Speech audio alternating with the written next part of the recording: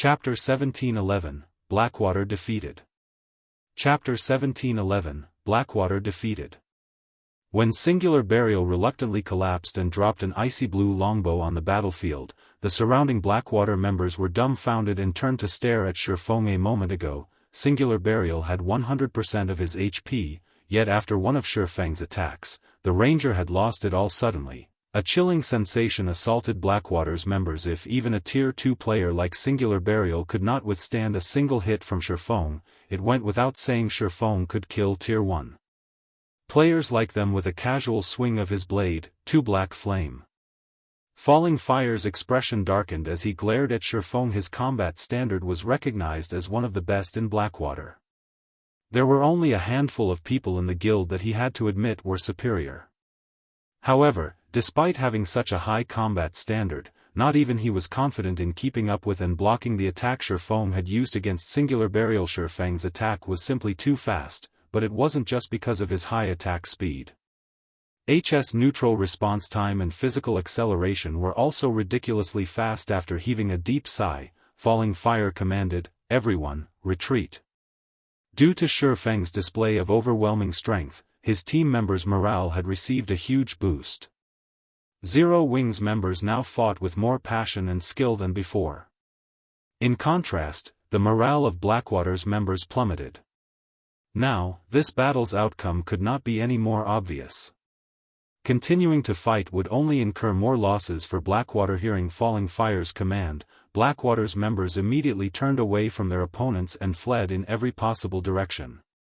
Meanwhile, Aqua Rose and Gentle Snow commanded Zero Wing's members to exploit their victory. Seeing that things had gone south for Blackwater, Flame Blood did not dare to linger.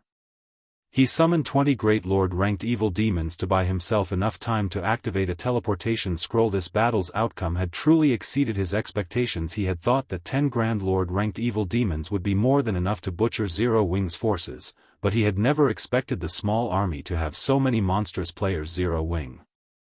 Just you wait. Sooner or later, I will make you pay for this defeat. Flame Blood revealed a sneer as he watched Zero Wing's members charge towards him. He was an evil god's apostle, not a guild member. As long as he escaped capture, he'd always have a chance of making a comeback. Flame Blood sent his 20 Great Lords to stop Zero Wing's members as he activated his teleportation scroll. The teleportation scroll to teleport to the evil god's temple had a 15-second activation process, which was slightly shorter than a normal return scroll. With the power of 20 Great Lords at his side, he could easily buy enough time to get away. However, when the 7th second ticked by, Flame Blood noticed a slowly approaching figure out of the corner of his eye. This figure was none other than Shifeng. Flame Blood couldn't help his growing anxiety as he watched Shifeng approach. Although over 200 yards separated the two, Flame Blood felt as if the Grim Reaper itself had set its sights on him faster.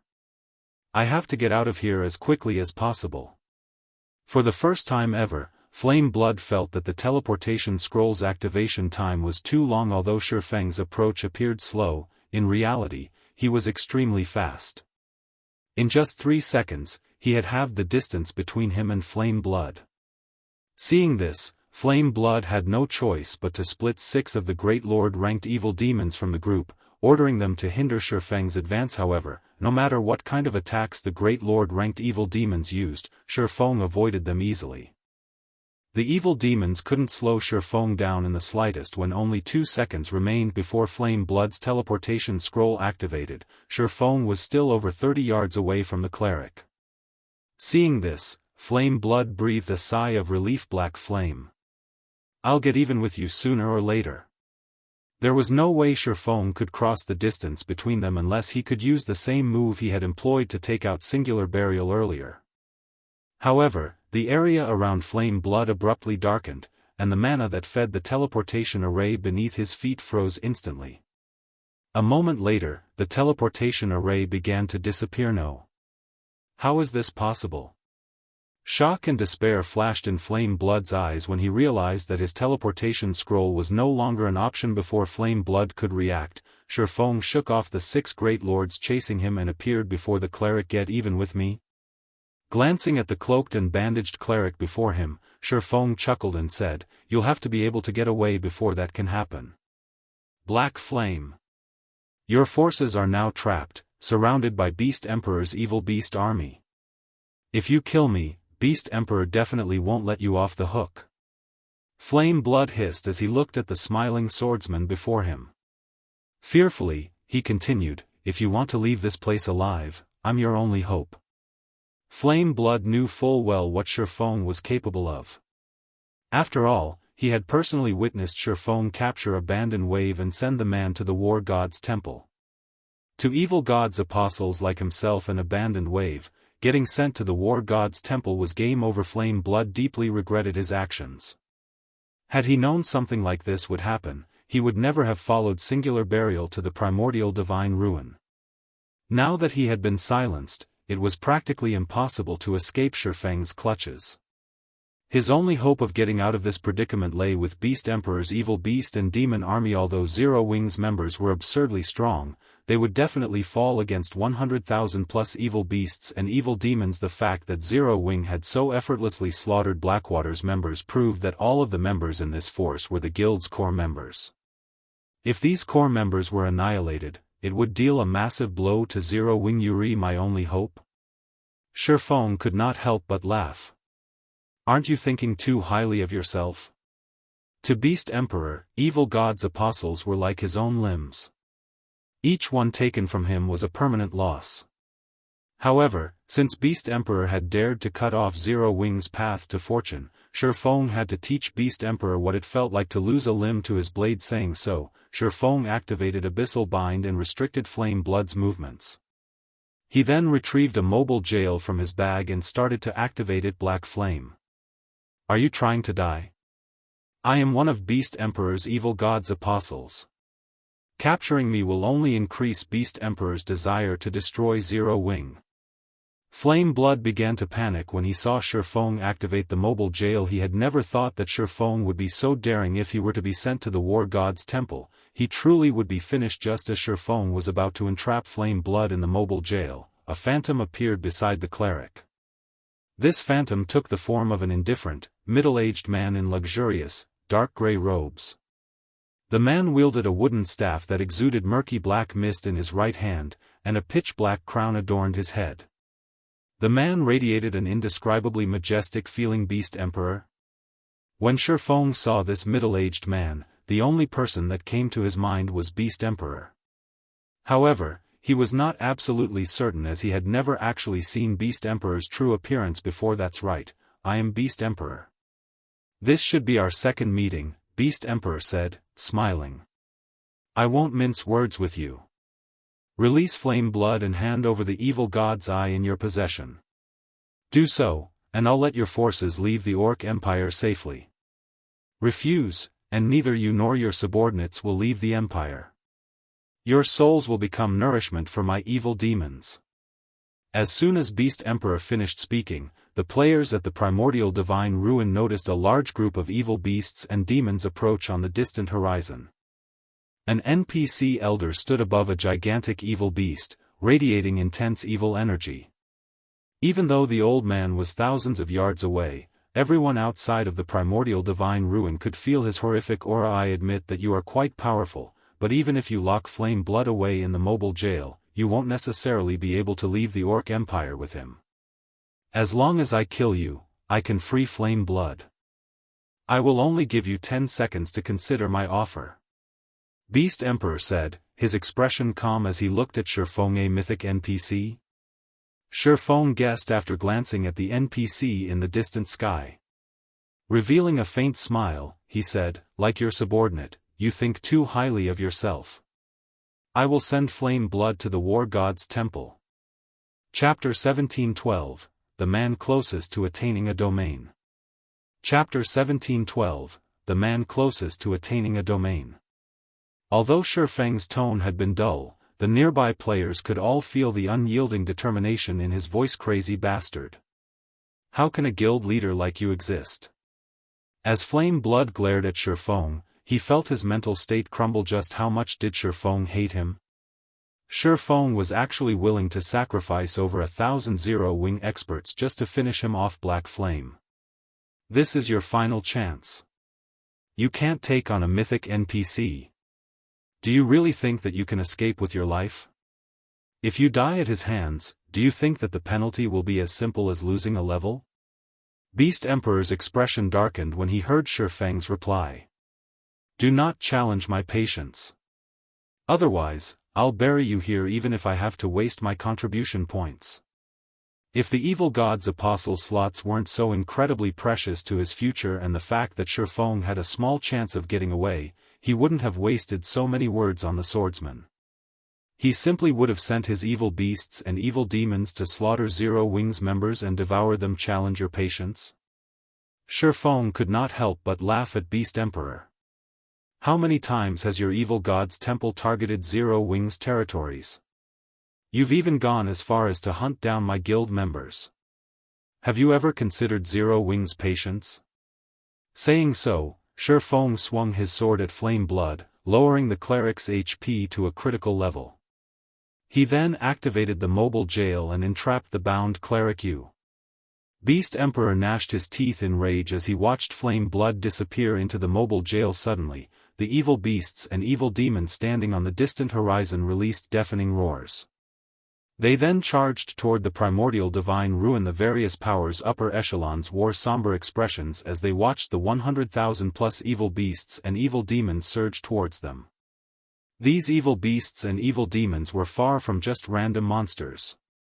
Every one of them was level 60 or higher, and the majority of them were chieftain rank and above. Only a small number were elites and special elites. Moreover, 8 of them were mythic ranked. Such a force was more than enough to destroy a town, not to mention an army of fewer than 2,000 experts. When the evil beasts and evil demons began their charge, the NPC elder flew into the sky and waved his staff. Suddenly, a beam of grey light shot out of the staff and toward the clouds above the old man. When the beam of light was roughly 100 yards above the NPC, it burst. Ripples of grey light spread across the sky, turning the once blue view a dull grey. It looked as if evil energy had enveloped the entire world. What's going on? Why can't I use my return scroll? Wait, that's not right. I can't use my instantaneous teleportation scroll either. Isn't that NPC too powerful? He's actually sealed off this entire region. Zero Wing is definitely dead now. Utter shock filled the spectating powers at the primordial divine ruin as they watched the NPC elder fly towards the ruin with their ability to teleport stolen from them. Zero Wing's only way of escaping this location was to rely on their own 2 feet. However, trying to break through the blockade of 100,000+ evil beasts and evil demons was practically impossible. The players from the various major powers also began to worry for their own safety. Like Zero Wing's members, they were now trapped here, and their fate was no longer in their own hands. If Beast Emperor wanted to, he could definitely have every player at the primordial divine ruin killed. Big Sis Melody, what is going through Black Flame's mind? He's actually willing to trade Zero Wing's 1,000+ experts to capture a single player. Does he hate Beast Emperor that much? A girl standing amidst the Sacred Temple's team asked curiously as she watched Shifeng, who was arranging Zero Wing's army into a defensive formation. The girl had long, curly, light blue hair and a lithe but curvy body. She wielded an emerald staff and was clad in white, silken robes. Although this girl looked quite weak and delicate, she had actually reached level 51. Even in the Sacred Temple, her level put her at the very top of the guild. Though, her aura was far more frightening than the girl's level. However, the intensity of her aura was not just a result of her powerful basic attributes. Her tier and life rating also contributed. When the Sacred Temple's surrounding experts looked at this girl, awe and reverence filled their gaze. This girl was the Sacred Temple's new prodigy, Blue Jade, and she had even received high praise from the guild leader, stating that she even had the potential to command a domain in the future. Precisely because of her talents, Blue Jade had been dispatched to the primordial divine ruin so that she could improve further in Primordial City. I don't know what Black Flame is thinking, but you should pay close attention to his fights. The secret pavilion has recognized Black Flame as the person closest to grasping a domain. Watching him should help you quite a bit, Quiet Melody said as she looked at Shifeng. Ascent Miracle Dragon, the person closest to reaching the domain realm? Blue Jade asked in astonishment. Miracle Dragon is old news. The various superpowers have already recognized Black Flame as the person closest to reaching the domain realm, Quiet Melody patiently explained. The techniques Black Flame has displayed thus far are simply amazing. He has even defeated domain realm experts.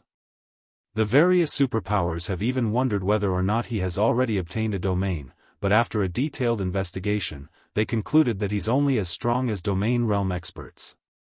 He doesn't actually have a domain yet, though he is extremely close to obtaining one. He can actually rival domain realm experts without a domain? He's actually that powerful?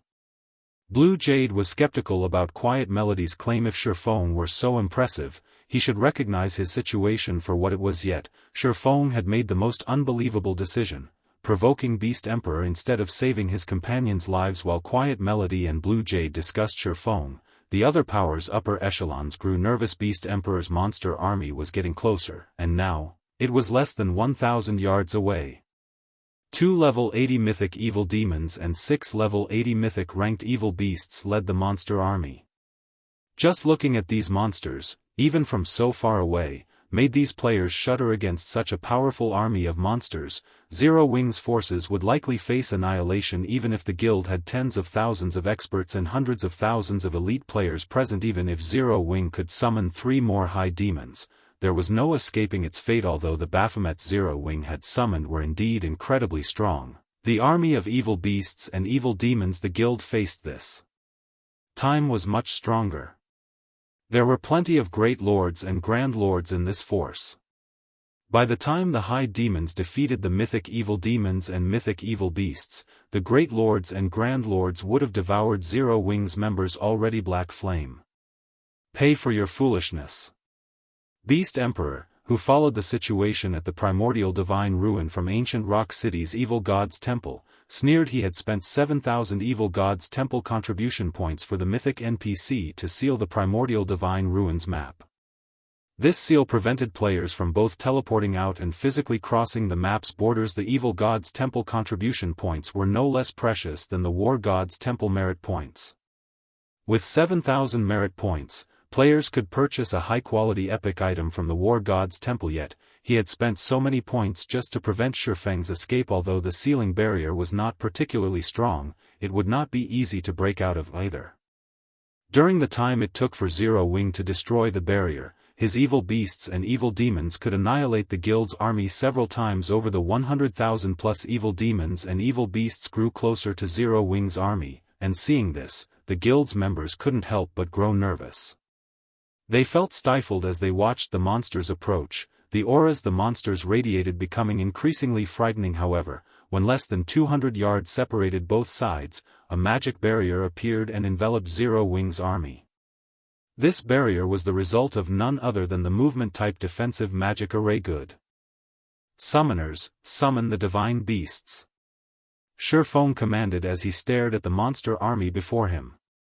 Chapter 1713, Divine Dragon's Might. Chapter 1713, Divine Dragon's Might.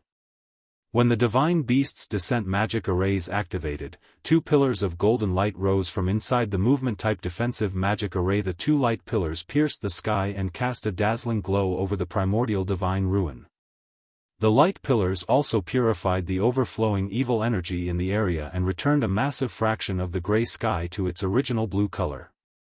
2 gigantic magic arrays then appeared and swallowed Zero Wing's defensive magic array, draining the mana around the ruin. Everyone at the ruin gaped at the grand, magnificent scene. What are those? Isn't the amount of mana those magic arrays are absorbing a little too terrifying? Even though we're so far away, I can still feel the mana around me drying up. Wait! I can't even use my spells anymore. The members of the various major powers and adventurer teams stared at the 2 golden magic arrays in the sky in utter disbelief. This was definitely the first time they had witnessed or experienced such a phenomenon. The 2 golden magic arrays had actually sucked away all mana in at least a 5,000-yard radius, even preventing them from using any of their skills and spells. Even Aqua Rose and Zero Wing's other upper echelons, who recognized the 2 golden magic arrays, were shocked and confused right now. This certainly wasn't their first time activating the Divine Beast's Descent magic array. At most, the magic array would stir the mana in a 500-yard radius in the past. Even when they had activated several Divine Beasts' descent magic arrays simultaneously, the arrays hadn't absorbed so much mana that players in the affected area hadn't been able to use their skills or spells yet. Not only did the 2 Divine Beasts' descent magic arrays affect 5,000-yard radius, but they had also devoured almost all of the mana in the affected area. Amazing. Using elemental sources as the magic array's cores can actually improve them to such a degree? Shifeng couldn't help his astonishment over the spectacular scene before him. Based on his knowledge, even advanced summoning magic arrays couldn't cause such a huge mana drain. Unfortunately, he had never seen a master summoning magic array, so he couldn't make a good judgment as mana continued to flood into the 2 gigantic magic arrays. The figures of 2 divine beasts gradually emerged shortly. 2 golden dragons with wingspans of up to 600 meters appeared above the defensive magic array. Both golden dragons were covered in dark purple runes, which gave the dragons a sacred and majestic feeling roar. Once the golden dragons fully manifested, they released roars that echoed throughout the primordial divine ruin. Following their bestial announcement, they released powerful shockwaves, which repeatedly shoved back the rapidly approaching evil demons and beasts. Even the defensive magic array beneath the 2 golden dragons trembled violently, looking as if they would shatter at any moment. The 2 golden dragons had also fully unleashed their auras, freezing the space around them. Even Zero Wings members, who were protected by a defensive magic array, felt their movements grow stiff. Dragons. Are they really dragons? Are you kidding me? Zero Wing can actually summon dragons? The players from the various major powers who watched from a distance stared at the 2 golden dragons with bulging eyes. The various major powers knew what kind of monsters dragons were in God's domain. They were the personification of destruction. Their life ratings were only second to ancient gods, and a single dragon was more than enough to destroy an entire kingdom. Yet 2 of these great monsters floated in the sky before them. Under the pressure the 2 dragons emitted, they didn't even dare to think of resisting. It felt as if these 2 dragons were this land's absolute overlords. The pressure the 2 golden dragons exuded was no longer a matter of basic attributes. This was the difference in life ratings. However, after using advanced identification skills, some players soon discovered that these monsters weren't real dragons. Rather, they were merely creatures that contained a small trace of a dragon's soul. Divine Magic Dragon, Elemental Creature, Archaic Species, Mythic. Level 80. HP 600 000/600 000. Although the Divine Magic Dragons weren't real dragons, they still surprised Shifeng. These 2 Divine Magic Dragons actually possessed domains, which was also why their mere presence affected the space around them so drastically. Go. It's time for the slaughter. Shifeng commanded Flying Shadow and Shadow Sword, who controlled the Divine Magic Dragons. A level 80 Mythic-ranked archaic species was already a nightmare for current players, let alone a Mythic-ranked archaic species that could use a domain. The reason that Tier 4 NPCs could go toe-to-toe with a Mythic monster of the same level was their control of a domain. While inside their own domain, Tier 4 NPCs could enhance their abilities and suppress their enemies at the same time. However, it would be a different story if the targeted Mythic monster had its own domain. Such an existence would be practically invincible among those of the same rank and tier. Even the High Demon, Baphomet, would receive a one-sided beating if it tried to face the Divine Magic Dragon in a one-on-one fight. Hearing Shifeng's command, Shadow Sword and Flying Shadow, who stood in the center of 2 magic arrays on the ground, nodded. They then controlled the Divine Magic Dragons to charge at the approaching evil demons and evil beasts. In response, the Divine Magic Dragons flapped their massive wings once and disappeared. By the time the spectators had reacted to the Divine Magic Dragons' disappearance, the 2 dragons had already crossed over 100 yards. After 2 seconds, one of the 2 dragons arrived before a mythic evil demon. Before the 150-meter-tall Divine Magic Dragon, the 5-meter-tall level 80 mythic evil demon looked like an ant. The dragon then swiped its claw at the evil demon before it, and as its claw passed, numerous tears ripped apart space. Although the mythic evil demon tried to dodge the attack, its movements were sluggish due to the pressure from the dragon's claw. The dragon's domain also suppressed the mythic evil demon in every aspect. Not only did the domain decrease the evil demon's basic attributes, but the evil demon's reaction speed had also slowed. In addition, the divine magic dragon's claw was frighteningly fast. In the end, the mountain-like claw struck the mythic-ranked evil demon before it could even begin to move out of the way. Boom. The mythic evil demon's body immediately sank into the ground under the immense force, 30-meter-long cracks splitting the ground around it. All nearby chieftain-ranked evil demons and evil beasts died instantly, and only those at the lord rank and above managed to survive. However, the surviving monsters sustained a heavily injured state in the meantime. The other divine magic dragon had stomped on a level 80 evil earth dragon, crushing the mythic evil beast's 40-meter-tall body into the ground. The divine magic dragon then swiped its tail, flattening the ground around it and sweeping away a large number of low-ranked evil beasts and evil demons. Seeing this, the watching players from the various major powers and adventurer teams were dumbfounded. Too strong. The difference in strength between the divine magic dragons and Beast Emperor's monster army was past the point where the latter could compensate with numbers. The mythic-ranked evil demons and evil beasts couldn't pin down the divine magic dragons for even a moment. As a result, the divine magic dragons were free to attack the Grand Lord and Great Lord-ranked evil demons and evil beasts, who were trying to attack Zero Wing's defensive magic array. When the divine magic dragon struck, even the Grand Lords instantly became heavily injured, drastically decreasing their combat powers. Even if these heavily injured Grand Lords and Great Lords reached Zero Wing's defensive barrier, Zero Wing's experts, who wielded mana weapons, could repel and kill them easily, following which, the two divine magic dragons wreaked havoc across the battlefield. Although the mythic-ranked evil demons and evil beasts tried to pin the two dragons down, the divine magic dragons didn't bother with their mythic opponents. Instead, the two dragons sent their mythic opponents flying and focused on the lower-ranked evil demons and evil beasts. Even when these mythic-ranked evil beasts and demons targeted Zero Wing's defensive magic array, the divine magic dragons got ahead of them and sent them flying again. With their massive frames, the two divine earth dragons could protect Zero Wing's members almost perfectly. At the very least, none of the enemy's mythic monsters could touch Zero Wing's defensive magic array. Before even 1 minute had passed, nearly 2,000 evil demons and evil beasts had been killed. The two divine magic dragons were like colossal killing machines that continuously earned EXP for Zero Wing's members. So, this is why Zero Wing was so confident. Watching Zero Wing's forces rapidly wear down the evil demon and beast army, the various major powers finally understood why Zero Wing had dared to dive into enemy territory with so few members. Black Flame. Beast Emperor wore a solemn expression as he watched his minions being massacred by the dozens and hundreds from inside the evil god's branch temple in ancient Rock City. He had carefully nurtured these evil demons and evil beasts so that they could serve as the foundation for his rule in the Orc Empire, yet his hated enemy was slaughtering them for EXP. If the battle continued at this rate, it was only a matter of time before Zero Wing annihilated his minions. Considering the situation, Beast Emperor gritted his teeth and left to meet with an old man in black robes within the temple.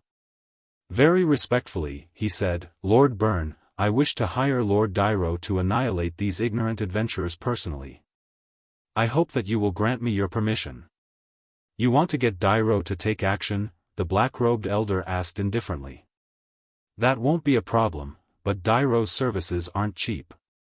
It'll cost you 12,000 contribution points per hour." "So expensive?" Beast Emperor could not help his frown upon hearing this price. He had already spent 7,000 CPs to hire Dairo to cast a sealing barrier over the primordial divine ruin. Now, he only had a little over 14,000 CPs remaining. If he spent another 12,000 CPs now, he'd have to cancel or considerably delay many of his original plans. "Have you decided?" Byrne asked. "Lord Byrne, I wish to hire Lord Dairo for 1 hour, Beast Emperor responded after giving the matter some thought. The last thing he could afford to lose right now was another evil god's apostle. As soon as Beast Emperor finished speaking, 12,000 evil god's temple contribution points vanished from his stockpile. At the same time, Dairo, the mythic NPC at the distant primordial divine ruin, became a mercenary under Beast Emperor's control. Black Flame. "You will suffer in death." The First Order Beast Emperor gave to Dairo was to slay Shifeng, who stood inside Zero Wing's defensive magic array.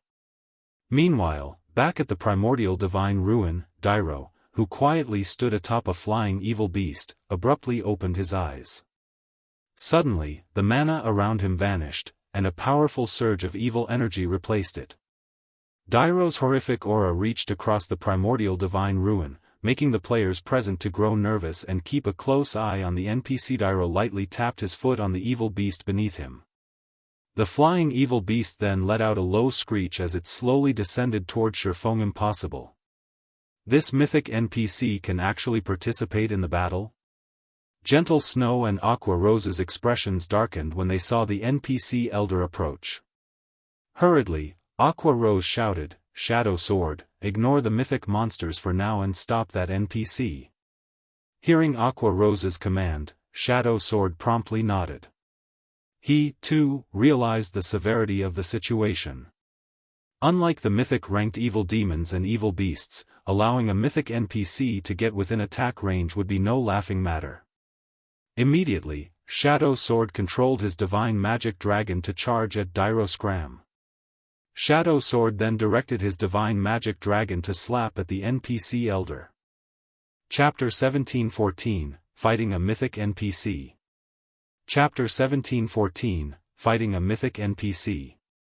This Beast Emperor can actually convince a mythic NPC to join the fray? Is this a joke? That's a Tier 4 NPC we're talking about. The various major powers and adventurer teams members at the primordial divine ruin stared with wide eyes as they watched Dairo descend to the battlefield, their hearts palpitating in fear and shock. None of these players were strangers to Tier 4 NPCs. Tier 4 NPCs ruled over every major NPC city in the various kingdoms and empires, and anyone who had met such an NPC would know just how powerful they were. In God's domain, players were able to face monsters of a higher tier due to having more skills, spells, and combat techniques. With this advantage, players could exploit powerful monsters' weaknesses and defeat them, despite having lower basic attributes. However, NPCs had no such weaknesses. Unlike monsters, both the quality and quantity of NPCs' skills and spells was far superior to players. They were capable of executing many complex combination attacks with these skills and spells, making them far more difficult to deal with than monsters. To make matters worse, although NPCs' basic attributes were lower than monsters of the same rank and tier, they were still overwhelmingly higher than players. After Dairo opened his eyes, the pressure he gave off made him feel like an entirely different entity than before. The evil energy Dairo radiated was so incomparably dense that the evil energy corroded the space around him. Players over 2,000 yards away could clearly feel this man's aura. If players felt as if they had been submerged in a pool of water as the mythic evil demons and mythic evil beasts' auras had washed over them, then Dairo's aura felt as if they had been dumped into a pit of quicksilver. They couldn't help but shudder as they bathed in this NPC's aura. These players finally understood just how terrifying a Tier 4 NPC was. If this NPC elder wanted to, he could definitely kill every player at the primordial divine ruin, and they wouldn't be able to do anything to stop him. As the various powers and adventurer teams members were in shock over Dairo's aura, a massive figure suddenly appeared before Dairo. This figure was none other than the divine magic dragon under Shadow Sword's control.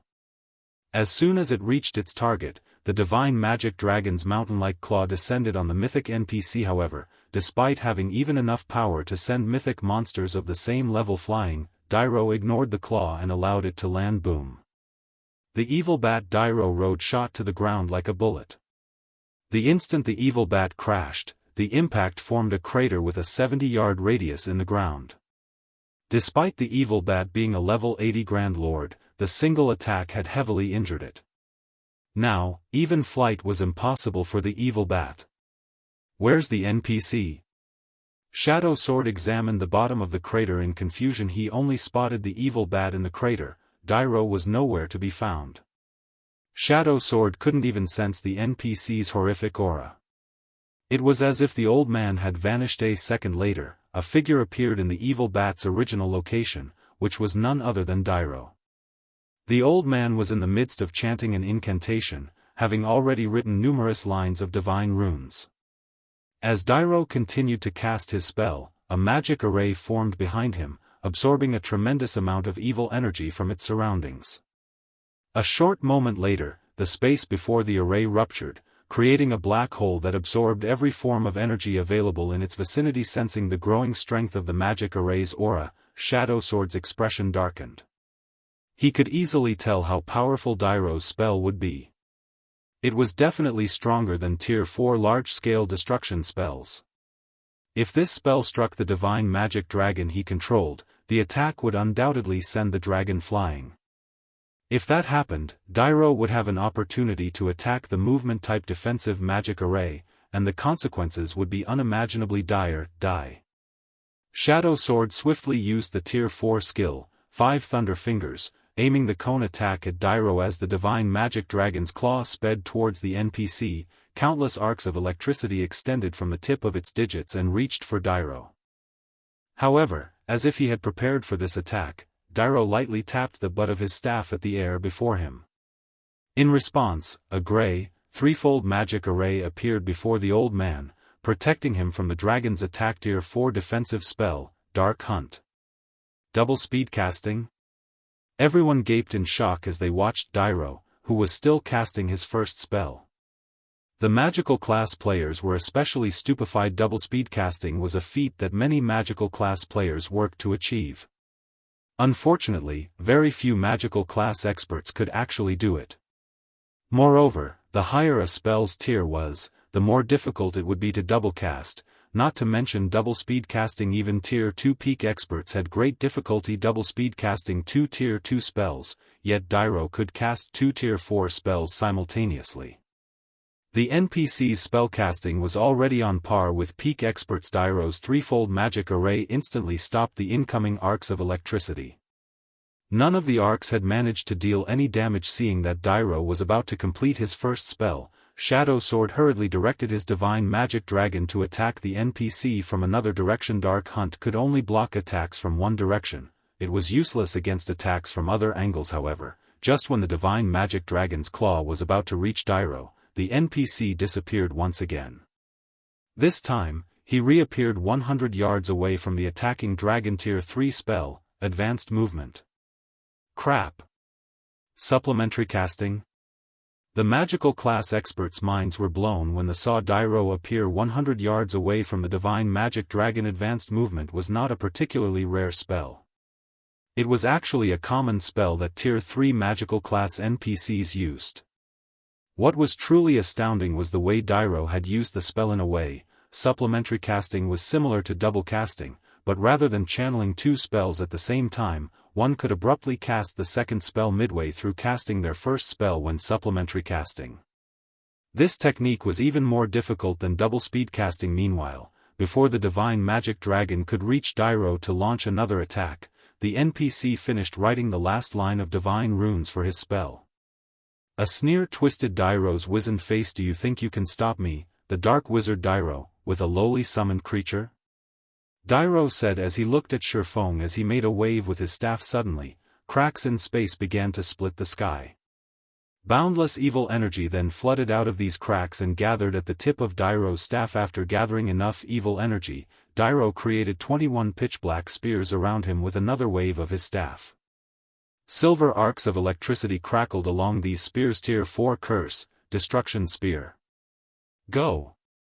Dairo waved his hand. The 21 pitch-black spears flew towards the divine magic dragon as the product of a Tier 4 curse. Each pitch-black spear carried a frightening amount of power. When Shadow Sword tried to attack the spears with the divine magic dragon, repelling one spear actually pushed the dragon back slightly. The strength within the pitch-black spears was actually on par with the dragoness. Although both sides had equal strength, there were 21 pitch-black spears. Meanwhile, when players controlled a summoned creature, they couldn't control it as easily as their own body, which ultimately decreased their combat standards when controlling the creature. Hence, even though Shadow Sword had reached the refinement realm, he was only able to block 5 or 6 spears at a time. While the remaining weapons struck the divine magic dragon for a time, the Divine Magic Dragon was at a complete disadvantage as the spears pushed it back towards Zero Wing's defensive magic array. Time to finish this. Dairo waved his staff again, joining two of the pitch-black spears into one weapon and striking at the Divine Magic Dragon, the attack carrying far more strength than the individual summoned weapons. However, just before the combination attack reached the Divine Magic Dragon, suddenly, a flash of black light bloomed before the Divine Magic Dragon. At the same time, the combined spears that flew towards the dragon's chest veered off course. The two weapons then split as they brushed past the scales on the dragon's sides harmlessly. This confused Dairo slightly. What's going on? The dragon dodged the attack? No, that's not it. Look at Zero Wing's summoning array. Huh? Isn't that black flame? The spectating crowd was dumbfounded for a moment by the sudden development. They failed to understand how the Divine Magic Dragon had become powerful enough to stop the pitch-black spear's combination attack. However, some players with keen eyesight quickly noticed that Shadow Sword was no longer standing in the summoning array for the Divine Magic Dragon. Shifeng had actually taken his place. Black Flame. Do you think you can change this outcome just by switching controllers? Beast Emperor could not help but laugh when he saw Shifeng controlling the Divine Magic Dragon. Summoned creatures were not as easy to control as a player's body. Naturally, a Domain Realm expert would have far more control of a summoned creature than a Refinement Realm expert. The realms of refinement improved a player's 5 senses, but players simply couldn't merge their senses completely with a summoned creature's. As a result, one's combat power when controlling a summoned creature was considerably limited. They changed controllers? Dairo muttered as he glanced at the distant summoning array. As a mythic NPC, his intellect was incredibly high. Hence, he was quickly able to assess any changes on the battlefield. However, the surprise in Dairo's eyes quickly faded, replaced by ridicule. Foolish mortals, do you think you can stop my destruction spears because you've gained more control of a lowly summoned creature? All you've done is prolonged your suffering. Saying so, Dairo combined 20 spears into 10 pairs, attacking Shifeng with all of them at once. Seeing the 10 incoming attacks, Shifeng executed Sword's Orbit with the Divine Magic Dragon's claws. Dang! Dang! Dang! A series of clangs echoed throughout the primordial divine ruin. In the end, Shifeng's dragon knocked every one of the 20 destruction spears aside.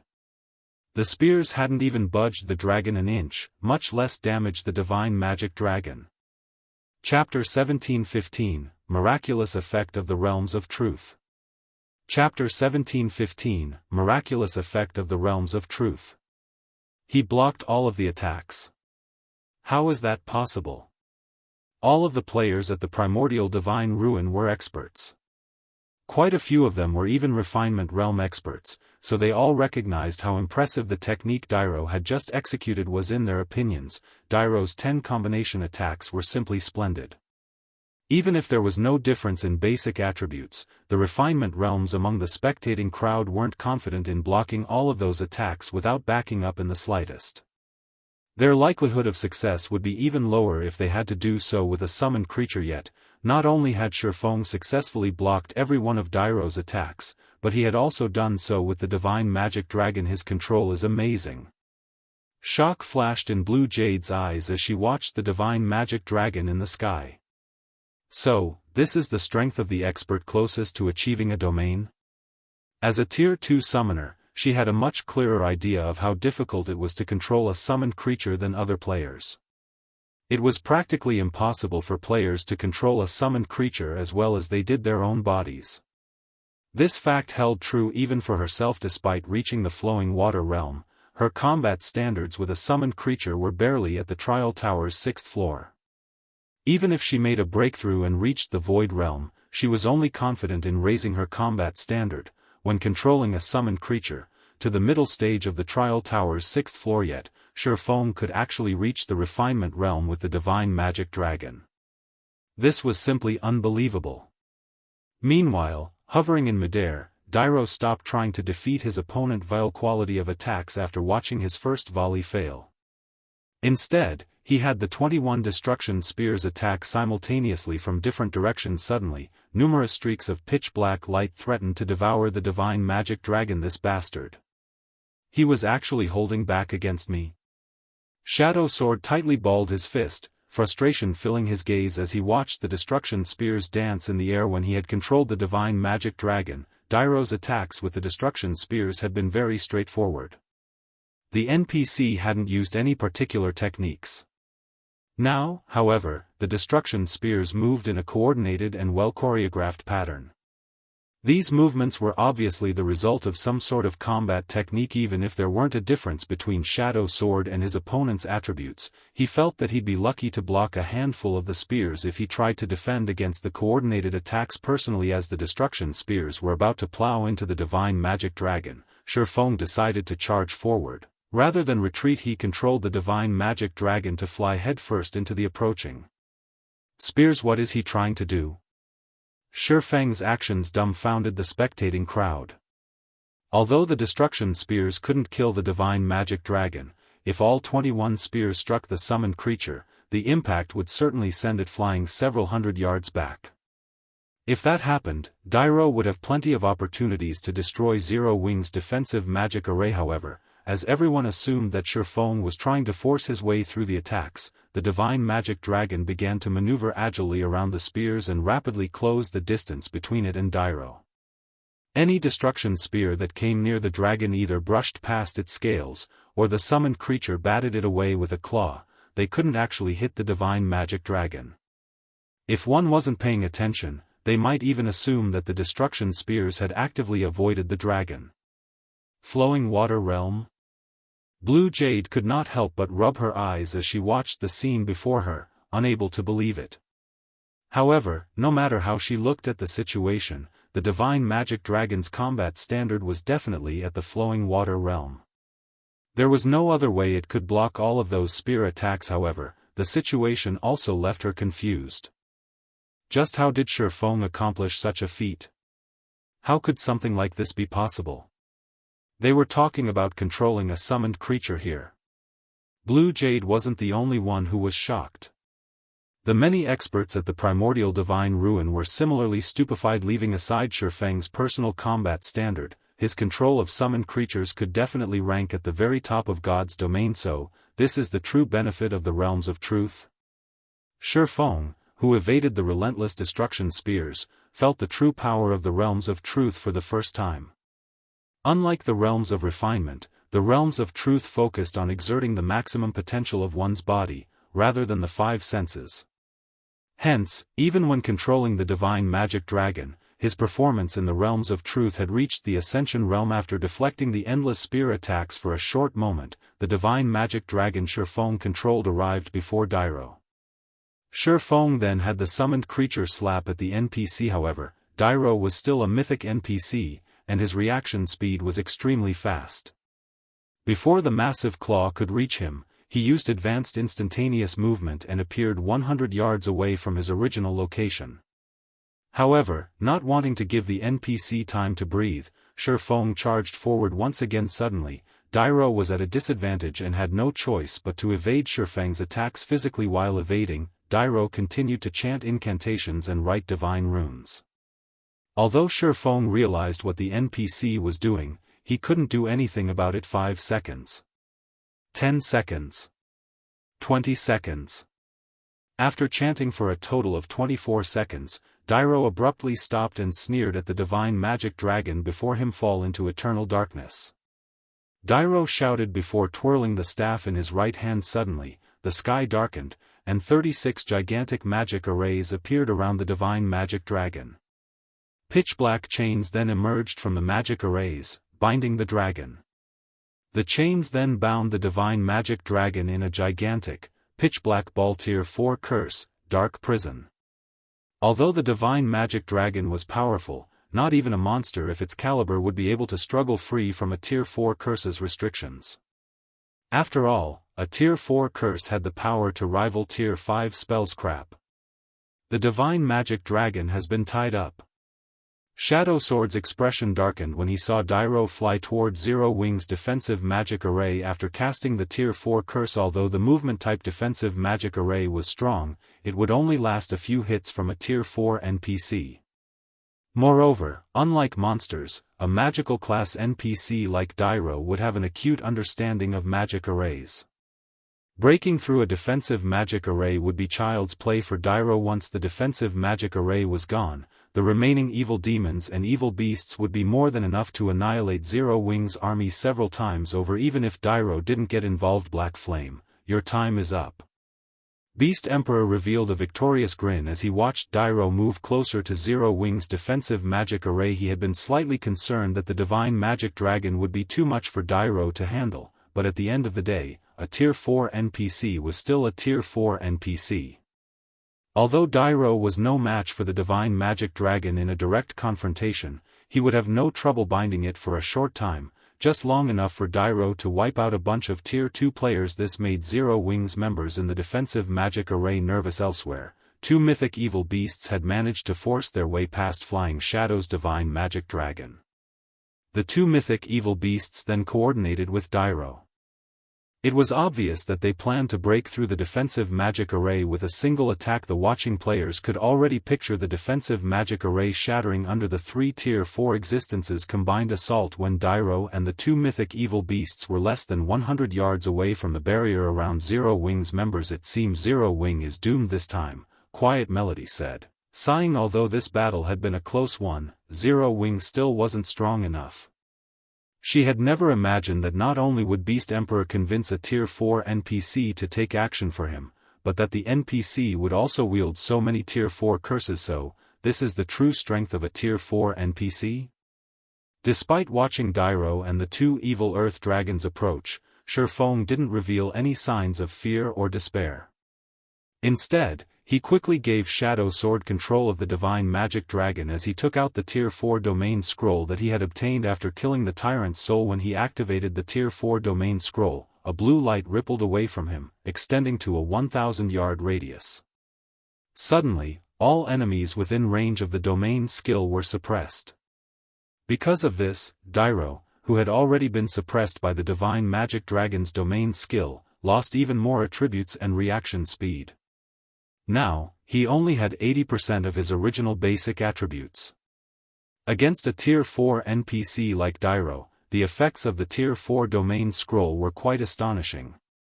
Unfortunately, Dairo was still unstoppable for players. After activating the Domain Scroll, Shifeng took a Summon Guard scroll from his bag and summoned Anna. Why is the guild leader summoning his personal guard? Aqua Rose, Gentle Snow, and the Zero Wing's other members were confused to see Anna join the battlefield. They were no strangers to Anna. She, without a doubt, had the most frightening growth potential of any personal guard they had seen in the game. In one-on-one combat, she could even defeat opponents of a higher tier. However, Anna was only a Tier 2 NPC. Even if Dairo's attributes and reaction speed were suppressed, Anna still had no hope of taking him down. However, as Zero Wing's members doubted Shifeng's sanity, Shifeng retrieved a crimson potion from his bag and handed it to Anna. After receiving the potion, Anna removed the lid on the bottle and drank it without hesitation. Players weren't the only ones who could use potions in God's domain. NPCs could as well. The crimson potion was none other than the Grandmaster ranked growth potion Shifeng had obtained after killing Baphomet. When consumed, the potion would forcefully elevate the user by 1 tier. After consuming the potion, Anna's physique began to transform. The surrounding ambient mana flooded into her, and as it did, golden divine runes began to decorate Anna's body, adding a hint of holiness and beauty to her appearance. Anna's aura had also undergone a heaven-defying transformation. If her previous aura was like flowing water, her new aura felt like the endless ocean. If one paid close attention, they would notice that Anna was no longer a Tier 2 NPC, but a bona fide Tier 3 NPC. How is this possible?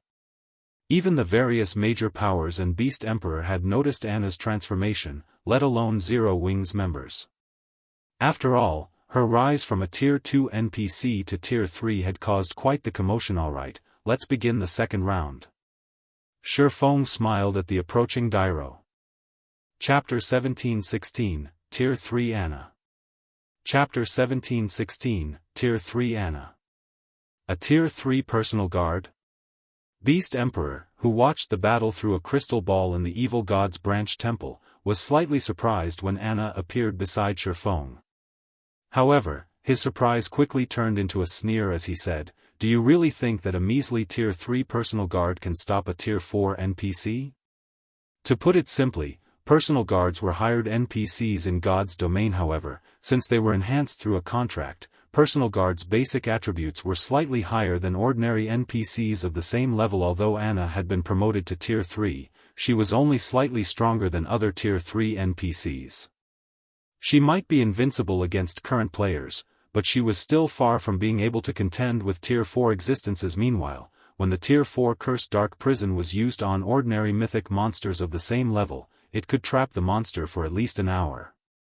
Although the divine magic dragon was extremely powerful, Beast Emperor guessed that the dark prison should hold it for at least 20 minutes. Although no one could damage the sealed monster during that time, it couldn't do anything either. Meanwhile, relying on a Tier 3 personal guard to distract a Tier 4 NPC like Dairo was a joke. Beast Emperor wasn't the only one who thought so.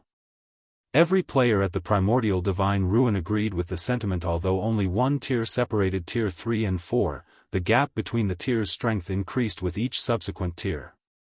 In front of a Tier 4 NPC, a Tier 3 NPC didn't even qualify to buy Tamiya's Dairo, and the two level 80 evil earth dragons drew closer. Anna began to chant an incantation from within Zero Wing's defensive magic array.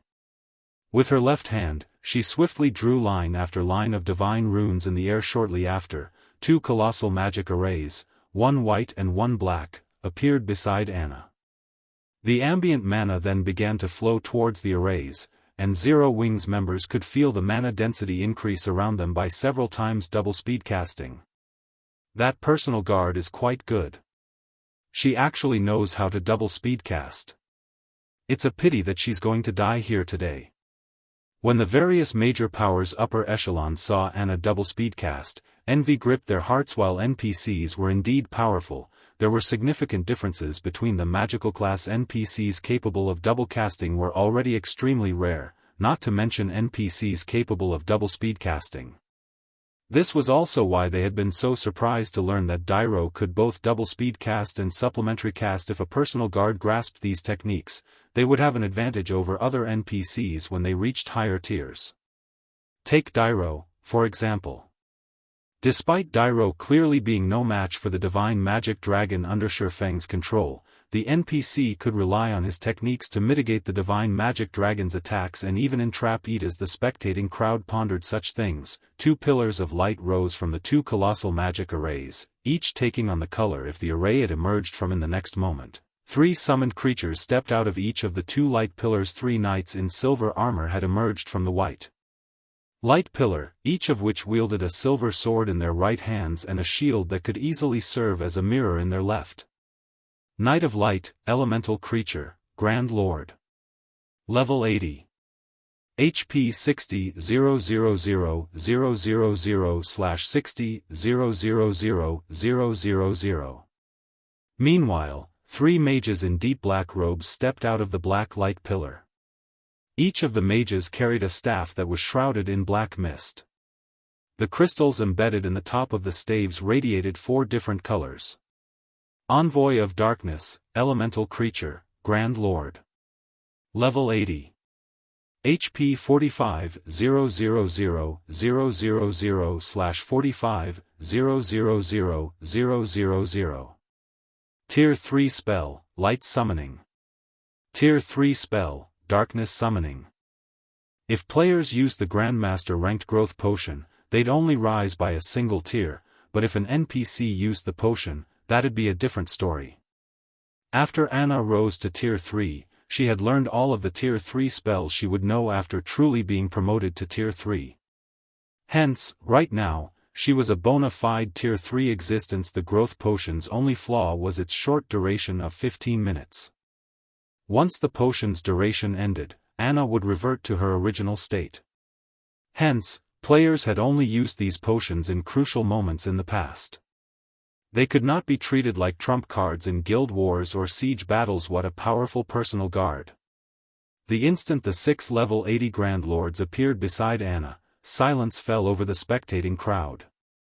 Nobody had thought that Anna was actually strong enough to summon 6 Grand Lords of the same level. With this, she was basically invincible among Tier 3 existences. Before the spectating crowd could recover from their shock, Anna controlled the Knights of Light and Envoys of Darkness to charge out of the defensive magic array and attack Dairo and the 2 mythic evil beasts. In the next moment, the Knights of Light vanished, reappearing instantly around their mythic rank targets. Once the knights surrounded their opponents in a triangular formation, they raised their shields before them. Suddenly, a magic array of light manifested beneath each of the knights, linking with each other to form a prism of light that trapped Dairo and the mythic evil beasts. Immediately, Dairo and the evil beasts' basic attributes fell once more. Now, the 3 mythic existences only retained 60% of their original attributes. Moreover, they couldn't break free of the magic barrier unless they killed the Knights of Light. By the time the Knights of Light had finished, the Envoys of Darkness had also completed their spell's chants. Pitch-black mist began to rise from the ground within the barrier, binding Dairo and the evil earth dragons. Although the mist did not reduce the 3 mythic existences' basic attributes in the least, it did reduce their reaction speed and movement speed by 50%. By the time the Knights of Light and Envoys of Darkness had further suppressed Dairo and the mythic evil beasts, Anna had finished chanting the final verse of her incantation Tier 4 spell, Yin-Yang Cycle. Under her command, a dual-colored magic array appeared in the sky, and 36 gigantic swords emerged, 18 of which were a silvery white, while the other 18 were an abyss black. These 36 swords then descended on Dairo and the 2 evil earth dragons. Despite seeing the approaching swords, the 2 mythic evil beasts showed no intention of dodging the weapons. Instead, they swiped their claws at the incoming attacks. However, the moment one of evil beast's claws met one of the silver swords, the impact flung its claw backward, bending its arm at an awkward angle. When the other evil beast touched a black sword, the sword passed through its claw and struck the evil earth dragon, dealing over -1 million damage. As the 36 swords fell, one after another, the 2 mythic evil beasts screamed in pain and their HPs plummeted. Although the 2 evil beasts wanted to escape, the falling swords pinned them in place naturally. Dairo didn't dare to block any of these swords. Rather, he used spells to help him evade the attacks. He didn't have any spare energy to strike at the Knights of Light, much less attack Zero Wing's defensive magic array. Even after another 10 seconds of this bombardment, Dairo and the 2 evil earth dragons still couldn't free themselves from Anna's assault. Not only had they failed to land a single hit on Zero Wing's defensive magic array, but the 2 evil earth dragons' HP also continued to decrease. Are my eyes playing tricks on me? Is that woman really a Tier 3 personal guard? Everyone watched Dairo and the mythic evil beast struggle with shocked expressions. Although Shifeng's domain scroll had suppressed Dairo and the evil beasts, significantly reducing their combat powers, a mere Tier 3 NPC shouldn't have any hope against them by herself, yet Shifeng's personal guard successfully faced them alone. Aside from the word strong, the spectating crowd truly had no other way to describe Anna. Despite Anna standing alone, her skills made her look like a team of NPCs. So, this is the strength of an epic personal guard? Shifeng was just as shocked to see Anna overwhelm Dairo and the 2 evil beasts. He had never thought that Anna could really go up against Tier 4 existences at Tier 3 with Anna's constant intervention. Even after over a minute, Dairo couldn't attack the Knights of Light. In fact, the Tier 4 NPC's HP had even begun to decrease as he failed to keep up with Anna and the Envoys of Darkness's attacks. As he watched, Beast Emperor's eyes became bloodshot. However, he still wasn't particularly worried about this situation. With how powerful the potion Anna had consumed was, the potion's effects should not last very long. Once the potion's effects ended, Anna would have no power over Dairo. 1 minute. 3 minutes. 5 minutes. However, contrary to everyone's expectations, Anna remained powerful throughout the entire battle. She showed no signs of weakening in the least. After Forbidden Domain's cooldown had ended, Shifeng cast the skill on Dairo's dark prison without hesitation. The giant ball of pitch-black chains shattered instantly. The 36 pitch-black magic arrays around the ball also disappeared. Once the trapped divine magic dragon regained its freedom, it resumed its attacks against Dairo. The divine magic dragon had already possessed higher attributes than the Tier 4 NPC, but after Shifeng had suppressed Dairo with his Tier 4 domain scroll and the Knights of Light's Prism of Light, Dairo was only slightly stronger than Grand Lords of the same level. As a result, the difference between the divine magic dragon and Dairo became even more obvious. Furthermore, Shifeng's forbidden domain had also affected the Dark Wizard, and he couldn't use any of his spells after freeing the trapped divine magic dragon. Shifeng quickly switched places with Shadow Sword again and controlled the summoned creature to swipe at Dairo with its clawboom. Since the mythic NPC couldn't use any of his spells, he had to rely on his physical prowess to block the attack. However, even though he had stopped the attack with his staff, Dairo's basic attributes were too much lower than the divine magic dragon's. As a result, he still took the full brunt of the attack and received over -2 million damage. To Dairo, whose maximum HP was only at 60 million right now, that blow had taken 1/30th of his HP. Taking advantage of Dairo's helplessness, Anna followed the divine magic dragon's attack with a Tier 4 spell, dealing over -7 million damage to the silenced NPC. While 60 million HP might seem like a lot to players, to the divine magic dragon and Anna, this much HP was nothing. After 6 seconds of constant struggle, Dairo eventually removed the silence debuff. However, he only had 1/3 of his HP remaining by this point. To make matters worse, although Dairo could again defend himself with powerful spells, the massive difference in attributes between himself and the magic divine dragon was beyond the reach of spells. As a result, the enemy dragon broke through his defense, again and again, and his HP visibly decreased. Finally, when less than 1 minute remained on Anna's growth potion, Dairo's HP hit 0. The NPC elder then collapsed to the ground with a face of frustration and reluctance. Chapter 1717, Shocking Numerous Countries. Chapter 1717, Shocking Numerous Countries.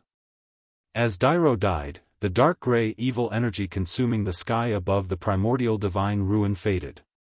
The land once again bathed in the sun's glaring rays. Many of Zero Wing's army abruptly leveled up as the Tier 4 NPC awarded more abundant EXP than any ordinary mythic monster. Unlike mythic monsters, the NPC dropped only 2 items when he had died. After these 2 items appeared, the evil energy surrounding the old man's body quickly dissipated, and shortly after, his body transformed into ash that scattered with the wind. He died. A Tier 4 NPC was killed, just like that. Everyone at the primordial divine ruin watched Dairo's disintegrating corpse in utter disbelief. After playing God's domain for so long, everyone was terrifyingly familiar with the strength of Tier 4 NPCs. They were powerhouses that could guard and rule over major NPC cities. They were definitely invincible to current players, yet players had just slain one such NPC. This situation had overturned everything they thought they had known about God's domain.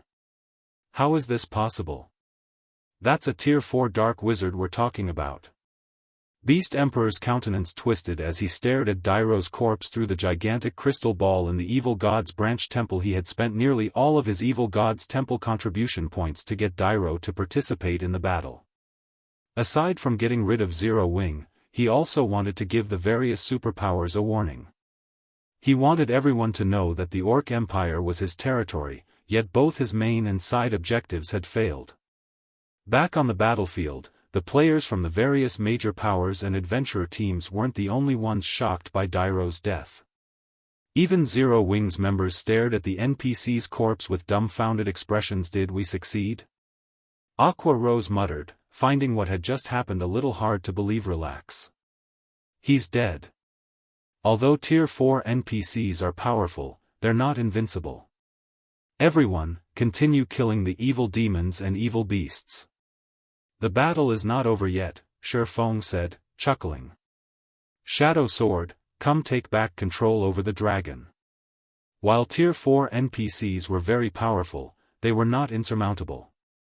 As players reached higher levels and gained more strength, some would even take out the level 200, Tier 4 NPCs that protected major NPC cities, let alone a lowly level 80, Tier 4 NPC. Understood. Shadow Sword snapped out of his daze and nodded once Shadow Sword took control back. Shifeng activated Gale Domain, transforming into a blur as he dashed towards Dairo's ashes. NPCs like Dairo rarely dropped loot, which was why players weren't usually interested in killing God's Domain's NPCs. Not only were NPCs built to counter players, but they also didn't drop much loot even after they died. Normally, players wouldn't bother with such a thankless task unless they had no other choice. As for the Tier 4 NPCs that protected cities, they almost never dropped loot. And due to the city's magic arrays, these NPCs would command even more combat power. To make matters worse, if players killed a city's protector, the city's kingdom or empire would post a bounty on their head. If players had a working brain, they wouldn't provoke an NPC city's Tier 4 NPCs without a very good reason. However, in the rare event such NPCs dropped loot, the items would definitely be top tier. Although Shifeng didn't need to worry about anyone stealing Dairo's loot due to the evil beasts and demons on the battlefield, he thought it would be best to be safe, rather than sorry. On the off chance that some suicidal players decided to give it a go, reclaiming the loot would be troublesome. The two evil earth dragons were still trapped in the Knights of Light's Prism of Light, and Anna and the Divine Magic Dragon had them thoroughly pinned down. This allowed Shifeng to reach Dairo's partly disintegrated corpse easily. After retrieving the two items the NPC had dropped, he immediately turned and fled back to the defensive magic array. When the Major Powers players saw this, their eyes became bloodshot with envy. That was a Tier 4 NPC's loot. Even if they didn't know what the items were exactly, due to how powerful Dairo had been, those items were guaranteed to be extraordinary. However, although they were jealous, none of them dared to take action. Whether the Divine Magic Dragons or Anna's level 80 Knights of Light and Envoys of Darkness came after them, all of these beings were ridiculously powerful. Even if they charged onto the battlefield to steal the loot, they would simply add to these monsters' kill counts. Meanwhile, as the various superpowers' upper echelons watched the two Divine Magic Dragons battle, jealousy gripped their hearts. If Zero-Wing could summon more Divine Magic Dragons, then nobody in the Orc Empire could beat the guild, not even Beast Emperor. However, they also realized that even if Zero-Wing could summon more of these dragons, it should only be able to do so a limited number of times. It was even possible that Zero-Wing only had these two summoning arrays. Otherwise, the guild could have summoned a third Divine Magic Dragon to take out Dairo, rather than giving Anna a rare potion to increase her strength. A potion that could elevate a personal guard by 1 tier was far more valuable than a Divine Magic Dragon. Each of these dragons required 88 summoners, which had to be protected at all times. On the other hand, the potion Anna had consumed could be carried and used without such challenging restrictions. Of course, that was just an assumption. They'd have to investigate the situation slowly through their spies in Zero-Wing to learn the exact truth of the matter, but it was safe to say that from today on, no one would dare to provoke Zero-Wing at the primordial divine ruin. When Shifeng returned to the defensive magic array, he continued to command Zero-Wing's army as they slaughtered the evil beasts and demons.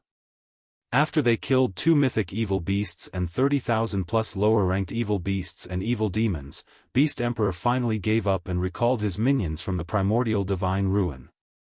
Even Beast Emperor is helpless against Zero-Wing? Falling Fire, who watched the battle from a safe distance with a magic mirror, frowned as he watched this outcome. He had planned to send Blackwater's army back to the ruin after Beast Emperor had severely wounded Zero-Wing's forces, but it seemed that his plan was no longer viable. Sure enough, Zero-Wing still won. Amazing. This is simply amazing. Zero-Wing actually forced back an army of 100,000 plus evil demons and evil beasts with a little over 1,000 players. With this, Beast Emperor has lost his position as the Orc Empire's overlord. The spectating crowd at the primordial divine ruin could not help but shudder with excitement as they watched the evil demons and evil beasts frantically flee. Zero-Wing had come to the primordial divine ruin with fewer than 2,000 players, yet not only had it defeated Blackwater's 10,000-strong army, but it had also pushed back a force of 100,000 plus monsters. In the midst of the battle, Zero-Wing had even killed a Tier 4 NPC and 2 Tier 4 evil beasts. The watching players finally understood just how powerful Zero-Wing was. The various superpowers, in particular, felt a sliver of fear as they watched the guild. At the very least, they didn't want to make an enemy of Zero Wing within the Orc Empire's boundaries after all. Nobody could say for certain that Zero Wing couldn't summon more divine magic dragons as the battle ended. News of Zero Wing's shocking victory at the primordial divine ruin quickly spread to the kingdoms and empires neighboring the Orc Empire. Meanwhile, this news didn't only reach the ears of the various large guilds as even ordinary players learned of the battle. The news had reached so many players because many of the players at the primordial divine ruin were from adventurer teams. As well, many of these adventurer teams members began to upload the videos they had recorded of the battle to their respective countries' forums. Crap. Is this really a battle between players? Why does it feel more like a battle between NPCs? Quick, look. Isn't that a tier 4 NPC? What? Zero Wing even managed to kill a tier 4 NPC? Due to this masterpiece of a battle, Zero Wing's fame in the various kingdoms and empires rose significantly. Many players even began to consider joining Zero Wing for a time. Countless players swarmed towards White River City and Zero Wing City. Black Flame. Don't think that you've won the war just because you've won this battle. A cold glint flashed in Beast Emperor's eyes as he read the forum posts. Since you've severed one of my limbs, I'll make sure that Zero Wing never sets foot in the Orc Empire again. He admitted that his evil demon and evil beast army had been defeated, and the loss had been significant. However, he knew very well that the divine magic dragons were summoned creatures. They could only exist for a limited amount of time. Once that duration ended, he could simply send his minions back to the primordial divine ruin and slaughter Zero Wing's army. Even if Zero Wing could summon the divine magic dragons again, he could just order another retreat and attack at a later time. He had more than enough evil demons and evil beasts to bleed Zero Wing dry. Star Moon Kingdom, White River City.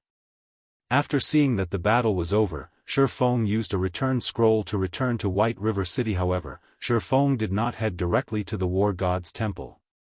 Instead, he visited White River City's Adventurers Association.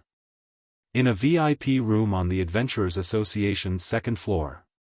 When one of the association's senior administrators entered the room, he greeted Shifeng, who rested on a sofa, and asked, "Lord Protector, how may I be of service today? I wish to build a town in a neutral map outside of the kingdom, and I need the Adventurers Association's help," Shifeng said, nodding. He then revealed the town building order he had acquired from the Lost Town. Chapter 1718, Building a Neutral Town. Chapter 1718, Building a Neutral Town. Inside the luxurious VIP room, the NPC senior adopted a more respectful attitude towards Shifeng upon watching the swordsman pull a tattered piece of parchment from his bag and place it on the table.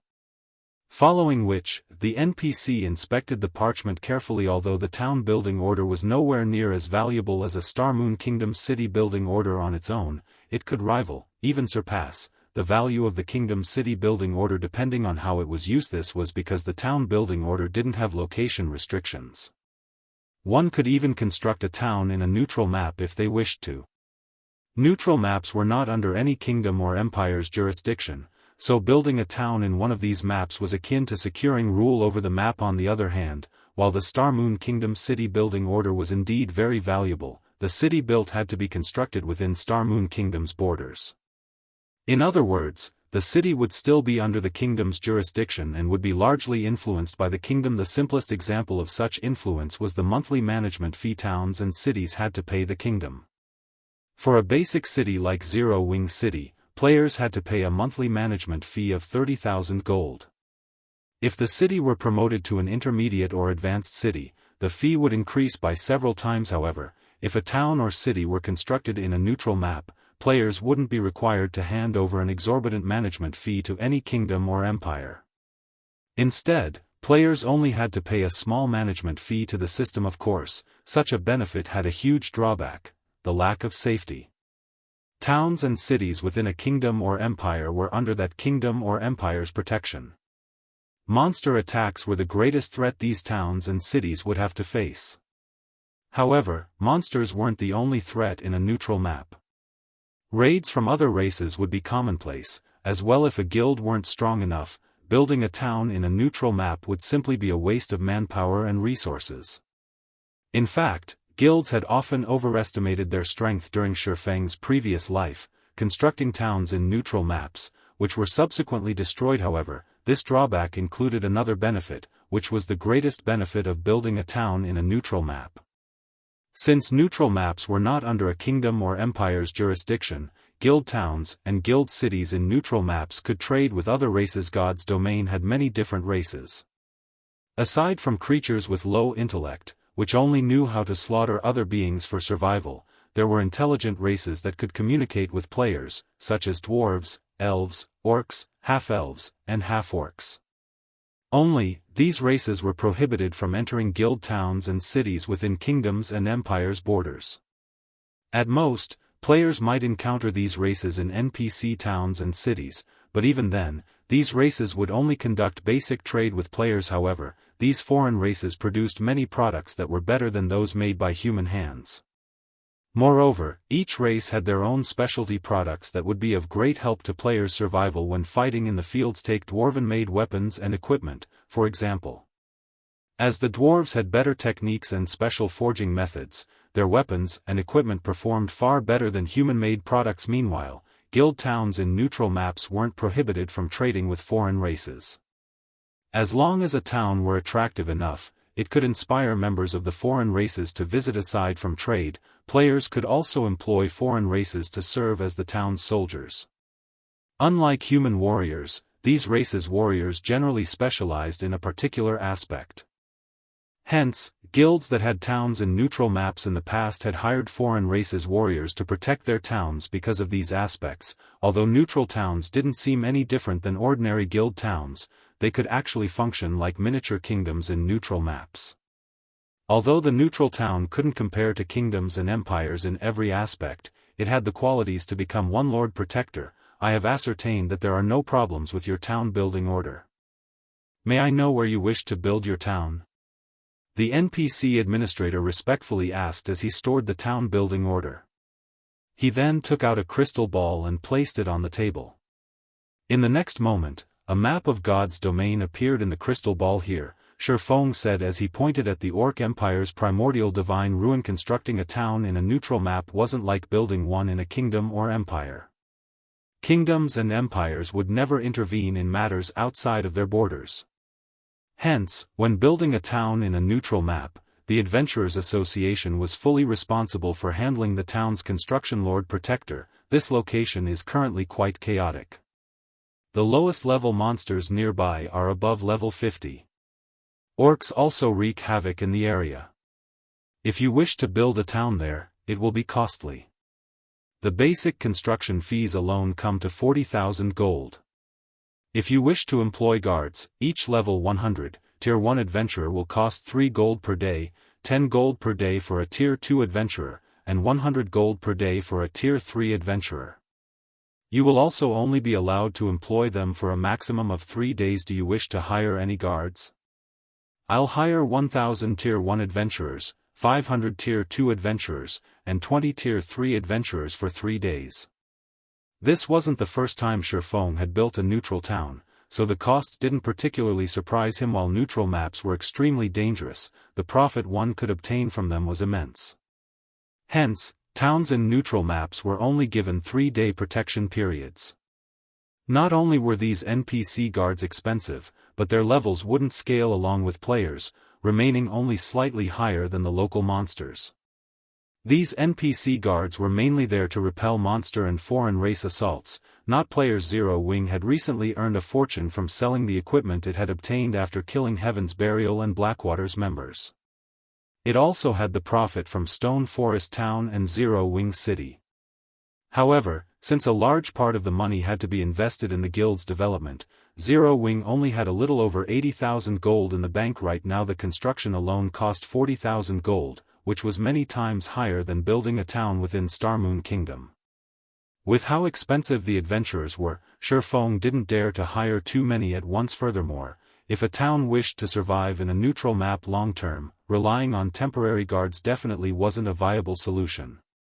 Hence, the guild had to set some money aside to build static defenses in the town, as well. Alright. Your total bill comes to 70,000 gold. No discounts are available at this time, the NPC administrator said, nodding. Once you complete the payment, the Adventurers Association will send our people to the chosen location within 1 minute. It will take them roughly 20 minutes to complete the town's construction. 20 minutes? The senior administrator's explanation surprised Shifeng a little. He had never thought that the town's construction would take so long. When the Adventurers Association constructed a town in a nearby neutral map, it normally completed the construction within 10 minutes. Unlike cities, towns had fewer facilities and structures, after all. But his town required twice as long to construct. One could just imagine how dangerous the area around the primordial divine ruin was right now. However, Shifeng did not give the matter much thought. He handed 70,000 gold to the NPC and departed from the Adventurers Association. He then headed to the War God's Temple to earn himself some merit points. While Shifeng was on his way to the War God's Temple, he received a call from Aqua Rose Guild leader. Another problem has cropped up at the primordial divine ruin. As soon as we left the ruin, Beast Emperor sent his evil beasts and evil demons to surround the ruin again. We still can't send our elite members to garrison in the ruin, Aqua Rose reported with a somber expression. She hadn't expected Beast Emperor to be so shameless, making such a move. One of Beast Emperor's subordinates has also contacted us, informing us that he won't stop harassing us at the primordial divine ruin unless we release Flame Blood. Although Beast Emperor's actions were shameless, Zero Wing couldn't do anything about it. Zero Wing only had 2 magic arrays that could summon divine magic dragons, and both had been used during the previous battle. Now that Zero Wing had nothing to counter the evil beast and demon armies, sending in a player army would be suicidals prepared to fight to the bitter end? Shifeng could not help but chuckle. Since that is the case, let him have his fun. We'll see how long he can continue his struggle. But what about Primordial City? Aqua Rose could tell that Shifeng was determined to destroy Beast Emperor thoroughly. However, Primordial City played a key role in helping Zero Wing's members reach Tier 2. Just ignore him, Shifeng said. For now, gather every architect in the Candlelight trading firm and have them gather in the guild residence. Then, contact Melancholic and tell her to prepare these materials for me. I'll need them in a moment. After saying so, Shifeng disconnected the call and quietly waited for his horse carriage to reach the War God's Temple. Meanwhile, Aqua Rose stared at the darkened screen before her with a confused look. Is it really fine to leave him alone? Aqua Rose muttered to herself worriedly. However, the expression Shifeng has worn during their conversation indicated that he had a well-thought-out plan in mind. Immediately, she shook her worries out of her mind and sent Beast Emperor's subordinate a reply. Once that was done, she started to gather the necessary manpower and notified Melancholic Smile to collect the necessary materials. Ancient Rock City. Good. Very good. When Beast Emperor received Aqua Rose's reply via his subordinate, his complexion turned frighteningly ashen, and killing intent radiated from his entire body. He had never thought that Shifeng would be mad enough to fight him to the bitter end. Just as Beast Emperor was about to declare a war of annihilation on Zero Wing, the sound of a system notification reached his ears. System announcement: congratulations to Zero Wing for being the first guild to construct a town in a neutral map. Rewarding 30,000 guild popularity and 10,000 popularity to the new town. Chapter 1719, Zero Wing's Town. Chapter 1719, Zero Wing's Town. A town in a neutral map? Beast Emperor stared at the system announcement, stunned. He wasn't unfamiliar with a town's construction. After all, many guilds had constructed towns within the various kingdoms and empires before. However, the building a town in a neutral map held an entirely different meaning. Neutral maps lacked teleportation points. Players could only rely on their own power to travel to neutral maps. If a guild constructed a guild town in a neutral map, its guild members could guild transfer scrolls to teleport to said town once it had a guild residence, saving plenty of travel time. Moreover, unlike a captured town, which had a fixed location, the owner could construct their town wherever they wished. Neutral maps were rich in resources, but the various major powers had only captured pre-made towns thus far. Nobody had successfully built a town in a neutral map yet. Even so, these powers had reaped plenty of benefits from their captured towns. If they could build a town in a strategic location and occupy it, they could definitely secure more resources. Meanwhile, at the Orc Empire's primordial divine ruin, the players from the various major powers and adventurer teams, who were preparing to fight for the ruin's entry slots, were watching towards the southwest, an indescribable shock filling their gazes. Suddenly, a town had popped up in the highlands southwest of the primordial divine ruin. Combined with the previous system announcement, any fool would realize that this constructed town belonged to Zero Wing. Am I dreaming? How is this possible? Zero Wing is so awesome. The guild even had the means to construct a town here? Looking at the fully formed town, the various large guilds at the primordial divine ruin looked on with envy. Meanwhile, the eyes of the various adventurers glowed with excitement. Having a town so close to the primordial divine ruin was a dream. The primordial divine ruin was an important resource, which the various major powers competed for. These powers had even expended endless manpower and resources just to get more members into the ruin. Now that Zero Wing had built a town beside the primordial divine ruin, the guild would have a massive advantage over the other powers when competing for entry slots. First, Zero Wing could easily mobilize a large number of guild members to the primordial divine ruin. Zero Wing's members would not have to face hours of travel. Second, the players that Zero Wing garrisoned in the ruin wouldn't have to worry about repairing gear and replenishing supplies. The primordial divine ruin wasn't a town, and even though it offered hotels for players to rest in, there were a limited number available. Moreover, the cost was beyond exorbitant. Not even large guilds could necessarily afford for thousands of their members to rent rooms from the hotels, yet if players set up camp outside of the ruin, their stamina and concentration recovery would be incredibly slow. This prevented them from grinding the surrounding monsters and leveling up efficiently. However, towns were a different story. A town could accommodate more players, and most importantly, players could repair their weapons and equipment in a town. Although the primordial divine ruin had restaurants and hotels, it didn't have any smithies. Hence, players would have to return to their respective towns and cities to repair their gear after grinding around the ruin for some time. With these two advantages, Zero Wing could secure a powerful position in the competition over the primordial divine ruin's resources. While the various large guilds were furious over Zero Wing building a guild town next to the ruin, the various adventurer teams were elated. The participating adventurer teams were still far weaker than the various large guilds in the competition for entry slots. After all, unlike adventurer teams, the various large guilds had many members under their command and could afford to garrison their members in the primordial divine ruin in shifts without affecting their total combat power within the ruin. However, now that a town had been built next to the primordial divine ruin, the various adventurer teams could use it as a temporary base, staying close to the ruin long-term. With this, the various adventurer teams could compete with the various large guilds on a more even playing field. Meanwhile, news of Zero Wing's new town in the Orc Empire quickly spread to the neighboring kingdoms and empires. For a time, the various large guilds and independent experts were all talking about Zero Wing. Zero Wing's rise is certain now. Not only does the guild have the advanced combat rooms and a guild city, but it also has built a town right beside the Orc Empire's primordial divine ruin. That's right. I heard that many independent experts have chosen to join Zero Wing to better develop themselves.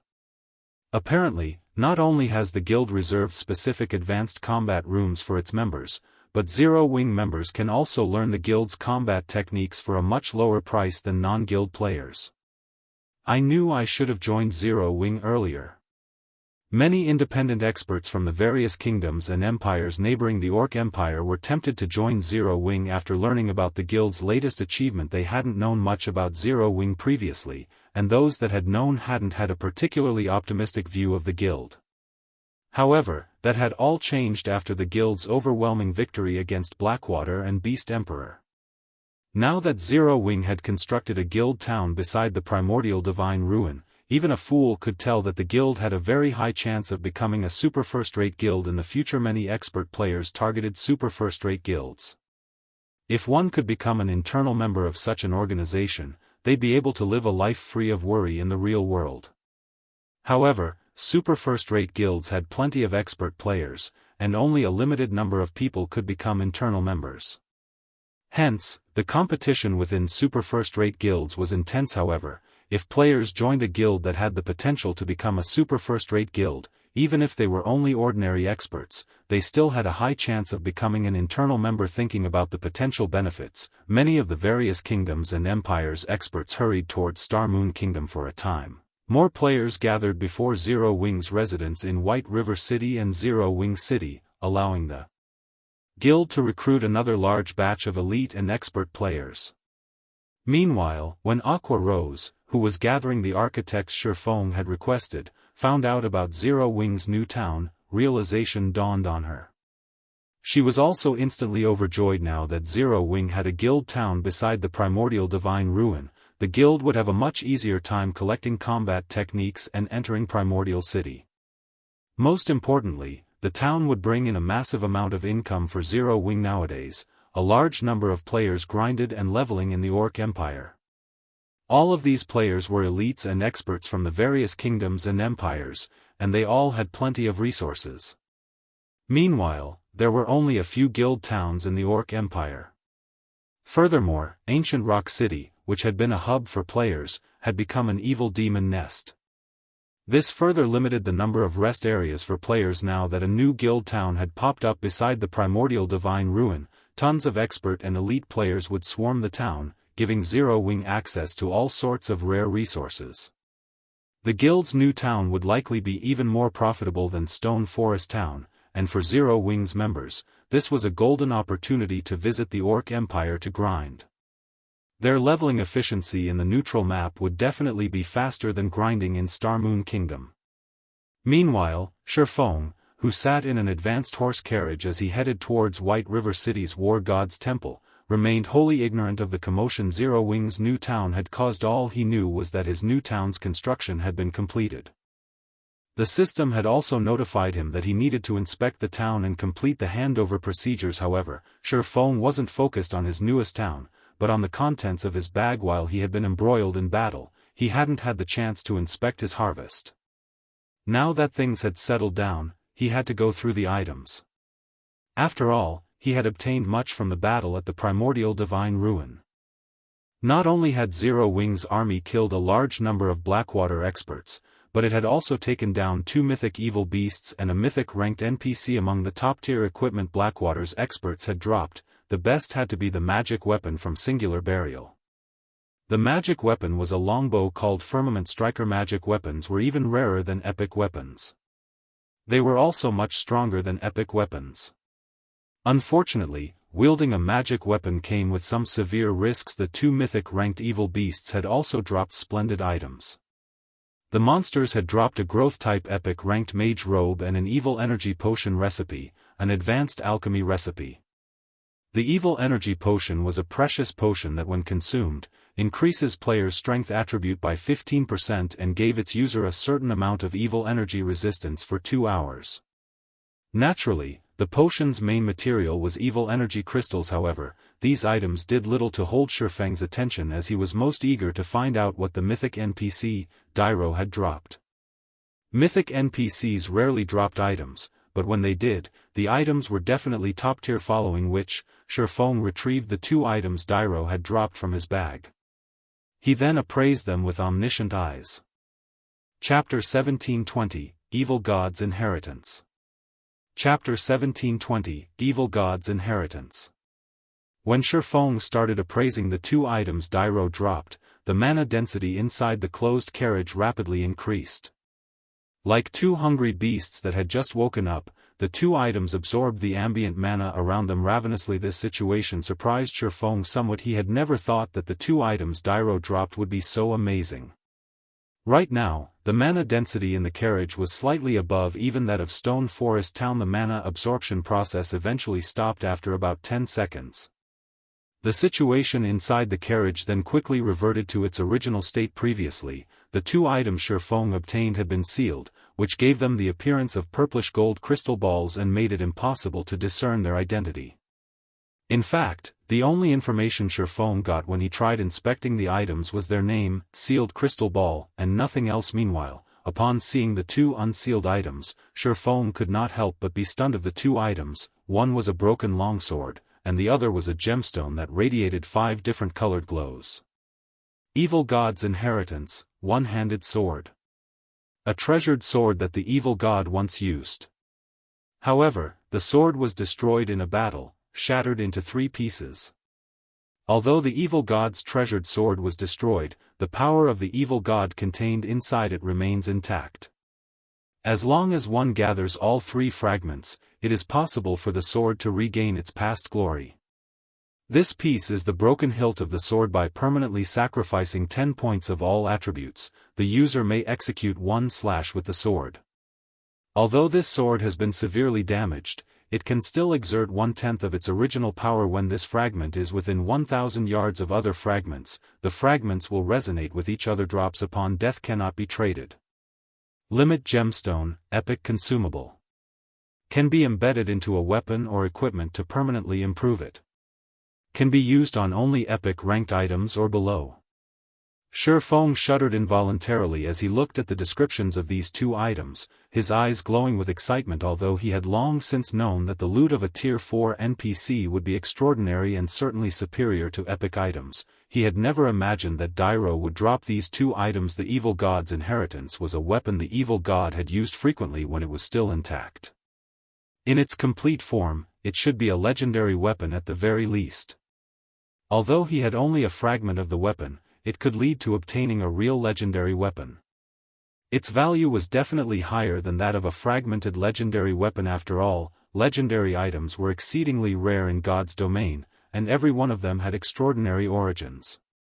Not to mention, most of the clues players found that were related to legendary items were usually fake. Meanwhile, the most valuable aspect about the evil god's inheritance was the fact that it could be used. Even though it was capable of exerting only 10% of its original power, that was 10% of a legendary weapon's power, not something a fragmented legendary weapon could hope to compare to. Only, the price to use the weapon was a little steep. Let alone other players. Even Shifeng would feel a sting if he had to pay 10 points in all attributes just to swing the weapon once. As for the other item Dairo dropped, it was something Shifeng had only ever heard about before. During his previous life, the Limit Gemstone had appeared in an auction hosted by a super guild. However, the Limit Gemstone sold back then wasn't supplied by the hosting super guild.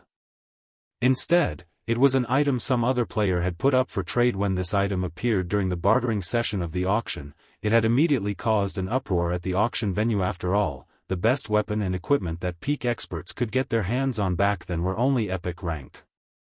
Fragmented legendary items were still far out of their reach. Hence, to them, an item capable of improving epic weapons and equipment was far more valuable than even epic weapons. In the end, the Limit Gemstone had been traded for 1 epic weapon and 3 pieces of top-tier dark gold equipment. Of that time back then, nobody had a strong opinion on this price. It was neither too expensive nor too cheap. Only sometime later did everyone find out that the buyer of the Limit Gemstone had ended up making a huge profit. The Limit Gemstone turned out to be even more amazing than everyone thought it to be. Just like its name implied, it improved a weapon or equipment to its maximum limit, not just slightly. From then onward, whenever a Limit Gemstone appeared, it would sell for astronomical prices, even as much as 3 epic items back then. However, Shifeng was only qualified to use the Limit Gemstone as a topic of conversation. Actually owning one had been far beyond him. He never dreamed that he would obtain one himself in this life. It can upgrade only weapons and equipment at the epic rank or below. As Shifeng looked at the resplendent gemstone in his hand, he could not help but think of the sacred sword Killing Ray. As one of the 36 famed swords of God's domain, Killing Ray was much stronger than any ordinary epic weapon. Moreover, it also had immense growth potential as it was one of the fragments of Solomon's sword, one of God's domain's 10 great legendary weapons. Since it was once part of a legendary weapon, the quality of the materials used to forge Killing Ray went without saying. One could say that it was the best item to improve with the Limit Gemstone. Immediately, Shifeng unsheathed Killing Ray and placed the Limit Gemstone on the flat of the sword. Following which, the sound of a system notification entered his ears. System, do you wish to embed the limit gemstone in Killing Ray? Embed it. Shifeng agreed decisively. Suddenly, the five-colored gemstone liquefied and spread itself across Killing Ray. A short moment later, the sacred sword was encased entirely in a layer of five-colored liquid, as if the long sword had just put on a five-colored sheath. Following which, the glow from the five-colored liquid intensified, so much so that Shifeng couldn't look at the sword directly. After several seconds the phenomenon subsided, and Killing Ray reverted to its original state. At this moment, however, several divine runes graced the sword's body, adding a hint of divinity to the sacred sword. As Shifeng wielded Killing Ray, he felt a pleasant feeling like never before. Right now, aside from his impression that the sacred sword was more powerful than before, Shifeng sensed that his compatibility with it had improved substantially. Now, Killing Ray felt more like an extension of his arm rather than a weapon. He could clearly perceive the layers of air the sacred sword was cutting through. In addition, golden arcs of electricity were sparking along the edges of the sword. Even after the sacred sword had moved away, arcs of electricity still lingered in the space it occupied before, vaporizing the air and anything else that came across them. Amazing. It is actually capable of causing continuous damage to places I've attacked before? Is this the true power of Killing Ray? Shifeng was astonished as he looked at Killing Ray. Epic weapons and equipment were extremely rare in God's domain. Those that had hidden effects were even rarer. These hidden effects went unstated in the attribute panel and did not appear to be salient. However, only players that had wielded these kinds of weapons and equipment before would realize how significant these hidden effects actually were toward improving one's combat power. In fact, they were much more important than the attributes listed in the attribute panel. Take Fire Dance's 1000 transformations for example. The hidden effect the fragmented legendary weapon possessed was simply heaven-defying. No matter what kind of attacks Fire Dance faced, she could easily block it by executing a random swing with her short sword. It was as if the entire space around her was within the attack trajectory of her weapon. It was simply impossible to predict her trajectory with 1000 transformations due to 1000 transformations as hidden effect. Even if Fire Dance's combat standards were lacking, she could still hold her ground against Apex experts. Meanwhile, although Killing Ray's hidden effect was not a match for 1000 transformations, it was still very frightening. Being able to cause damage to places he had attacked before would undoubtedly increase his DPS significantly if utilized properly. He could even seal his opponent's movements, preventing all retaliation. Killing Ray's hidden effect would pose trouble even for Void Realm experts, not to mention other experts. After playing with Killing Ray's hidden effect for a while longer, Shifeng could no longer hold back, tapping open the sacred sword's attribute panel. He was very curious to find out just how much Killing Ray had improved. Chapter 1721, Upgraded Sacred Sword. Chapter 1721, Upgraded Sacred Sword. After Shifeng opened Killing Ray's attribute panel and read it, he could not help but gasp. Killing Ray, One-Handed Sword, Sacred Sword, Epic Rank. Level 30, Level 120. Equipment Requirement, Strength 1200, Agility 1000. Attributes adjust according to user's level. Attack power plus 2440, level 65. Strength plus 173, Agility plus 165, Endurance plus 162. Attack speed plus 25. Ignore 30% of the target's defense when equipped. Strength increased by 20%, Agility increased by 15%, and attack speed increased by 10%. Ignore levels plus 20. All sword skills plus 3 levels. All item level requirements reduced by 5 levels. Attacks have a 40% chance to trigger the lightning effect, increasing initial attack speed to 50% of the maximum and damage by 260%. Additional skill 1 dash. Summon Lightning. Summons lightning to deal 600% lightning damage to enemies within a range of 20 yards and inflict the numb effect for 5 seconds. Afterward, attack range increased by 20 yards for 30 seconds. Cooldown, 5 minutes. Additional skill 2 dash. Thunder God's Descent, become immune to all control skills. Movement speed and attack speed increased by 150%, damage increased by 50%, and all damage received decreased by 60% for 30 seconds cooldown, 1 hour. Additional skill 3 Lightning Slash. Imbue the power of lightning on the body of the sword, increasing strength by 330% and attack speed by 100% to execute a frontal attack that covers an area of 3 by 80 yards cooldown, 15 minutes. A sacred sword created by the godsmith Arnold using a piece of mysterious sword fragment. Killing Ray is one of the 36 famed swords of God's domain, ranking 20th. It was once a sword used by the Thunder Emperor Kaiser. Allows the wielder to have the speed of lightning. When fighting against dark creatures, damage increased by 100%. Can be evolved. Cannot be destroyed. For a moment, Shifeng even suspected that his eyes were playing tricks on him. Not only had Killing Ray's equipment requirement increased by a significant margin, but even its attack power had risen drastically. At level 65, its attack power already exceeded 2,400, close to rivaling the attack power of an epic two-handed weapon of the same level originally. Killing Ray was already a top-tier epic weapon. After being upgraded by the Limit Gemstone, its basic attributes had improved by 20%. Even the other effects were 5% better. The weapon's skills had also been strengthened to a certain degree, and there was even the addition of a new skill, Lightning Slash. Although Lightning Slash did not deal a lot of damage, the increase in strength it provided was crucial to expert players because higher strength allowed players to suppress their opponent and create gaps to land a fatal blow. With my current attack power, I can most likely break through even a tier 2 MT's defense.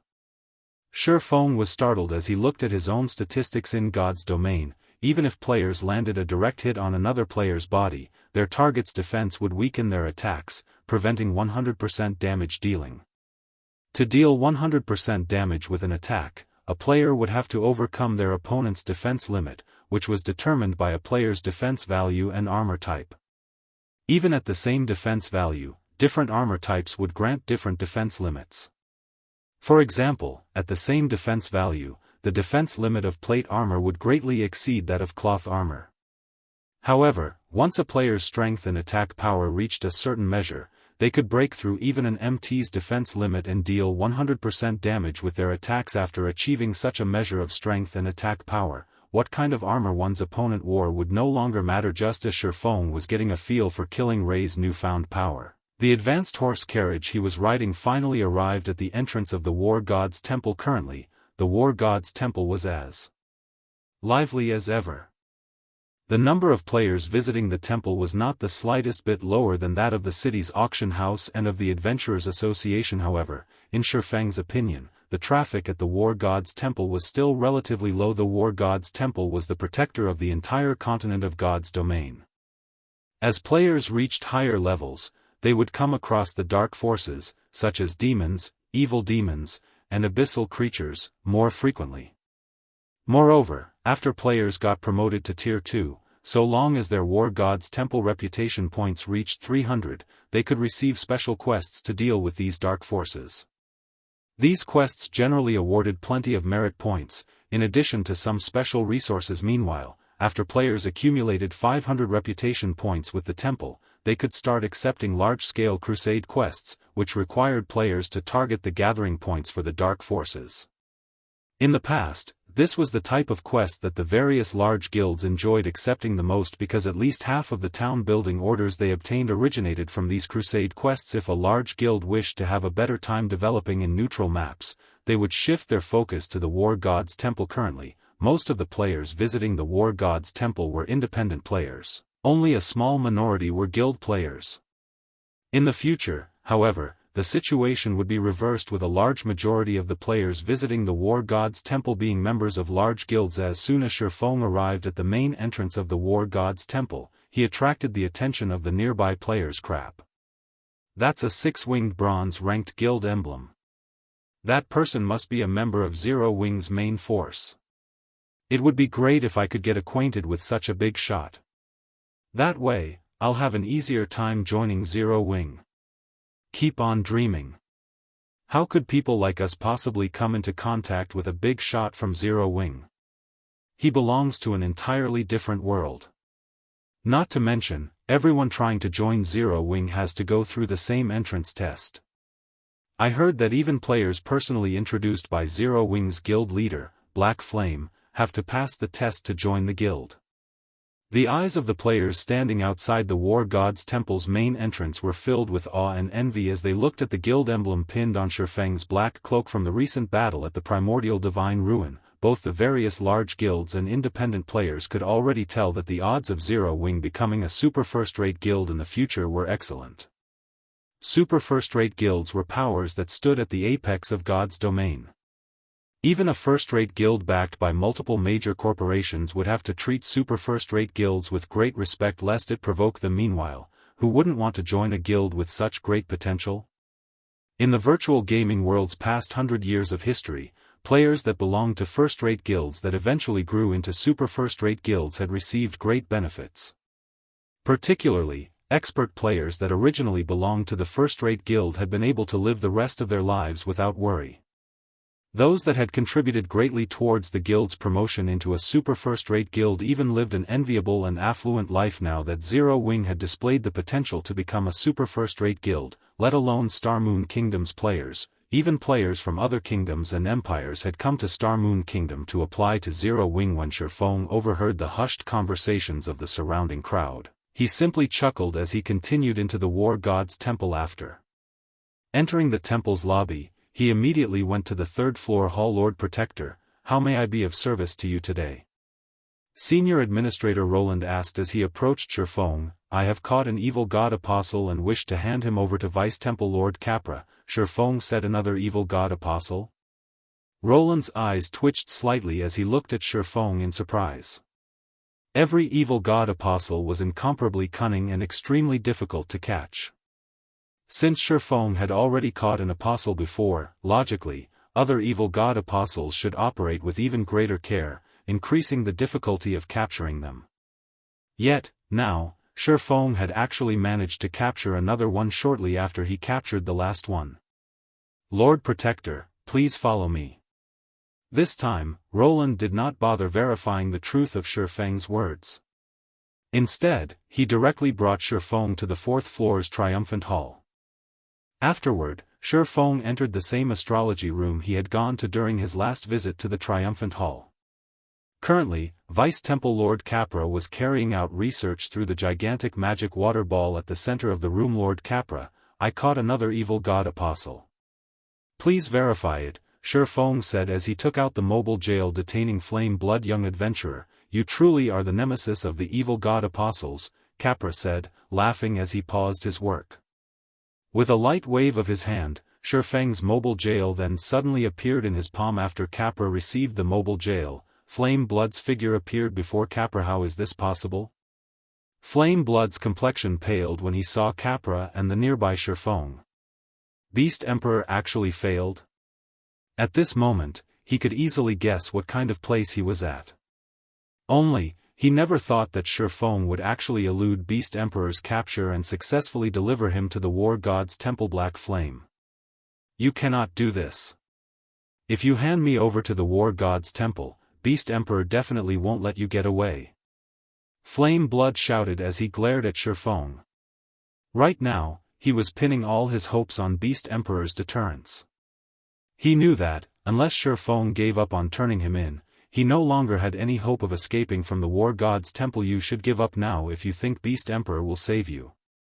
If you really wish to survive, tell me the location of Star Moon Kingdom's evil God's Temple. Shifeng said, chuckling. He remained wholly unperturbed by Flame Blood's threat. Right now, the cleric was still ignorant of Beast Emperor's overwhelming defeat. Remember. You have only 5 seconds to consider.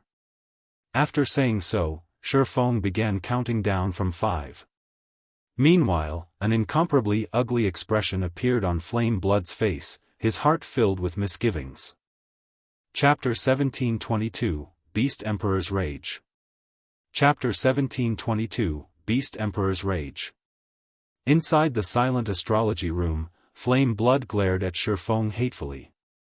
He never thought that Shifeng would make him such an offer. The Evil God's Temple was the foundation that Evil God's Temple members like Beast Emperor and himself relied on to develop themselves.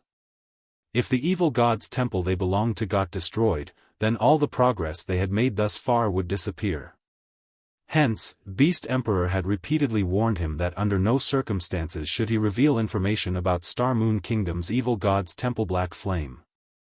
I can tell you with confidence that the evil god's temple's strength is far beyond your imagination. As long as the evil beast army breaks through the Star Moon Kingdom's defensive line, at that time, not to mention Stone Forest Town, even Zero Wing will turn into nothing. If you let me go, Beast Emperor might give up on invading Star Moon Kingdom and target other kingdoms instead. If you hand me over to the War God's temple now, you'll only anger Beast Emperor further and force him to spend all his evil god's temple contribution points to hasten the invasion of Star Moon Kingdom. Do you really wish to see your entire guild crumble together with me?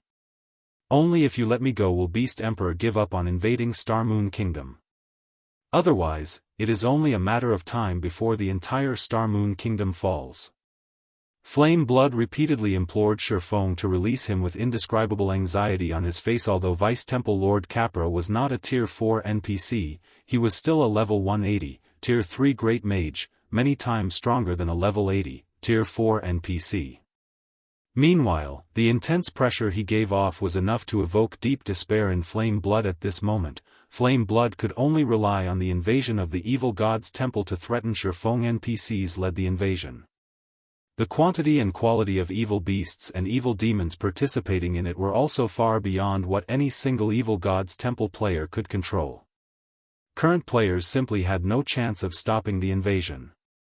At this time, there were only two viable methods to do so. The first was to have Beast Emperor put a halt to the invasion of Star Moon Kingdom. The second was to destroy Star Moon Kingdom's evil god's temple. The location of the evil god's temple was of utmost importance to evil god's temple members. Before Flame Blood was officially made into an evil god apostle, Beast Emperor had made him sign a contract preventing him from revealing any details about the temple. If he violated the terms of the contract, he would suffer a fate even worse than getting sent to the War God's temple. Meanwhile, if he refused to reveal the location of Star Moon Kingdom's evil god's temple, then he had only one other method to stop Shifeng from turning him into the War God's temple, and that was to have Beast Emperor stop the invasion of Star Moon Kingdom. As the guild leader of Zero Wing, Shifeng should know which decision was better for his guild. Flame Blood refused to believe that Shifeng would abandon the entire Zero Wing just to get rid of him. Are these your last words? Shifeng chuckled as he looked at the desperation on Flame Blood's face. You should think things through clearly. As long as you are killed by the War God's temple, all the progress you've made in this account will be lost. You'll also be able to start a new account only 1 month later. At that time, who knows how much time and effort you'll have to put in to return to the front lines. You'll miss out on plenty of opportunities. Currently, the elite members of the various large guilds were close to reaching level 50. In another month, many elite players would most likely have completed their Tier 2 promotion already, not to mention expert players. If Flame Blood had to restart from scratch, he would also miss out on the various resources and opportunities that could be obtained from exploring new maps. Unless the guild Flame Blood belonged to was willing to invest plenty of resources into him, or the cleric had heaven-defying luck, he would have extreme difficulty getting the current advantages he possessed in the future. As Shifeng said so, Capra began chanting an incantation. Meanwhile, based on Shifeng's words, Flame Blood could tell that Shifeng was determined to turn him into the War God's temple. Crazy bastard. You really are insane. At this moment, Flame Blood could feel his mind breaking down. He even doubted Shifeng realized just how terrifying the evil god's temple's invasion was. He had never thought that Shifeng would actually go as far as to sacrifice Zero Wing just to take his life. Before Flame Blood could finish speaking, dozens of golden magic arrays appeared around him. A golden chain then shot out from each of the magic arrays. The chains pierced Flame Blood's body and bound his soul directly. Following which, Flame Blood's body began burning, his body transforming into a pile of ashes after just 2 seconds. The cleric's immortal soul was destroyed as well and completely disappeared from God's domain. Sure enough, he refused to speak. Feng could not help but sigh as he watched Flame Blood disappearing. He did not believe that Flame Blood refused to reveal the evil god's temple's location out of loyalty. There was an 80% chance that Beast Emperor had anticipated such a situation and made preparations. However, this outcome was within Feng's expectations. The evil god's temple was the foundation of evil god's temple members. Without the evil god's temple, Beast Emperor would lose the authority he had in Star Moon Kingdom. He naturally wouldn't let his minions reveal the location of the evil god's temple so easily. System, congratulations. You have captured an evil god apostle. Rewarding 12,000 War God's Temple merit points. Reputation with the War God's Temple increased by 200 points, 200 million EXP, 20 free mastery points, and 2 legacy skill points. 12,000 merit points. Feng was a little surprised when he read the system notification. He was only awarded 10,000 merit points the first time he captured an evil god apostle. He actually received 2,000 more points than the previous time. However, he had quickly discovered that, while the merit points he obtained had increased, the free mastery points and legacy skill points awarded had decreased by a significant margin. Previously, he had gotten 50 free mastery points and 5 legacy skill points. Now, he had received only 40% of the previous amounts. Compared to obtaining an additional 2,000 merit points, he would rather have the 30 free mastery points and 3 legacy skill points. Meanwhile, after Flame Blood's permanent disappearance from God's domain, Beast Emperor, who was currently controlling his evil demon army from the evil god's branch temple at Ancient Rock City, received a system notification informing him about it. Black Flame. Beast Emperor bellowed, his expression twisting. Since you dare destroy my path to promotion, I'll have your Zero Wing go down with me as well. He was granted only 5 evil god apostle slots. Now that he had permanently lost 2 of them, he would have a much more difficult time developing himself further. At this moment, the man standing beside Beast Emperor spoke up. Boss, Black Flame is simply too arrogant. Why don't I mobilize my evil beast and evil demon armies in the Purple Thorns Kingdom and have them destroy Zero Wings Town at the Primordial Divine Ruin? That'll teach Black Flame a good lesson. This man had a tough appearance and was clad in silver scale armor. Unlike other evil god apostles, this man did not wrap himself in bandages. Instead, like Beast Emperor, he did nothing to hide his skin tone. Meanwhile, if one were to use an advanced identification skill on this man, one would discover that not only was he a level 52 berserker, but he was even in possession of the tier 2 hidden class savage warrior. No. That town is still in its protection period right now. Although the NPC guards there aren't as high-leveled as the NPC guards available inside a kingdom, they are still level 100 NPCs. There are also 20 tier 3 NPCs. Even 10 level 80 mythic ranked evil beasts wouldn't be enough to break the town, Beast Emperor said, shaking his head. What we need to do for now is wait. Based on the information Blackwater sent me, the town's protection period is only 3 days. During these 3 days, properly prepare yourself, Wind. Once the town's protection period is over, we'll attack. Boss, rest assured. I guarantee that Zero Wings Town will be flattened as soon as its protection period is over. The silver-armored man named Wind Hunter said with a confident smile on his face. Beast Emperor nodded in response to Wind Hunter's words. He had a lot of confidence in the man before him. Wind Hunter was not only his closest confidant but also the first person he had turned into an evil god apostle. Contrary to everyone's expectations, Star Moon Kingdom wasn't Beast Emperor's main headquarters, which was actually the Purple Thorns Kingdom. Wind Hunter had been operating in the Purple Thorns Kingdom for a very long time already, building up a foundation for himself that simply wasn't something newly minted evil god apostles like Abandoned Wave and Flame Blood could hope to compare to. Meanwhile, back inside the astrology room in the War God's Temple, Feng had realigned his thoughts. Although he had failed to obtain the location of Star Moon Kingdom's evil god's temple, he still managed to garner some information regarding the invasion of Star Moon Kingdom, which was the fact that Beast Emperor first needed to have enough evil god's temple contribution points to advance the invasion. Without sufficient contribution points, the invasion would have no way of breaking through the kingdom's defensive line to Shifeng. This was undoubtedly good news. At the very least, he would not have to worry about the invasion progressing into the kingdom anytime soon. After all, Beast Emperor should have spent a lot of his contribution points on the previous battle at the primordial divine ruin. Shifeng refused to believe that Beast Emperor had managed to get a Tier 4 NPC to take action for free. With this knowledge in mind, what he needed to do now was strengthen himself as quickly as possible and find the location of the evil god's temple, following which, Shifeng approached Capra and asked, "Lord Capra, I have an evil god's eye here. May I know if the war god's temple is able to repair it for me?" Chapter 1723, Complete Evil God's Eye. An Evil God's Eye? A hint of shock flashed across Capra's wizened face as he stared at Shifeng. Clearly excited, he asked, "Did you really obtain an evil god's eye?" Seeing the excitement and passion on Capra's face, Shifeng retrieved dark gray, runic crystal ball from his bag.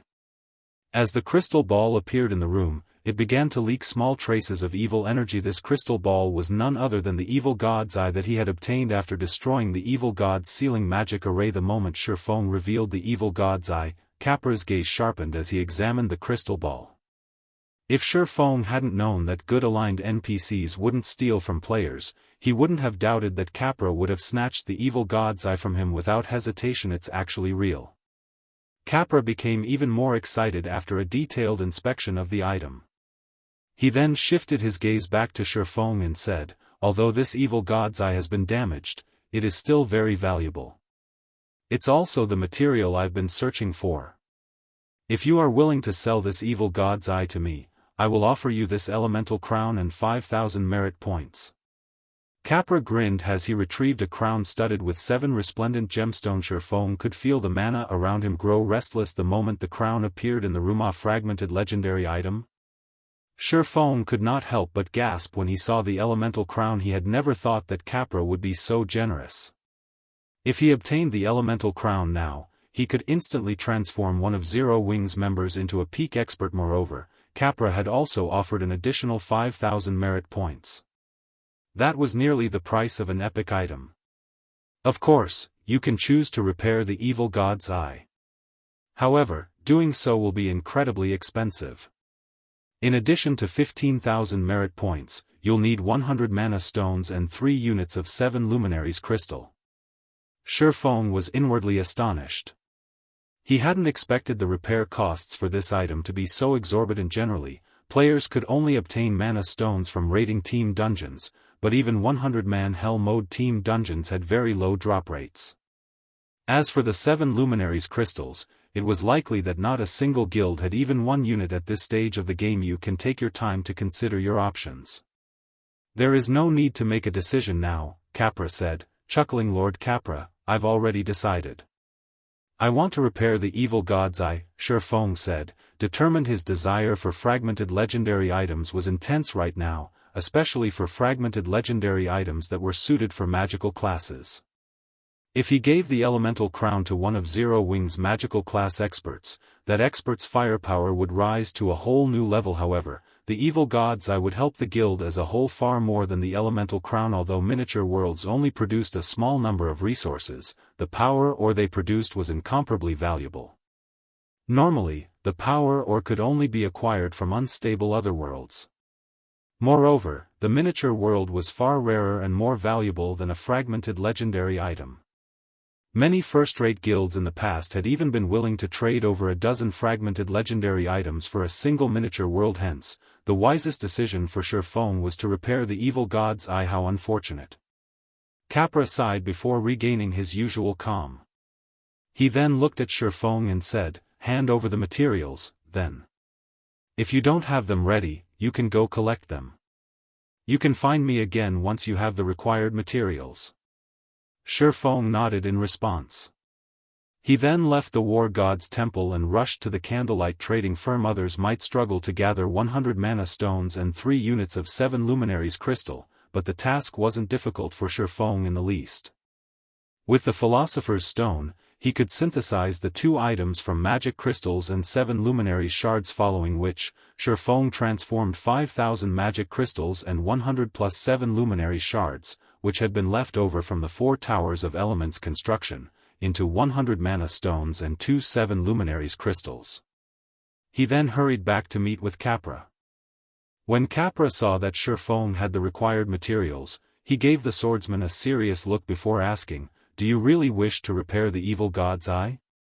System: repairing the evil god's eye will cost 15,000 merit points. As you have 3,700 War God's Temple reputation points, you can pay 20% of the merit points with coins. Do you wish to pay with coins? System: based on the system's analysis of the current market, each merit point is worth 2 gold, 10 silver. Do you wish to proceed? Yes. Shifeng answered without hesitation. He currently had over 12,000 merit points. If he paid 3,000 merit points with coins, he would have just enough merit points to repair the evil god's eye instantly. 6,300 gold vanished from Shifeng's bag after Capra received the materials. He began to chant an incantation and write line after line of divine runes. The ambient mana and Capra's runes then gradually flowed into the evil god's eye, which hovered before the Vice Temple Lord. As this process continued, Shifeng could see the runes on the surface of the evil god's eye sharpen. The density of the evil energy the dark gray crystal ball radiated also increased when every mana stone and 7 luminaries crystal had merged with the evil god's eye. The runes on the orb released a dazzling, gray glow. As he watched the dark gray crystal ball, Shifeng could feel a dangerously malicious intent radiating from it. At this point, the evil god's eye stopped leaking evil energy. Now, it merely looked like a crystal decorated with mysterious runes. Alright, I've repaired the evil god's eye. Hopefully, you can utilize it properly. Make sure that you don't let those from the evil god's temple find out that you have it. Otherwise, they'll use everything in their power to destroy you, Capra warned as he reluctantly handed the evil god's eye back to Shifeng. When Shifeng received the evil god's eye, he felt an immense weight in his hands. Rather than an ordinary crystal, he felt as if he had just received a miniature mountain. If he weren't a Tier 2 player with over 1,500 points in his strength, he might not even be able to carry the fist-sized crystal ballots so heavy. So, this is the intact evil god's eye? As he held the evil god's eye, Shifeng inspected the item's attribute panel. Evil god's eye, fragmented legendary rank item. This item had been created by the evil god for the specific purpose of opening a path through the world's barrier. The evil god's eye contains a sealed miniature world, and can be used as a conduit to transfer the miniature world's power to the outside world. The evil god's eye also grants its holder sovereignty over the miniature world within additional skill 1-. World's power can be used as a magic array's power source, improving the magic array's effects by a maximum of 120% cooldown, 48 hours. Additional skill 2-. Teleportation pathway opens a pathway to the sealed miniature world. The pathway lasts for 10 minutes cooldown, 96 hours. Amazing! Shifeng was utterly dumbfounded after inspecting the intact evil god's eye. He finally understood why the various superpowers in the past had valued miniature worlds to such an extreme. As Shifeng quietly admired the evil god's eye, Aqua Rose contacted him. Guild leader, Melancholic Smile has gathered the materials you require. I have also gathered the architects you've requested in Zero Wing City, Aqua Rose reported. Alright, I'll head over right away. Shifeng could not help but smile when he heard Aqua Rose's words. With this, Zero Wing would soon have a second stone forest town. Only this time, it was in a neutral map. Chapter 1724, Power of the Sacred Sword. Chapter 1724, Power of the Sacred Sword. After Shifeng disconnected the call, he left the War God's Temple and used a guild transfer scroll to teleport to Zero Wing City. He then used the 4 Towers of Elements teleportation function to travel to the Orc Empire, making his way towards the primordial divine ruin. There are still evil demons here? Currently, Shifeng wore his black cloak, keeping his identity hidden. As he approached the wilderness near the primordial divine ruin, he frowned at what he saw. He spotted level 70+ evil demons and evil beasts wandering on the grassy plain before him.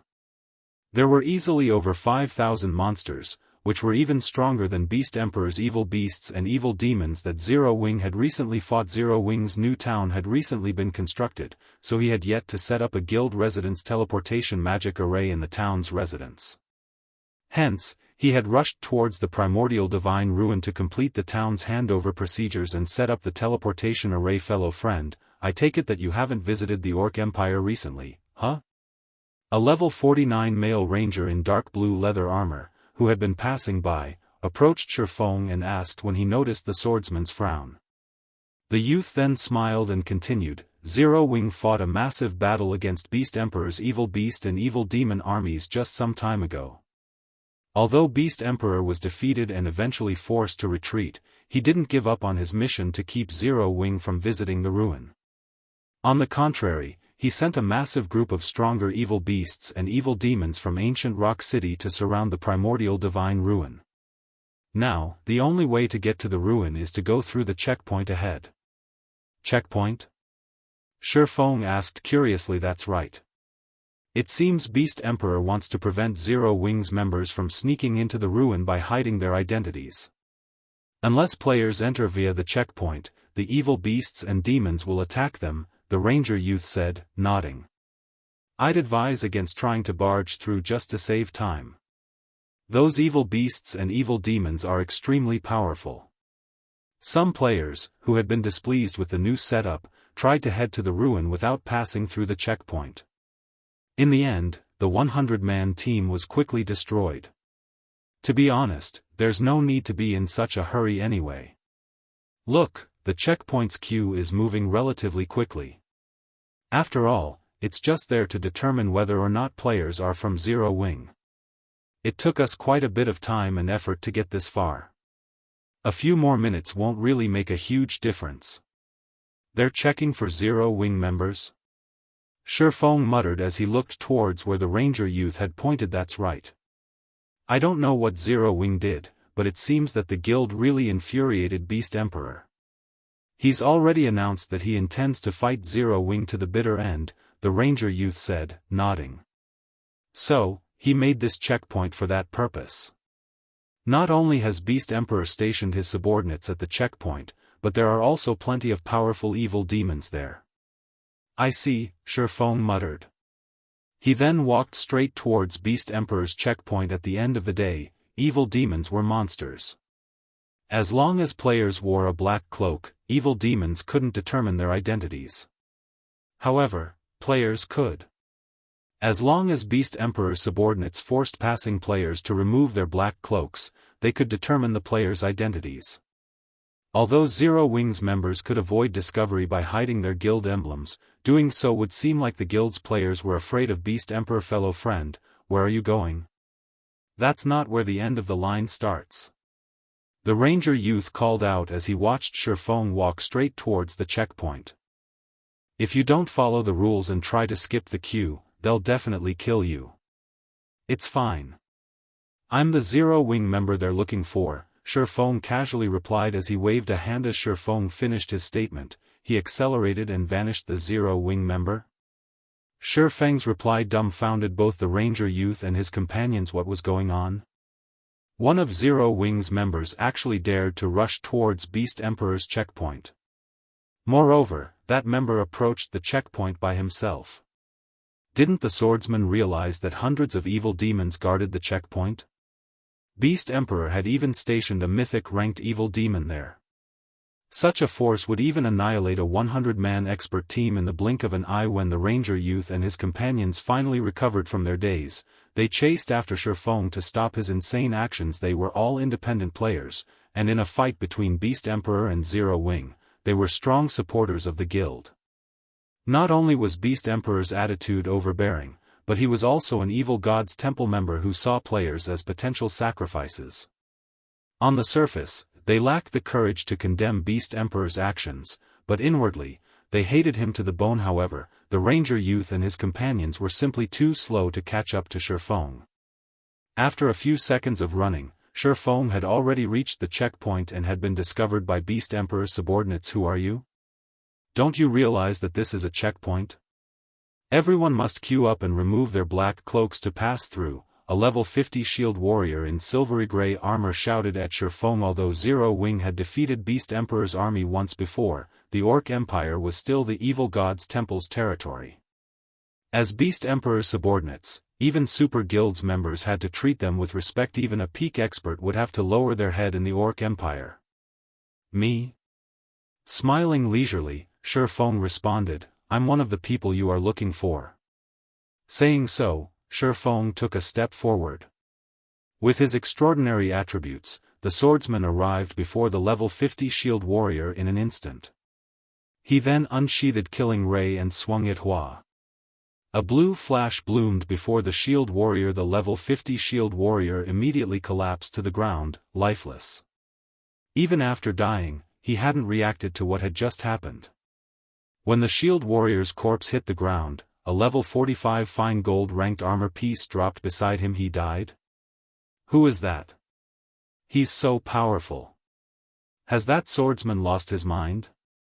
I think I heard that guy mention that he's a member of Zero Wing. The thousands of players in the queue were dumbfounded by what had just happened.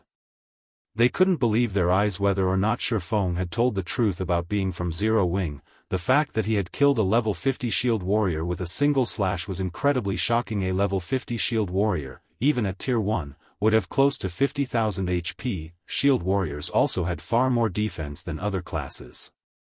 They had passive skills that reduced incoming damage, as well. Even a great lord of the same level couldn't instant kill such a shield warrior, yet Shifeng had accomplished exactly that. Beast Emperor's 13 other subordinates a short distance away were similarly stupefied. They had never expected someone to be foolish enough to attack the checkpoint alone. Hundreds of evil demons surrounded the checkpoint, including a level 80 mythic evil demon. Even peak experts would be utterly powerless against a mythic evil demon. At the very minimum, players would need a team of 1,000 experts to pin one down bastard. Beast Emperor's subordinates bellowed in rage when they noticed that Shifeng had actually picked up their companion's equipment and stored it. They immediately unsheathed their weapons and charged at the offending swordsman. In their opinion, Shifeng must have used some sort of skill to instant kill their shield warrior companion, and such powerful skills had very long cooldowns. Shifeng should not be able to use it again for the next several minutes. Every one of the dozen or so subordinates at the checkpoint was a level 50 expert. Moreover, the dead shield warrior only ranked among the lower half of their group in terms of strength and equipment. Even if they weren't a match for Shifeng, they could still involve the nearby evil demons. However, when only 15 yards separated Shifeng and the 5 melee experts, who led the charge, Shifeng abruptly disappeared. By the time the 5 melee experts realized Shifeng was gone, he reappeared right in front of them. Finding Shifeng before them so suddenly, the 5 melee experts panicked, trying to focus on full defense, but Zero Wing's top swordsman didn't give them the opportunity to defend themselves as he brandished Killing Ray Shadow Blade. Suddenly, 10 sword lights, 1 blue and 9 black, sliced at the 5 melee experts before they could react. The experts' HP plummeted rapidly, reaching 0 in a fraction of a second. All 5 melee experts then hit the ground simultaneously. Wait. That's Shadow Blade. He's Black Flame, Zero Wing's guild leader. Chapter 1725, Fighting a Mythic with Brute Force. Chapter 1725, Fighting a Mythic with Brute Force. Shadow Blade? Is he really the Sword King? Surprise overcame the thousands of players in line for Beast Emperor's checkpoint when they saw the 10 sword lights and the 5 melee players. Everyone here knew of Black Flame, especially after Zero Wing's battle with Heaven's Burial at Stone Forest Town. The man was even capable of taking on war weapons.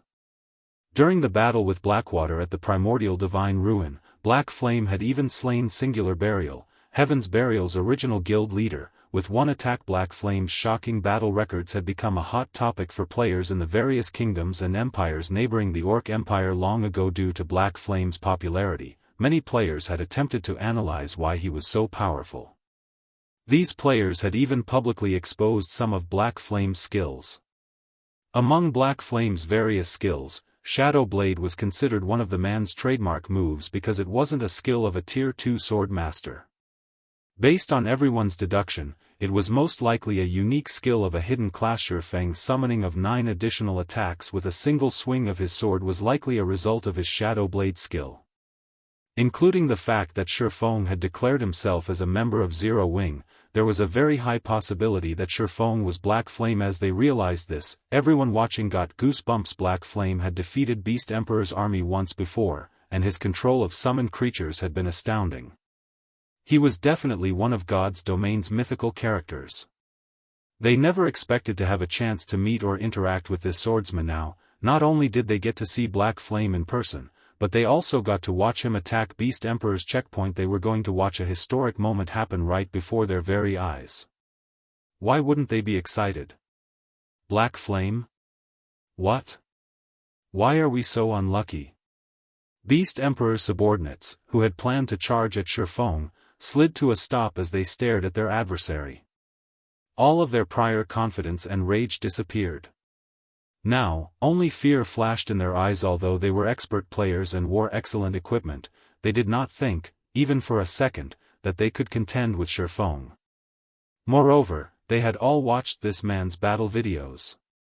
He could even slay Tier 2 experts as easily as slicing vegetables, let alone Tier 1 players like themselves. They could only hope to buy as much time as possible for the evil demons to arrive and deal with Shifeng. There were hundreds of evil demons nearby, the weakest of which was a level 70 lord, while the strongest was a level 80 mythic ranked evil demon.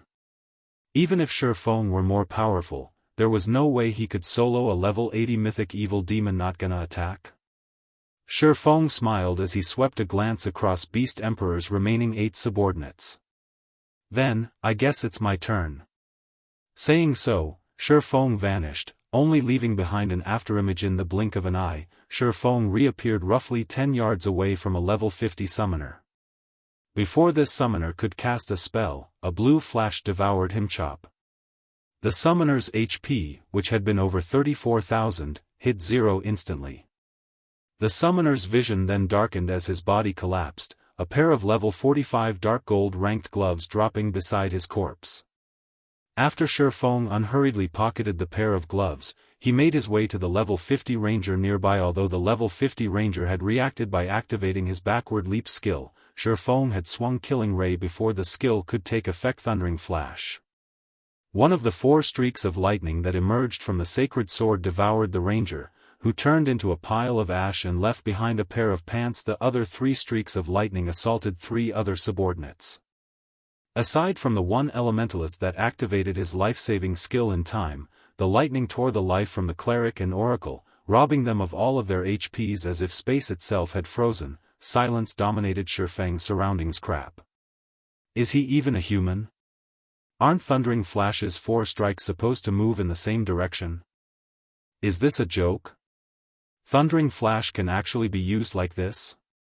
As the thousands of players at the checkpoint watched the fight, their jaws hit the ground as Shifeng slew 3 of Beast Emperor's subordinates, who had been fairly spread out, with Thundering Flash. Although Thundering Flash was a rare skill, some players had managed to learn it. It was undoubtedly one of the strongest AoE skills for swordsmen during the early stages of the game, so quite a few players were familiar with the skill's details. Yet, Shifeng had just defied the skill's limitations, using it as 4 separate skills instead of 1. Moreover, all of his attacks had accurately struck his targets. This was simply unbelievable. What these players didn't know was that Shifeng had long since mastered his control over his skills. Since he had reached the Void Realm, he had a perfect grasp of his enemy's movements. Then, he used his arm and wrist to alter the lightning strike's trajectory as they left the tip of his sword. Normally, it should be impossible to alter the lightning strike's direction as the intervals between each strike's launch were extremely short, but by using his understanding of the realms of truth, he could make the impossible possible. Of course, the biggest reason he was able to pull off such a feat had to be Killing Ray's frightening attack speed. Otherwise, the most he'd be able to do was manipulate the trajectory of 3 of the 4 lightning strikes. Although he might be able to alter the last strike's trajectory, it wouldn't be very accurate. Some of the refinement realm experts present were utterly captivated by Shifeng's technique. They realized what Shifeng had just accomplished, albeit barely. However, Although they knew the principle behind the technique Shifeng had used, they also understood how nearly impossible the technique was to execute. After watching Shifeng execute 4 more of their companions with so little effort, Beast Emperor's remaining 4 subordinates were utterly terror-stricken as they stared at this swordsman. Although they had already known Shifeng was powerful, they hadn't thought that he was this powerful. Shifeng's strength was beyond their comprehension.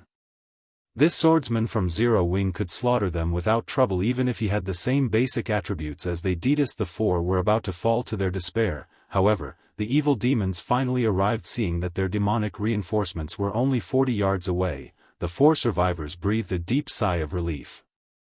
A little confidence turned to their gazes as they looked back at Shifeng. They had reacted in such a way because, among the evil demons rushing to their aid, one was a level 80 mythic evil demon Black Flame. Let's see how arrogant you'll be now. The elementalist, who had sealed himself in a coffin of ice, revealed a gleeful expression. Suddenly, the 5-meter-tall mythic evil demon pounced at Shifeng and swung its right claw, which was shrouded in dark gray fog, at Shifeng's head, tearing space as the claw passed a mythic evil demon. Glancing at the approaching mythic evil demon, Shifeng activated Heavenly Dragon's power, his strength, agility, defense, and HP skyrocketing. Shifeng then countered the incoming claw with a slash from Killing Ray Lightning Slash.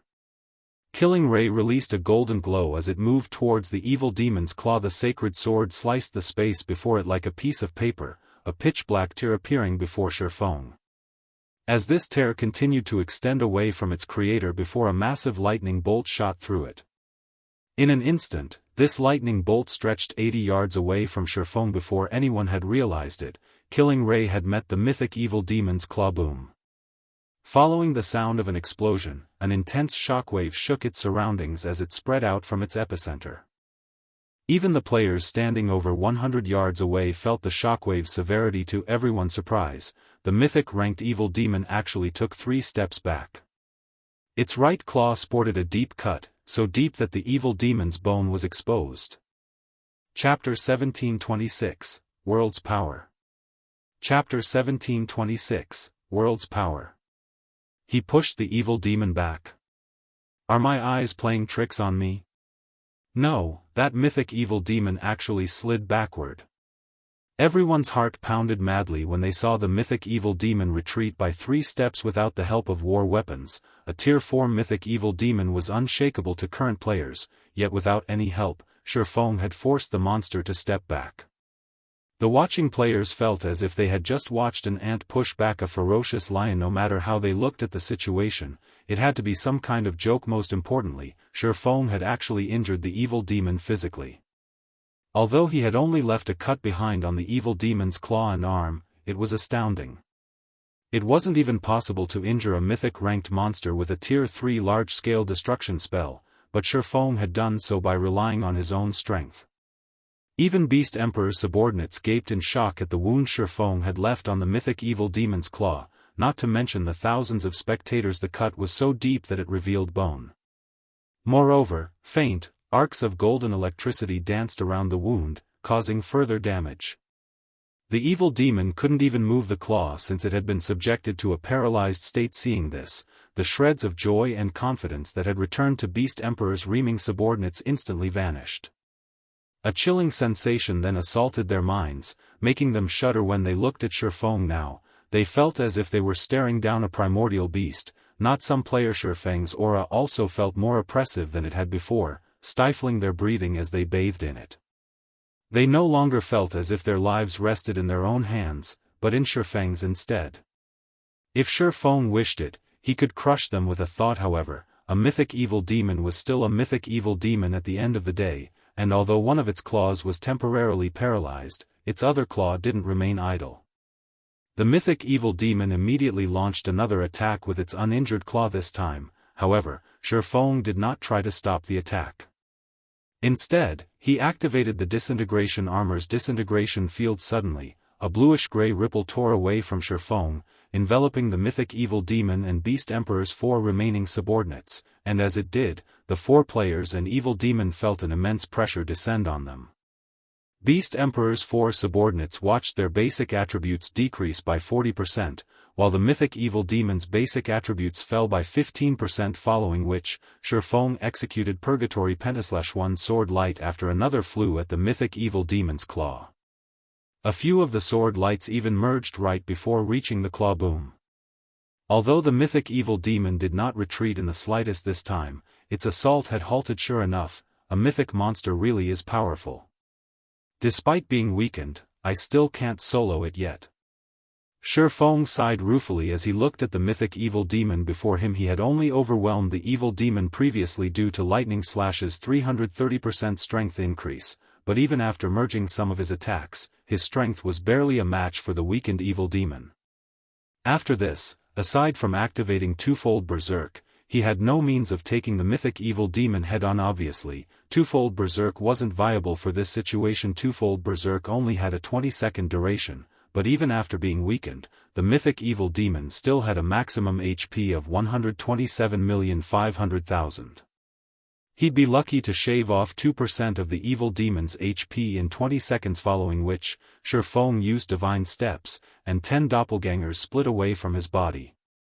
Now, rather than dance with the Mythic Evil Demon, he avoided it. While doing so, Shifeng took a Tier 4 single-target attack magic scroll from his bag.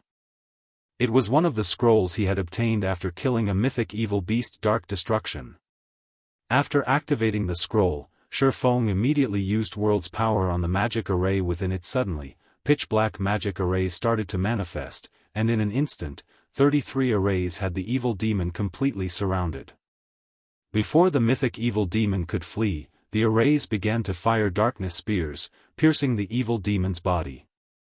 The 33 magic arrays quickly transformed the Mythic Evil Demon into a porcupine. The Mythic ranked Evil Demon's agonized screams were all anyone could hear. After another 2 seconds, every darkness spear in the Evil Demon's body exploded, instantly stealing over 8 million of the Evil Demon's HP. After the massive explosion, the Mythic Evil Demon was in an incomparably miserable state.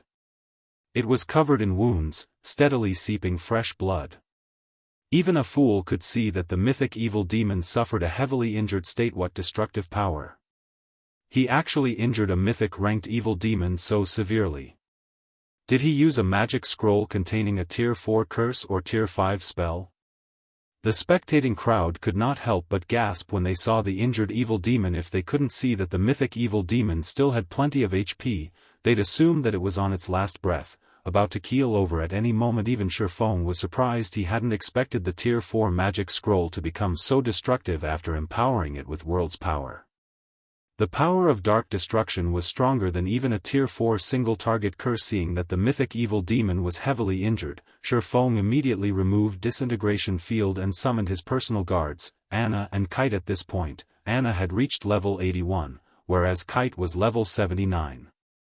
The two NPCs' leveling speed was simply staggering. Once the Mythic Evil Demon had become heavily injured, its basic attributes had fallen by 35%. Now, in terms of overall combat power, it was only slightly stronger than a level 80 Grand Lord. Meanwhile, after being summoned, Anna proceeded to summon her Golden Giant and 10 Rock Guardians. She then had the Rock Guardians form a magic array to suppress the Mythic Evil Demon. Further with this, the Mythic Evil Demon only had 50% of its original basic attributes remaining. Now, even the Golden Giant could put up a fight against the Mythic-ranked Evil Demon, not to mention Shifeng. With the Golden Giant serving as his MT, Shifeng focused on dealing damage. Phantom Kill. Flame Burst. Damages in the hundreds of thousands appeared, one after another, above the Mythic Evil Demon's head. To the Mythic Evil Demon, who only had a maximum HP of 75 million after being weakened, this was a considerable amount. Furthermore, Kite and Anna's damage kept up with Shifeng's. Although Lord and Great Lord ranked Evil Demons tried to intervene, the Rock Guardians' magic array kept them out of the fight. They could not hinder Shifeng and his minions in the slightest. Meanwhile, Beast Emperor's 4 remaining subordinates could only watch as their supposed savior rapidly lost HP. 80%. 60%. 20%. When the Mythic Evil Demon's HP fell to 20% and was about to enter a berserk state, Anna reacted by casting Chains of Light. Not only did the spell negate the evil demon's berserk state, but it also weakened the monster even further. Without the boost from its berserk state, the mythic evil demon couldn't free itself from this one-sided beating, and its HP continued to fall 20%. 10%, 5%. When the mythic evil demon only had 1% of its HP remaining, Shifeng activated Divine Providence. He then activated Instant Strike and appeared before the evil demon sword's orbit. Suddenly, a series of blue stars bombarded the mythic evil demon, plundering its final strand of HP. As the mythic-ranked evil demon died, a golden flash enveloped Shifeng. He had finally risen from level 65 to level 66. At the same time, 3 crimson balls of light emerged from the evil demon's corpse and hit the ground. When the watching crowd outside of the magic array saw the mythic evil demon's motionless corpse, their minds went blank. Chapter 1727, Blockade destroyed. Chapter 1727, Blockade destroyed. After seeing the mythic evil demon fall, Beast Emperor's 4 remaining subordinates were overwhelmed by their fear and despair. Although they had expected this outcome after watching Shifeng and his personal guard suppress the mythic evil demon, they couldn't help but shudder after watching the monster actually collapse at the swordsman's feet. To God's domain's current major powers, Tier 4 monsters were still insurmountable.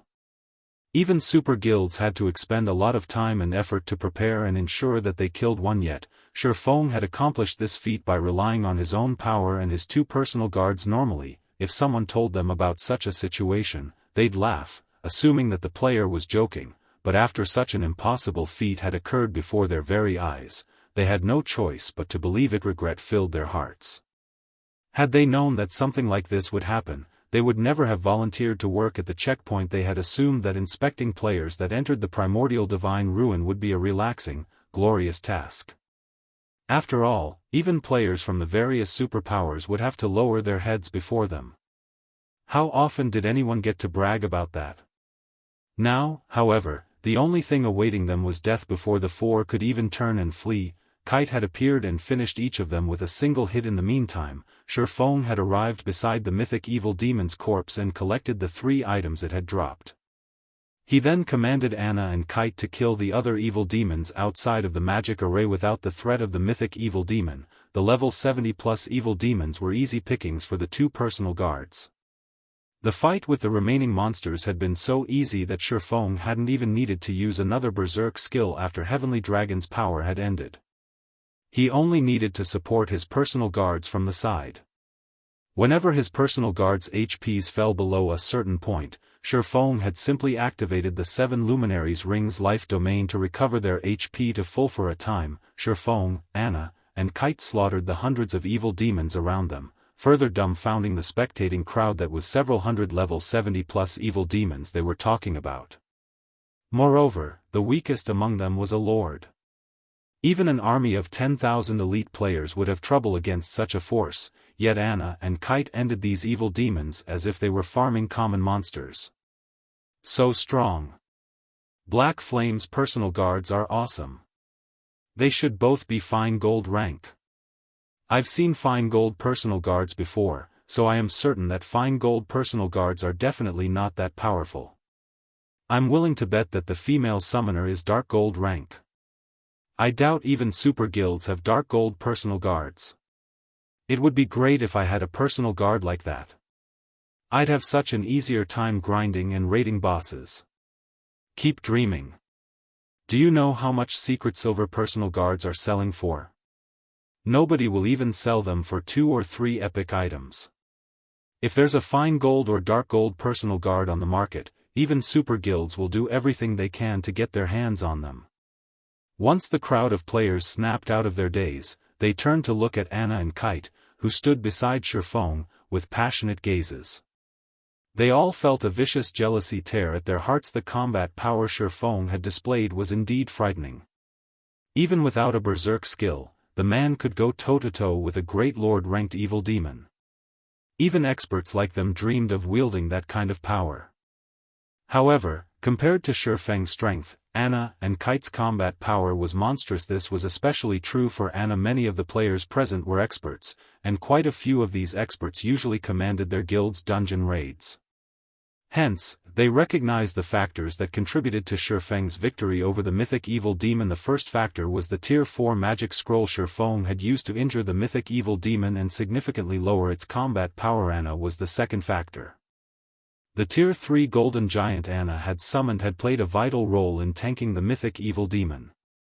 Meanwhile, her summoned rock guardians had formed a magic array that had suppressed the mythic-ranked evil demon further. Without these two factors, Shifeng wouldn't have been able to defeat the mythic evil demon. After watching this battle, the spectating crowd realized how important personal guards truly were. Even if a player were weak, they could rise to prominence in God's domain as long as they had sufficiently strong personal guards. When the various adventurer team's members, in particular, saw Anna and Kite, they felt as if doors to an entirely new world had opened before them. Personal guards, huh?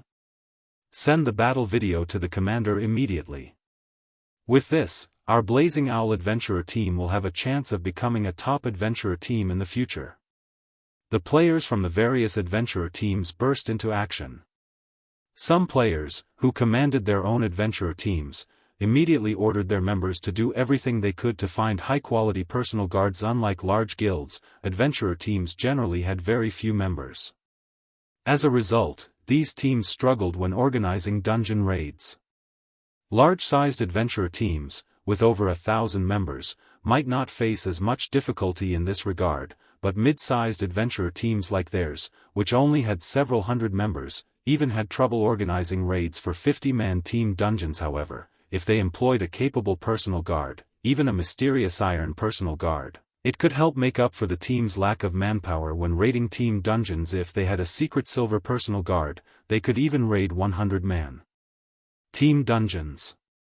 Then, they'd be able to obtain far better weapons and equipment for their adventurer team's members. These players now realized that personal guards played a crucial role in determining a mid-sized adventurer team's success. For a time, the various adventurer teams started a campaign to find powerful personal guards after watching Shifeng's battle. As a result, personal guards' prices skyrocketed.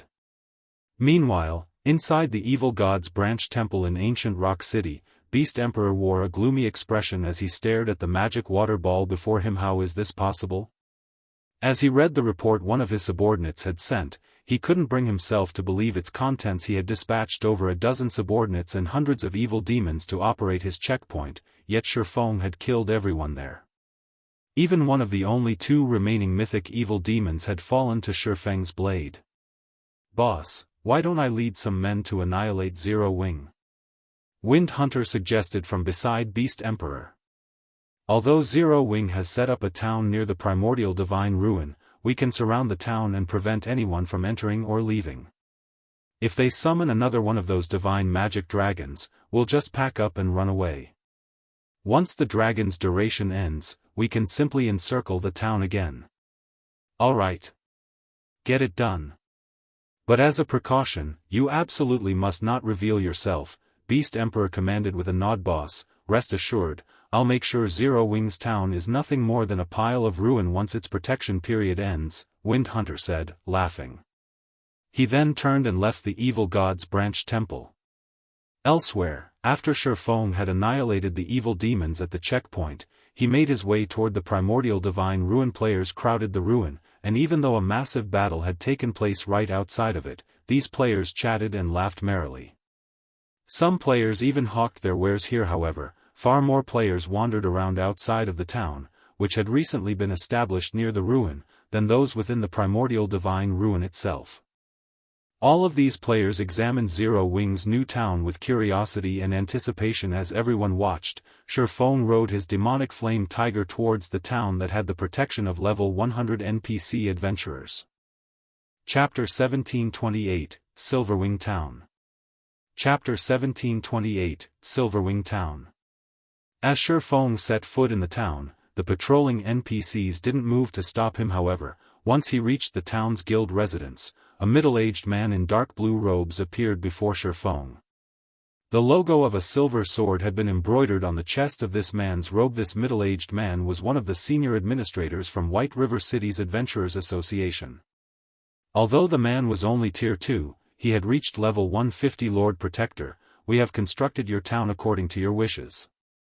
If there are no problems, please write its name on this town order." the NPC senior administrator said after approaching Shifeng. System, please name your town. If you fail to do so within 5 minutes, a name will be automatically generated. A name, huh? After Shifeng accepted the town order and pondered for a short moment, he entered the name of his new town on the town order Silverwing. Since there was already a Zero-Wing city in Star Moon Kingdom, he couldn't name the town Zero-Wing Town. Meanwhile, as this town developed as a neutral town, it would definitely become well known. Hence, to ensure that everyone knew that it belonged to Zero-Wing, and to increase the guild's popularity, Shifeng decided to name the town based on Zero-Wing's guild emblem, the silver, six-winged emblem. System, naming successful. Your town is now Silverwing Town. Once Shifeng named his new town, the nearby players watching received a system notification. System, you have discovered Silverwing Town.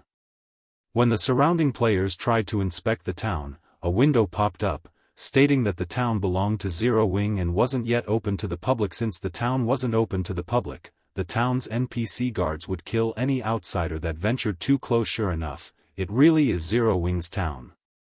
Zero-Wing is set for life. With their town right next to the primordial divine ruin, any guild or player that wants to explore the ruin will likely have to gather in Silverwing Town. Zero-Wing's development will definitely soar now. I know, right? Aside from Silverwing Town, there isn't anywhere to rest near the primordial divine ruin. Zero-Wing will make a fortune on the repair fees alone. For a time, the various large guilds and adventurer teams were truly jealous of Zero-Wing. Many guilds had already shifted the focus of their development to neutral maps, and as a result, neutral towns had become astronomically valuable. This was even more true for a neutral town beside a primordial divine ruin. Silverwing Town's value could likely rival that of 4 or more ordinary neutral towns. Meanwhile, the scouts the various large guilds and adventurer teams had stationed to watch the new town beside the ruin immediately reported the latest development to their superior Silverwing Town.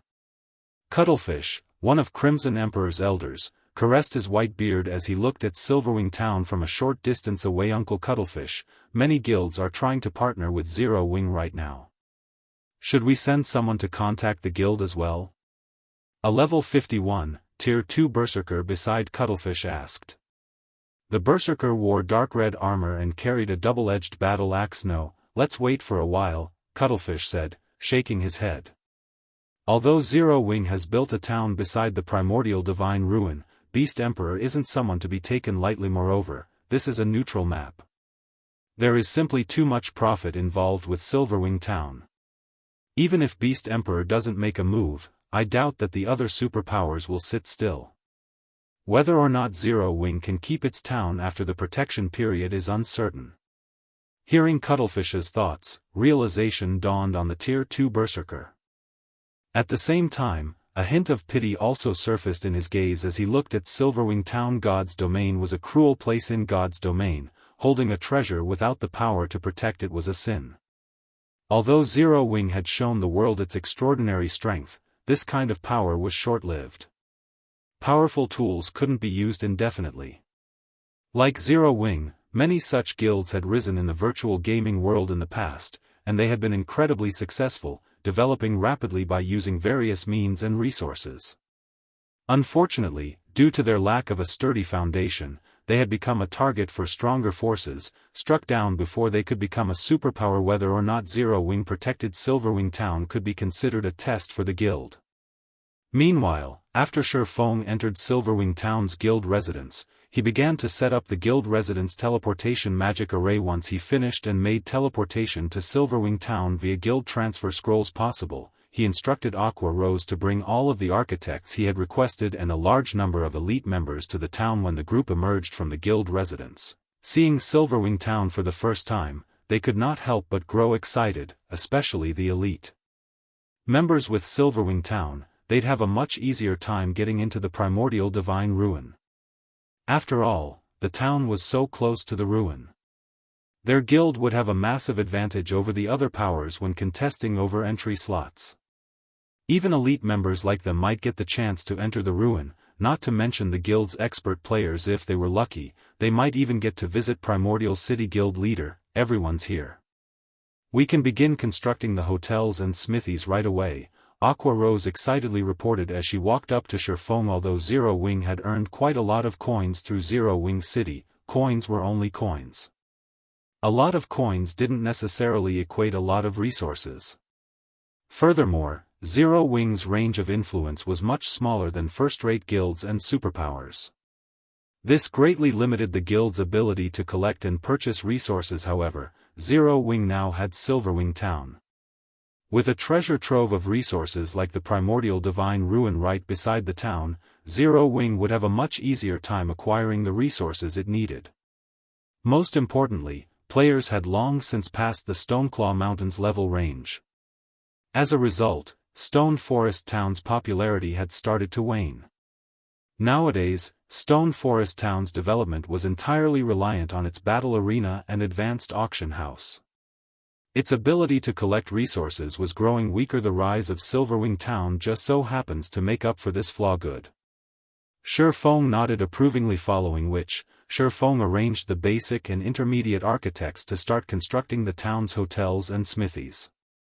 As for the advanced architects, he had them stay behind. As the advanced architects wondered what special task Shifeng had in store for them, Shifeng revealed the magic tower design he had obtained from the lost town in the Boneless Land.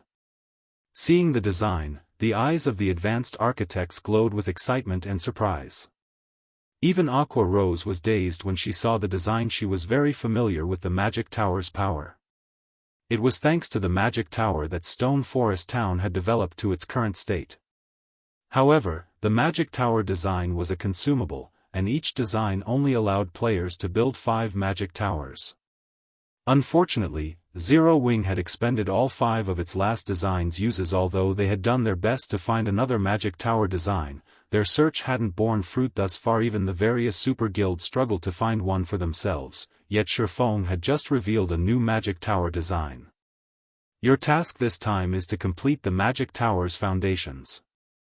I'll handle the core manufacturing personally, Shifeng said as he glanced at the dozens of advanced architects before him. Guild leader, may I know how many magic towers we'll be building in Silverwing Town?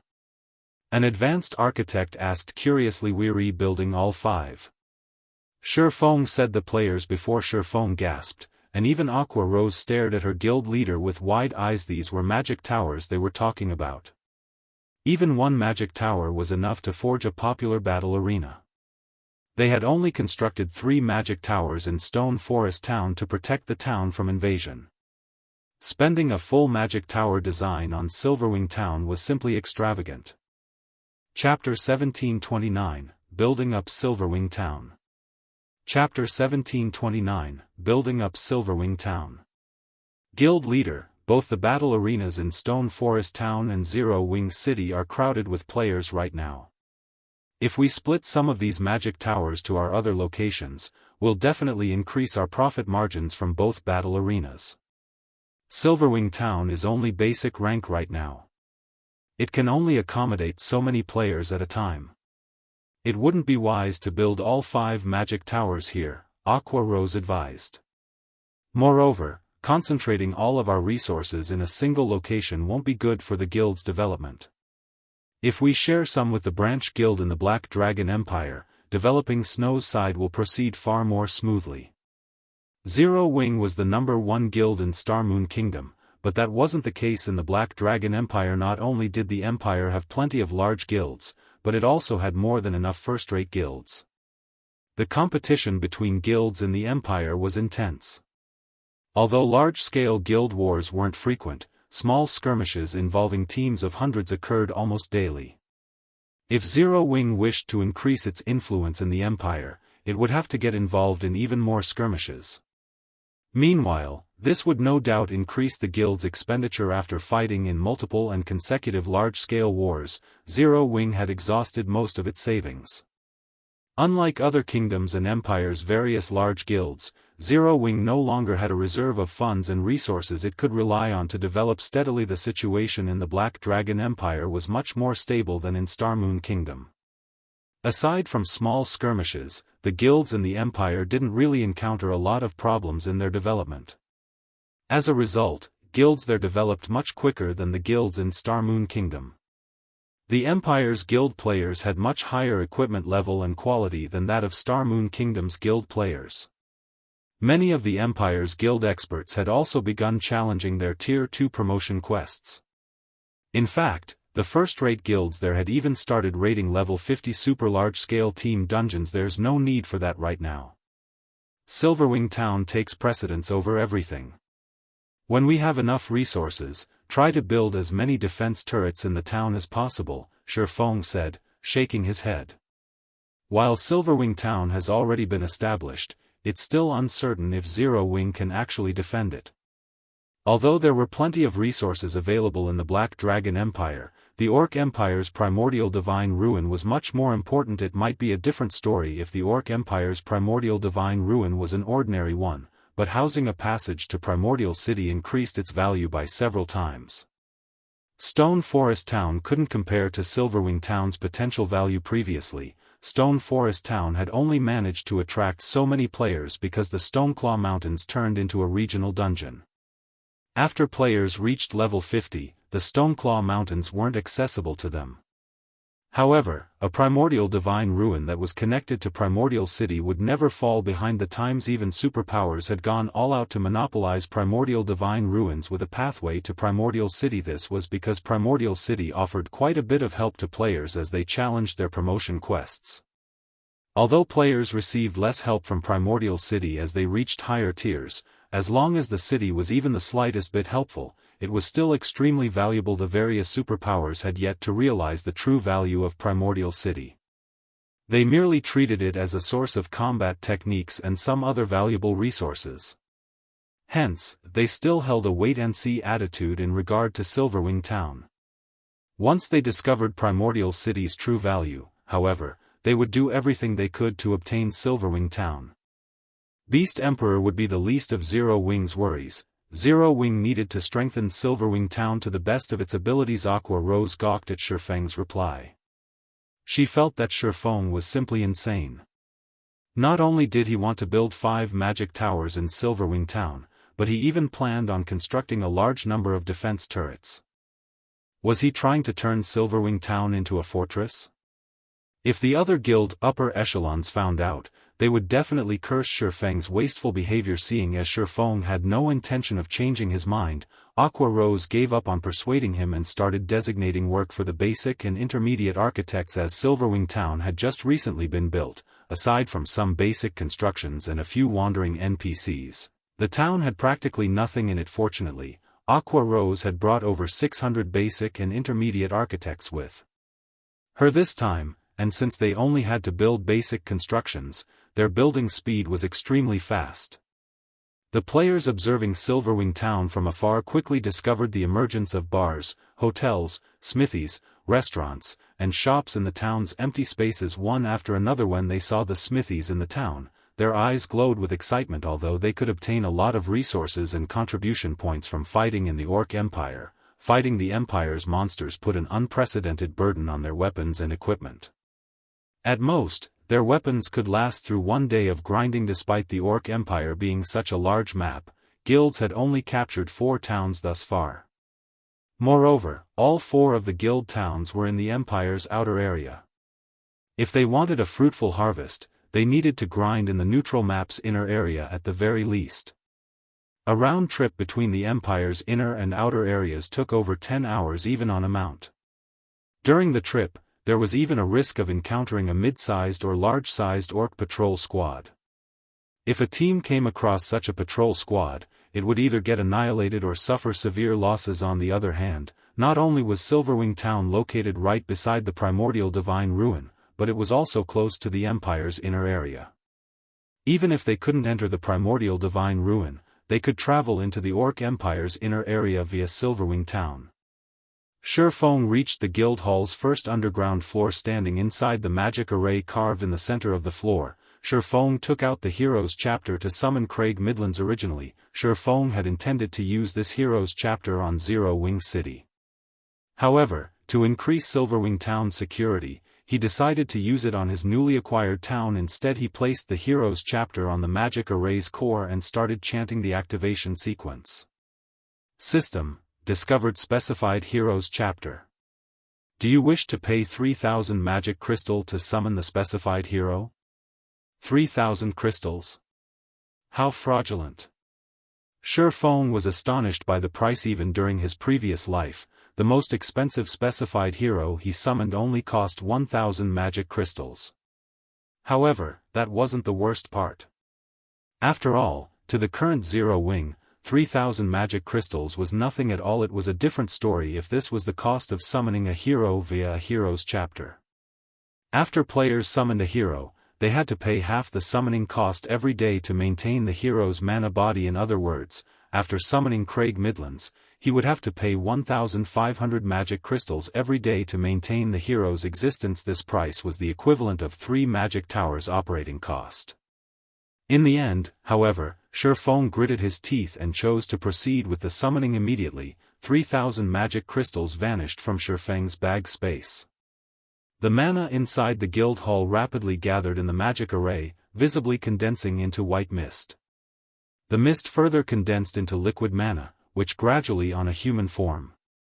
Once the human form was complete, the liquid mana released a blinding glow. The Heroes chapter, which hovered above the magic array, transformed into lines of divine runes that merged with the liquid mana. Once the divine runes had fully merged with the liquid mana, the blinding glow dissipated. When Shifeng opened his eyes again, he saw a middle-aged man before him. The middle-aged man was clad in white robes and wore a golden crown. He also wielded a purple gold, crystalline staff. Taking a closer look, Shifeng noticed white mist made of mana circulating the middle-aged man's body. It was as if the elemental mana within the floor had submitted to this middle-aged man and moved at the man's will. So, this is the Magic King Craig Midlands? Shifeng could feel that even if he had the attributes of a level 66, tier 3 player right now, he was still insignificant before the level 66, tier 3 Magic King. Before Shifeng could inspect Craig Midlands' attribute panel, he received a series of system announcements. Chapter 1730, Magic King's Ability. Chapter 1730, Magic King's Ability. Inside the silent guild hall, Shifeng could not help but be stunned when he looked at the system announcements he just received. System announcement: the Orc King has obtained the Ironblood Staff and unified the various Orc tribes. Activating the regional dungeon Orc capital city. System announcement: the Orc Empire has begun its invasion of its neighboring countries and constructed many teleportation war fortresses. System announcement: the Orc Empire has joined the Dark Alliance. The Orc Empire is now classified as a glory battlefield. Shifeng wasn't the only person shocked by the appearance of these 3 system announcements. The players residing within the Orc Empire and its neighboring countries were all stunned by these sudden announcements. A regional dungeon, fortresses, and a glory battlefield? Is the system trying to turn the entire Orc Empire into a war zone? Shifeng could not help but frown as he studied the contents of the system announcements. First of all, the Orc capital city. The quantity and quality of resources available inside a regional dungeon located in a neutral map were far better than what regional dungeons located within kingdoms and empires could offer. Not to mention, the Orc capital city was an Asura mode regional dungeon. Setting aside the quality of the weapons and equipment one could obtain from it, just the magic crystals one could get there would make it a target of competition for the various large guilds. Moreover, the Orc capital city's level limit started from level 50 and ended at level 100. A regional dungeon that covered such a wide level range was extremely rare in God's domain. In the future, the large guilds would definitely contest fiercely for the Orc capital city. Aside from the regional dungeon, the teleportation war fortresses would most likely become a fuse that would ignite a war between the major powers as well. The Orc capital city was located in the core area of the Orc Empire. Just traveling from the outer area to the core area would most likely require dozens of hours. However, the teleportation war fortresses could shorten this travel time to just a few seconds. This was possible because of the teleportation arrays set up in these fortresses, which could teleport players to anywhere within their range, just like the 4 towers of elements. These fortresses were scattered around the inner and outer areas of the Orc Empire. As long as players could capture these fortresses from the orcs, they could directly teleport to the core area of the empire, possibly even to somewhere close to the orc capital city. For this reason, the various large guilds would definitely do everything they could to capture these war fortresses, aggravating the situation in the orc empire even more. The orc empire had actually joined the Dark Alliance. With this, not only could players belonging to the dark forces move about fearlessly within the orc empire, but they would even receive help from the orc empire itself. Moreover, now that the entire orc empire had been classified as a glory battlefield, dark players and normal players would be after each other's necks constantly inside the orc empire. The reason for this was the glory points that players would earn from killing players of the opposing faction. Meanwhile, these glory points could be used not only to exchange for top-tier equipment but also to obtain battlefield titles. These battlefield titles were much more valuable than any weapon or equipment. In fact, they could even aid players in their promotions. Hence, whenever a glory battlefield appeared, a festival of blood would ensue and continue until one side was completely defeated. Moreover, the losing faction would have to pay a very steep price due to these reasons. Both factions would usually fight with everything they had. As Sherfong tried to process all these sudden developments, his head ached. The appearance of an Asura mode regional dungeon should have been a good thing. However, the timing of the dungeon's appearance only served to further boost the value of Silverwing Town in the eyes of the various major powers. To make matters worse, even the dark forces were intervening in the affairs of the Orc Empire, throwing the Empire into even greater turmoil. If Zero Wing was not careful, it was very likely to fall victim to the struggles of the various major powers at this moment. Sherfong wasn't the only person troubled by this sudden turn of events. After finding out about the changes made to the Orc Empire, the upper echelons of many large guilds also held emergency meetings to discuss how to deal with this situation. Meanwhile, the dark guilds and dark players hiding within the different kingdoms and empires all grew ecstatic upon receiving the system announcements. Their time had finally come. Although neutral maps were not restricted by any kingdom or empire, they still weren't friendly to the dark forces.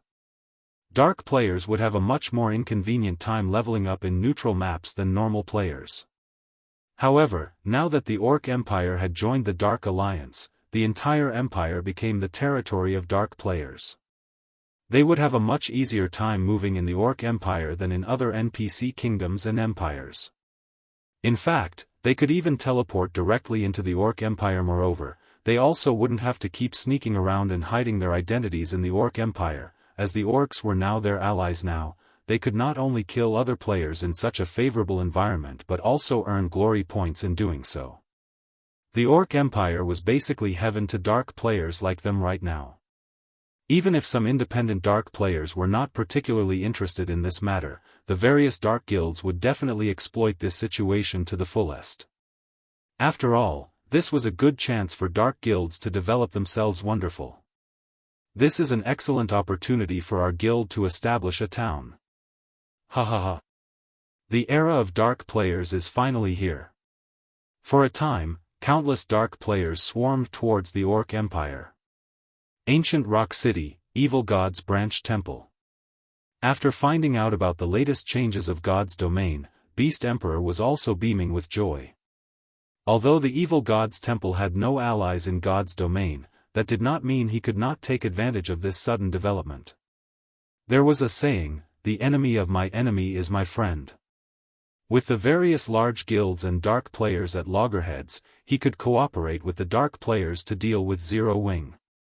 Doing so would allow him to exact his revenge and destroy Silverwing Town, as well as accelerate the collection of enough contribution points to hasten the invasion of Star Moon Kingdom. Wind, get in touch with the dark guilds in the different kingdoms and empires and tell them that I have a proposition for them. Beast Emperor said, chuckling wickedly. Understood. Wind Hunter nodded. He then ordered his subordinates in the Purple Thorns Empire to arrange for a meeting with the upper echelons of the various dark guilds. Meanwhile, inside the first underground floor of Zero Wing's Guild Hall in Silverwing Town, Sherfong had recollected himself and returned his attention to Craig Midlands. Craig Midlands, Hero, Great Lord, Wizard Saint. Level 66. HP 36,000,000/36,000,000. Growth potential, 96. As one of the 32 pillars, Craig Midlands had completed the God's Trial and gained the recognition of ancient gods for his achievements and strength. He possessed not only immense power but also some abilities that other heroes did not in the past. The hero Shifeng summoned using the specified heroes chapter he obtained had only one ability nonetheless. Craig Midlands had two of such special abilities. The first ability was called Hero's Glory, which facilitated the recruitment of powerful NPC soldiers for the town Craig Midlands was residing in. The second ability was called Magic Strengthening, which temporarily strengthened the weapons and equipment used by the NPC guards, improving their combat power significantly. Looking at these two abilities, Shifeng finally understood why exactly Craig Midlands was so powerful. It was no wonder the Magic King could easily defend a large city and become an existence that even the various superpowers were helpless against. Just the effects of Hero's Glory could already bring immense benefits to the town or city Craig Midlands protected, not to mention the ability to strengthen the NPC guards there. Every guild, town and city could recruit only a limited number of NPC soldiers. Hence, raising the quality of NPC soldiers was important. However, doing so was extremely difficult. The Magic King's ability to directly increase the combat power of NPC soldiers was simply absurd. Immediately, Shifeng assigned Craig Midlands as Silverwing Town's magistrate. Now, not only did the NPC have authority similar to Shifeng's, but the Magic King could also recruit and manage NPC soldiers on his own. Shifeng had given Craig the highest possible authority an NPC could have in a guild town. Just as Shifeng was about to have Craig start recruiting NPC soldiers, Aqua Rose suddenly sent him a message. The contents of the message were straightforward: the foundations of the 5 magic towers have already been completed. Only the cores are missing now. They redone already? Sure enough, having advanced architects construct the magic towers is much better. Shifeng felt a little surprised as he read the message. However, after giving the matter some thought, he found it reasonable. Constructing the foundations of the magic tower was a joke that even basic architects could handle with ease, not to mention advanced architects. With dozens of advanced architects working together, it was only natural that they completed the task so quickly, following which, Shifeng had the Magic King take independent action. As for himself, he left the guild residence and hurried to the magic towers in Silverwing Town. Chapter 1731, Taking Shape. Chapter 1731, Taking Shape. After leaving the guild residence and entering the street outside, Shifeng noticed that Silverwing Town looked much more like a proper town than before. Many new buildings decorated the town now. Even the 5-story tall shop meant for the candlelight trading firm had already been constructed. Now, all that shop needed was a link-up with the other shops owned by Candlelight and products to be put up for sale. Once that was done, Candlelight would be able to start doing business officially in Silverwing Town. Due to Silverwing Town having already reached a certain scale, the number of NPCs wandering about its streets had also increased. Now, the patrolling NPC adventurers and Zero Wings members weren't the only ones filling the streets. Moreover, Shifeng even noticed a few mercenary NPCs, wearing tattered armor, walking toward Zero Wings' residence, possibly drawn by the Magic King. Although these NPCs looked destitute, when Shifeng used omniscient eyes to inspect them, he discovered that even the weakest among them was a level 70, Tier 2 NPC. Normally, a recently established town would be fortunate to attract Tier 1 NPCs to become soldiers. Majority of the NPCs applying to garrison the town would only be at the elite standard. As for Tier 2 NPCs, those were basically impossible to find yet. Now, 3 Tier 2 NPCs were showing interest in becoming soldiers in Silverwing Town. For comparison, Zero Wing City had only a few hundred Tier 2 soldiers guarding it even until now. Although the 3 NPCs Shifeng spotted were not particularly high-leveled, they were more than enough to deal with current players. Besides, NPC soldiers leveled up much more quickly than players. It's no wonder people were saying that a powerful hero could give rise to a city. When Shifeng looked at the 3 Tier 2 NPCs, he could not help but recall the first-rate guilds that owned powerful heroes in the past. Although the funds and resources of those first-rate guilds were far from comparable to what super first-rate guilds and super guilds had, due to them obtaining powerful heroes, the defensive capability of their cities was not one bit lower than that of cities operated by superpowers back then. Even super guilds had trouble taking action against cities defended by powerful heroes. Only after acquiring Tier 6 players were super guilds able to deal with those cities easily. The reason for this was the strength of a hero not being limited to just themselves. Powerful heroes were also capable of recruiting powerful and talented NPCs to become soldiers of the cities they protected.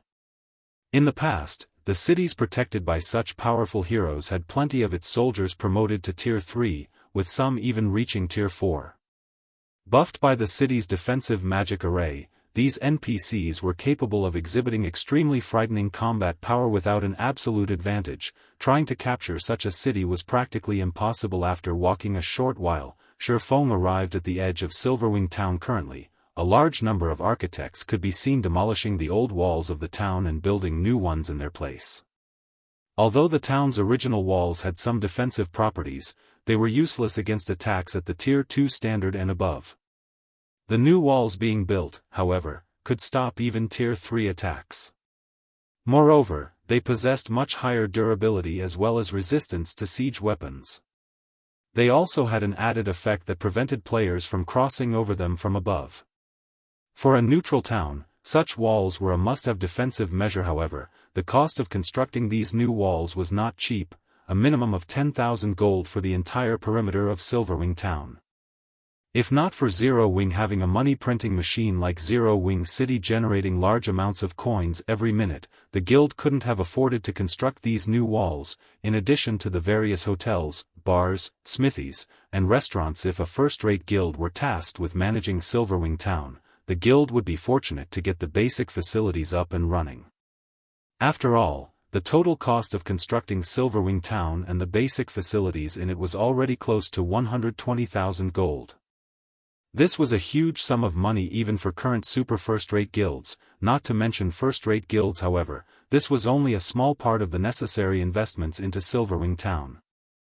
Zero Wing still needed to construct a battle arena as well as multiple defensive structures. Those things cost a lot more money to build than hotels and smithies. Meanwhile, standing at the four corners of Silverwing town were 4 magic towers as well as one more magic tower located close to the town's main entrance. Guild leader, several superpowers have already contacted us. They say they're willing to partner with us as long as we hand over 50% of Silverwing town's shares as well as allow them to build a guild residence in the town. In return, they'll help us fend off Beast Emperor's attacks in addition to investing 200,000 gold for the fortification of Silverwing town's defenses, Aqua Rose reported when she saw Shifeng approaching her 50%. Every superpower is asking for this price? Shifeng asked curiously. He was not particularly surprised by the fact that the various superpowers were offering to invest in Silverwing town. After all, such situations frequently occurred during his previous life. In the past, many first-rate guilds had, fortunately, come across a town building order but lacked the strength to safeguard the town they built in a neutral map. In the end, these first-rate guilds would choose to partner with a superpower. The first reason for partnering with a superpower was to protect the town. The second reason was to free up more funds for the development of their own guilds. They would not have to sink everything they had into their neutral town's MHM. Although there are slight differences in their offers, they have all stated that the 50% shares are a must, Aqua Rose replied, nodding. I've already tried negotiating with them on this point, but they all are of the opinion that we won't be able to hold Silverwing town against Beast Emperor. After factoring in the latest system announcements, they are even more unwilling to budge on this point. We also just received news that Beast Emperor has managed to add another large batch of evil demons, evil beasts, and independent players to his forces. Right now, these forces are already making their way towards Silverwing town from ancient Rock City.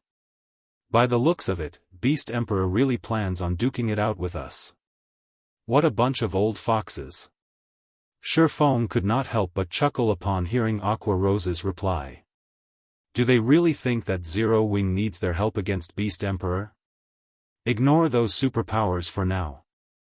All we need to do at the moment is have Zero Wing City's elite and expert members come over to Silverwing town to develop themselves.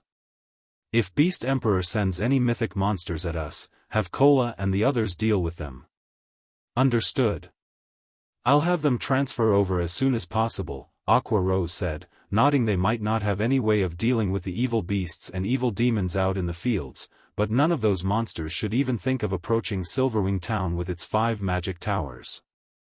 Even if Beast Emperor sent a mythic monster at Silverwing Town, their side had Kola and many other Tier 2 players who wielded Tier 3 mana weapons. Including the buff from the magic towers, Kola and the others should have no problem going up against mythic monsters. After Shurfeng was done speaking, he entered the closest magic tower and immediately began carving the magic circuits necessary for operating it. The magic circuits were formed using advanced magic arrays. For other players, this was a very difficult and time-consuming task. For Shurfeng, who had already become a master magician, however, he could easily complete the necessary advanced magic arrays and connect them into a functioning magic circuit all by himself within 5 minutes. Shurfeng was done engraving the magic circuit for 1 magic tower after spending about an hour running around, visiting the 5 magic towers. He was finally done engraving the core magic circuits of the magic towers. Good. Activate all magic towers simultaneously. Shurfeng commanded as he stood inside the magic tower located behind the town's main entrance. Immediately, Aqua Rose and other members of the guild's upper echelon, who were stationed inside the other 4 magic towers, activated their respective magic towers. Suddenly, the gigantic crystal atop each magic tower released a dark blue glow. A pillar of light then shot up into the air from each crystal. In the next moment, the towering light pillars split apart and formed light blue barriers that enveloped the entire Silverwing Town. The instant the barriers formed by the 5 magic towers came into contact with each other, the barriers immediately took on a darker shade. By the time the barriers of the 5 magic towers fully merged with each other, a dark blue translucent dome had formed around the entire Silverwing Town. The spectacular scene was visible even to players over at the Primordial Divine Ruin. What's going on? What's happening in Silverwing Town? Everyone present at the Primordial Divine Ruin was dumbfounded as they looked at the dark blue dome covering Silverwing Town, because they could feel the density of the mana around them actually increasing gradually. Chapter 1732, The Effect of 5 Magic Towers. Chapter 1732, The Effect of 5 Magic Towers. Silverwing Town's sudden transformation immediately attracted the attention of the various major powers at the Primordial Divine Ruin. What's going on with Silverwing Town? It's actually causing such a powerful mana drain.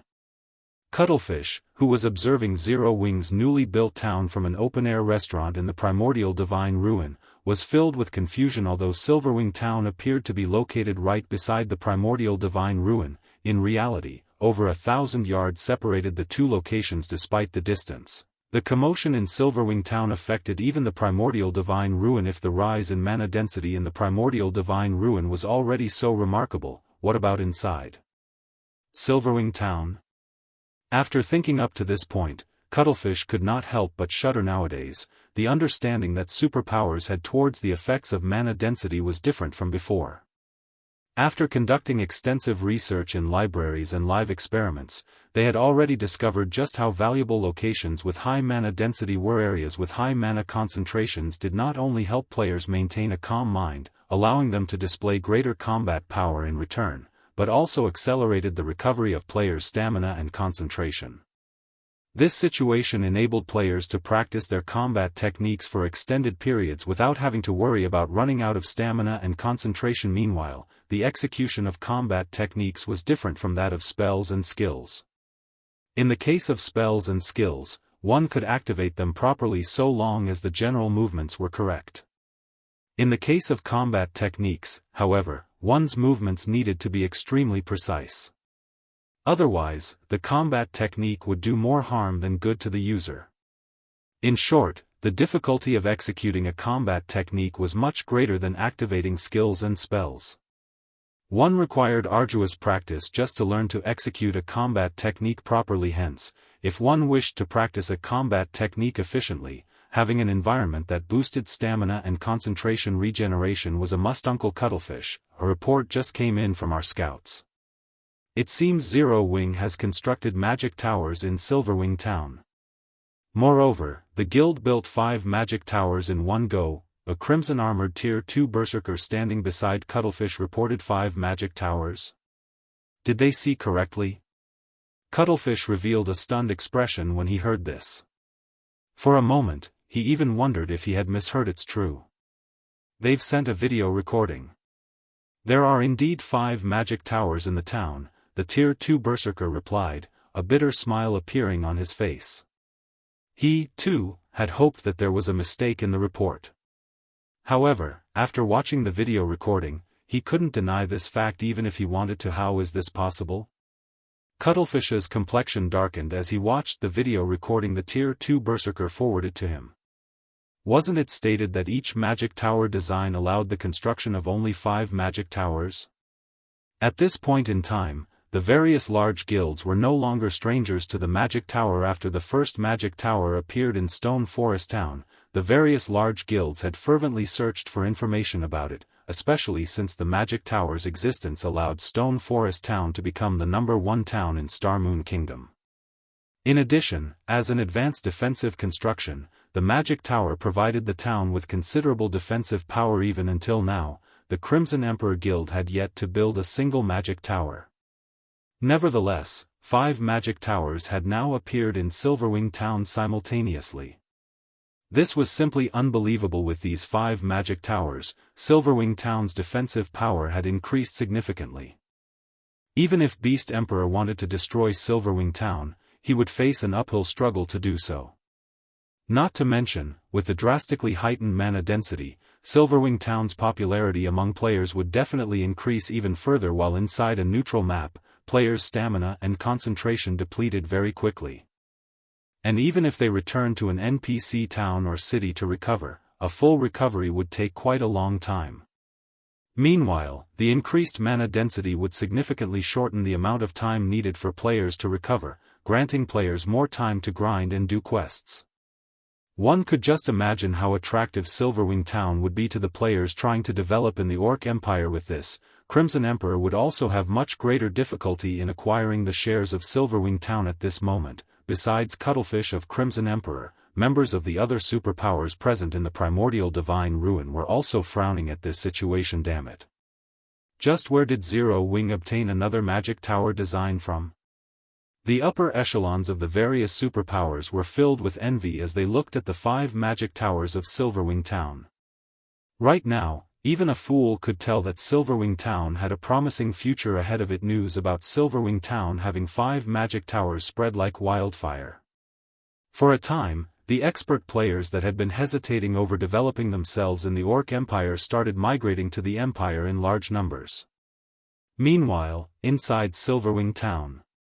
So, this is the effect of having 5 magic towers in a single town? Shurfeng was a little surprised as he felt the density of the ambient mana. He also noticed an additional buff appearing in his status window. Spirited State. If you remain in this state for 5 hours, your EXP gain will increase by 30% for 1 hour. If you remain in this state for 10 hours, your EXP gain will increase by 30% for 2 hours. Shurfeng's eyes glowed when he read the description of this buff. Moreover, aside from this additional buff, the 5 magic towers also received a boost to their attack range, their defensive radius now covering 6,000 yards. Shurfeng had never imagined that constructing 5 magic towers in a single town would bring such bonuses. This was his first time learning about such a matter. However, this was also a reasonable situation. After all, magic towers were incredibly precious. This was true even after 10 years had passed in God's domain. In his previous life, the various superpowers would split the magic towers they had to as many towns as possible. Even in important towns and cities, they would construct 3 magic towers at most. Nobody had been willing to spend an entire magic tower design on a single location. If the various large guilds in his previous life had found out that there was such a benefit from constructing 5 magic towers in a single location, most likely every guild that acquired a magic tower design would spend it entirely on a single town or city. After all, in Stone Forest Town, one needed to stay in a hotel to acquire this Spirited State buff. Yet, now, just being inside Silverwing Town granted players the buff. Only, the effects of the buff were inferior to the one gained by staying in Stone Forest Town's hotels, as the 30% increased EXP gain lasted only 2 hours. Even so, this buff was still extremely valuable. Now that such a benefit was available for free, the number of players willing to visit Silverwing Town would definitely increase even further. Most likely, the town would be able to develop into an intermediate town within a short period afterward. Phone called out Silverwing Town's system interface and allowed access to non-guild members. Quick, look! Silverwing Town is now open to the public. Some observers quickly noticed the change in the town's status. Suddenly, countless players swarmed into the town. I am in a spirited state. What's going on? Is this a joke? We can accumulate 2 hours of increased EXP gain buff just by staying inside Silverwing Town. All hail Zero Wing. The players that entered Silverwing Town could not help but gape in shock when they looked at their status windows. Originally, Silverwing Town was already a very attractive location for players. After all, it not only boasted a higher mana density than even Stone Forest Town but was also located right beside the primordial divine ruin. Now that players could even gain the spirited state buff just by being in the town, Silverwing Town was basically heaven for players. Within just a few minutes of opening to the public, Silverwing Town's player population had already shot past 100,000. Moreover, this number continued to skyrocket. The player population would most likely zoom past 200,000 before the hour was over. Guild leader, we detected a large number of players and evil beasts heading in our direction through the magic towers. Many among these players are dark players. By the looks of it, they are planning to camp outside the primordial divine ruin and start a war of attrition with us, Aqua Rose said, frowning as she looked at the approaching evil beasts and dark players through the crystal ball of a magic tower. Beast Emperor sure is persistent. Phone could not help but chuckle as he looked at the images Aqua Rose sent him. Since that is the case, if they dare come close to the primordial divine ruin, make sure to give them a proper greeting using the magic towers. Chapter 1733, Earth-shattering blow. Chapter 1733, Earth-shattering blow. A large group of evil demons and evil beasts, easily over 50,000 in total, had set up camp in the wilderness outside of the primordial divine ruin. This particular group also included some cloaked players, which all radiated killing intent. Just looking at these players could make one shiver. Some of these players didn't even bother with black cloaks to hide their identities, revealing the black IDs above their heads. It was obvious that these players had slain a frightening number of players. They were definitely not ordinary expert players. All of these players were very well geared.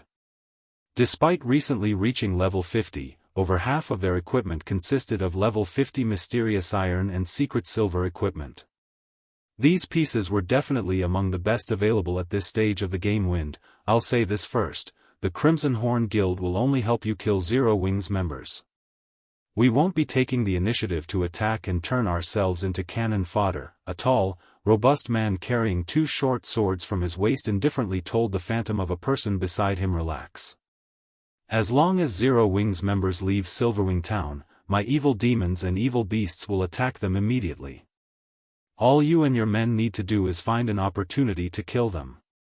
However, don't forget, my goal involves more than making them lose a single level. Wind Hunter reminded the man he hadn't only chosen to work with Crimson Horn because it was a famous dark guild in the Dark Knight Empire, he had also chosen the guild due to its production of a particular type of poison. This poison was called Soul Devourer and would be applied to a player's weapons. When these coated weapons were used to kill a player, the poison would corrode the player's soul, and depending on how much poison was applied, the victims could lose up to 3 levels before entering a weakened state. During this weakened period, players could not level up. In return for Crimson Horn's assistance, the Evil God's Temple would help the Dark Guild's members grind glory points and accumulate battlefield titles. Leave this to us. As long as we slay Zero Wings members, I guarantee that they will need some time to recover their strength, the indifferent man said confidently. If there weren't so many guilds here, I'd love to fight Zero Wings peak experts. I've heard that their combat standards are quite good, and every item they wear is a treasure. However, by the looks of it, that doesn't seem possible. Saying so, the indifferent man turned to the 6 cloaked players behind him. He wasn't pleased that he couldn't see their appearances. These 6 players would be responsible for dealing with Zero Wing's peak experts in the upcoming battle. Although these 6 people were dark players, they did not belong to a dark guild. Rather, they were members of an adventurer team called Dark Hunters. The adventurer team was quite famous in the Dark Knight Empire, and not even Crimson Horn avoided provoking the team. The Dark Hunters adventurer team consisted of monstrous players, and every member was a dark player. Not long ago, the Dark Hunters had dispatched a 20-man team to annihilate the first-rate guild, Tyrant Emperor's main force. Said force had included 1,000 players. Among the Dark Hunters' 20-man team, 8 were Tier 2 players who had absurd combat standards and basic attributes. Even Star Harvester, Tyrant Emperor's guild leader and a level 51, Tier 2 assassin, had died in the battle naturally. A Tier 2 assassin possessed much stronger life-saving skills than a Tier 1 assassin. Even 5 Tier 2 experts working together should not be able to stop a Tier 2 assassin's escape, yet Star Harvest had still been killed. Moreover, a single player from the Dark Hunters had accomplished the deed. The strength the Dark Hunters had displayed had thoroughly shocked the Dark Knight Empire. Star Harvester wasn't some ordinary expert. He was a Refinement Realm expert who ranked 305th on the God's Domain experts list. Not even ordinary Refinement Realm experts stood a chance against him yet. The Dark Hunters had killed him even before the battle with Tyrant Emperor. The Dark Hunters had created many frightening battle records. Only, these battle records had been carried out in secret, unknown to the various large guilds. The adventure team's accomplishments included the assassination of Crimson Horn's guild leader, Crimson Ghost. This was also why Crimson Ghost wasn't happy to see the 6 Dark Hunters members. In Crimson Ghost's opinion, the players from the Dark Hunters were inhuman, and he hadn't reached this conclusion just because of their monstrous strength. Rather, this opinion was based on the appearance they took on when they activated their true power. When they used their true power, they lost their human form, transforming into true monsters. They also used different combat methods than players like himself. Every one of the 6 players that had been sent from the Dark Hunters was a Tier 2 player. Even without the help of the evil demons and evil beasts, these 6 players were more than enough to deal with Zero Wing's main force members. Since everyone's all here, we'll proceed with the next phase of our plan. First, we'll set up an encirclement around the Primordial Divine Ruin and Silverwing town. But make sure you stay a safe distance away from the town. We estimate that those magic towers have a maximum attack range of around 1,500 yards. Do not enter that range. We won't be responsible for your deaths. Hearing Wind Hunter's warning, the various dark players nodded their heads. War weapons were no laughing matter. The magic tower's attacks possessed power at the peak of Tier 3. Moreover, the attacks had very large ranges. Unless one used an invulnerability skill or spell, no player at this stage of the game could block an attack from a war weapon and survive. No, there was one player who could block an attack from war weapon like the magic tower, but none of these dark players believed that they had the strength to rival Black Flame. When Wind Hunter finished speaking, the present players went into action. Wind Hunter then organized his evil demons and evil beasts to surround the Primordial Divine Ruin and Silverwing town. Shortly after the evil demons and evil beasts began to move, the players in the Primordial Divine Ruin discovered their advance. There are so many evil demons and evil beasts. That should be at least 50,000, right? Is Beast Emperor launching another assault? The crowd at the Primordial Divine Ruin gulped when they saw the approaching evil beast and evil demon army. Although they knew that Beast Emperor only planned to target Zero Wing, they couldn't help their growing fear and anxiety as they watched the monsters draw near. Good. They're finally here. When the various superpowers upper echelons saw the evil demons and evil beasts, their moods considerably brightened. Let's see how Zero Wing maintains its arrogance after this. As long as Beast Emperor was willing to fight against Zero Wing would be under a considerable amount of pressure regardless of whether Beast Emperor won or lost. In that case, they would have an opportunity to acquire the shares of Silverwing town. However, when the evil beasts and evil demons were less than 1,000 yards away from the Primordial Divine Ruin, one of the magic towers in Silverwing town, which stood over 3,000 yards away from the monster army, began to gather energy. The mana around the magic tower swiftly collected at the gigantic crystal atop the tower. After a 2-second charge, a pillar of black-white light shot up from the gigantic crystal. Even the players at the primordial divine ruin could clearly see the pillar. What's Zero Wing trying to do? The sudden development confused everyone watching as these players wondered about the light pillar. It angled downward and shot into the center of the evil beast and evil demon army. Following which, the light pillar expanded and devoured the nearby evil demons and evil beasts. Every monster at special elite rank or below died instantly as the light washed over them. Only chieftains and above had survived, although the monsters at chieftain rank had very little HP remaining. The attack had even heavily injured the Grand Lord ranked evil demons and evil beasts. Chapter 1734, Silverwing's Might. The light pillar that had blasted into the evil demon and evil beast army had only stopped expanding after it had covered a 100-yard radius. It then gradually disappeared as the beam attack's horrific energy scattered. The fading light revealed a massive crater in the field the monster army occupied. Only the chieftain rank and above evil demons and evil beasts remained alive, while all else had been burned to ash. A single attack had killed hundreds of evil demons and evil beasts, and every surviving monster was heavily injured, drastically decreasing their combat powers. Not even the Grand Lords that had received the attack had been spared. Seeing this, the players at the distant primordial divine ruin gaped in shock. That had been too powerful. The power of that attack could practically rival that of a tier 4 spell. What's going on? Didn't they say that Silverwing Town's magic towers should only have an attack range of roughly 1,500 yards? The expressions of Crimson Horn's members darkened as they stared at the crater only a short distance away. Had the beam attacks been shifted slightly, it would have killed more than just evil demons and evil beasts. The death count would have included players like them, as well. Crimson Horn's members weren't the only ones horrified by this sudden attack. The various superpowers members fell into heated discussions, finding Silverwing Town's attack inconceivable. How does that magic tower have such a long attack range? Cuttlefish wore an ugly look as he stared at the fading light pillar. He had thought that Beast Emperor would force Zero Wing into a corner, preventing the guild's members from setting foot in the primordial divine ruin. However, with such an increased attack range on the town's magic towers, even reaching the ruin itself, Beast Emperor was powerless to stop Zero Wing's members from competing for entry slots. After all, the magic tower's attacks were extraordinarily powerful. If Beast Emperor sent his minions to block Zero Wing's path, the guild would retaliate without mercy.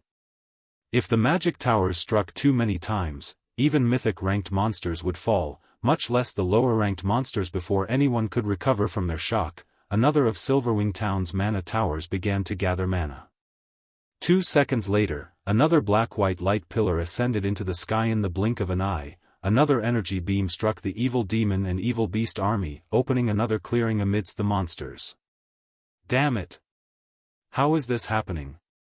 Wind Hunter's heart bled as he watched his evil demons and evil beasts fall by the hundreds. He had gone to great lengths to nurture these evil demons and evil beasts. He could accept their deaths if their deaths had meaning, but right now, they were nothing more than living targets for Zero Wing. As Wind Hunter prepared to issue a new command, another beam attack slammed into his monster army. Boom. This time, the attack had taken the lives of more than just a large number of evil demons and beasts. Some of Crimson Horn's members hidden among the monster ranks had died instantly. Retreat. Everyone retreat. Crimson Ghost shouted through the team chat with an ashen complexion. Dark guilds had far fewer members than ordinary guilds. A very powerful dark guild generally only had around 30,000 members. Crimson Horn had barely over that count. For this operation, Crimson Horn had dispatched 2,000 expert members, nearly every expert in the guild, and that last beam attack had killed over 100 Crimson Horn experts. At this moment, Crimson Ghost developed a deep hatred for Wind Hunter because of Wind Hunter's misinformation. Crimson Horn had lost over 100 experts for no good reason. As dark players, the death penalty they suffered was much more severe than ordinary players. Even though their alignment with the dark forces would lighten their death penalty slightly, it was still harsher than what ordinary players faced. Now that over 100 Crimson Horn experts had been killed, the guild had lost over 5% of its peak combatants. If they suffered another blow like that, the consequences would be unimaginable. Just as Crimson Horn's members began to retreat, Zero Wing's members flooded out of Silverwing town. Although only a little over 2,000 guild members had emerged, every one of them rode a majestic thunder wolf. The spectacular scene of 2,000+ thunder wolves stunned both the spectators and Wind Hunter's group bastards. Wind Hunter bellowed in rage as he watched Zero Wing's army charge towards him. After bombarding his army with the magic towers, Zero Wing actually took it a step further and sent its members to pursue his remaining forces. It was obvious that Zero Wing wanted to show everyone that the evil god's temple was not a foe worth worrying about. To make matters worse, Zero Wing had only dispatched a little over 2,000 members for the pursuit. If news of this spread, the evil god's temple's prestige would be tarnished. The temple would become a laughing stock in the Orc Empire immediately. Wind Hunter had his evil demons and evil beasts charge at Zero Wing's army, even going as far as to mobilize 2 mythic evil beasts. Although the magic tower's attacks were powerful, they couldn't easily take down mythic-ranked monsters. In fact, the 2 mythic evil beasts would have no problems escaping the battlefield even after annihilating Zero Wing's force. Moreover, with how far the magic towers could reach, Zero Wing wouldn't dare to fire on the evil demons and evil beasts as they clashed with the guild's members. Suddenly, one level 60+ evil demon and evil beast charged towards the incoming players, but before they could reach their targets, 2 more beam attacks plowed into the monster's front line. The beams wiped out any elites and special elites they struck, while leaving the rest heavily injured. After the 2 beam attacks descended, Zero Wing's members, who wielded mana weapons, finally made contact with the evil demons and evil beasts.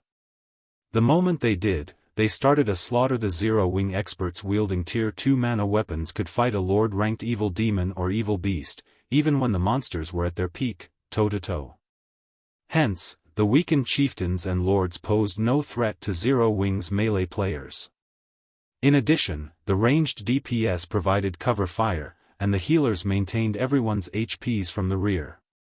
Overall, the first wave of evil demons and evil beasts that met Zero Wing's army in combat was no match for Zero Wing's army. Finally, the 2 mythic-ranked evil earth dragons arrived before Zero Wing's forces, their massive frames looming like 2 mountains. The evil earth dragons then released deafening roars as they swiped their massive claws at the enemy players. However, before their claws could reach the melee players before them, 2 figures appeared before each monster. One of these figures was Kola, while the other was Turtledove, and the 2 MTs had already activated the power of darkness, increasing their attributes significantly. Silver divine runes illuminated the Tier 3 mana weapons in their hands, and once the 2 guardian knights reached the evil earth dragons, they swung these weapons at the incoming claws. Tier 2 skill, Divine Adjudication.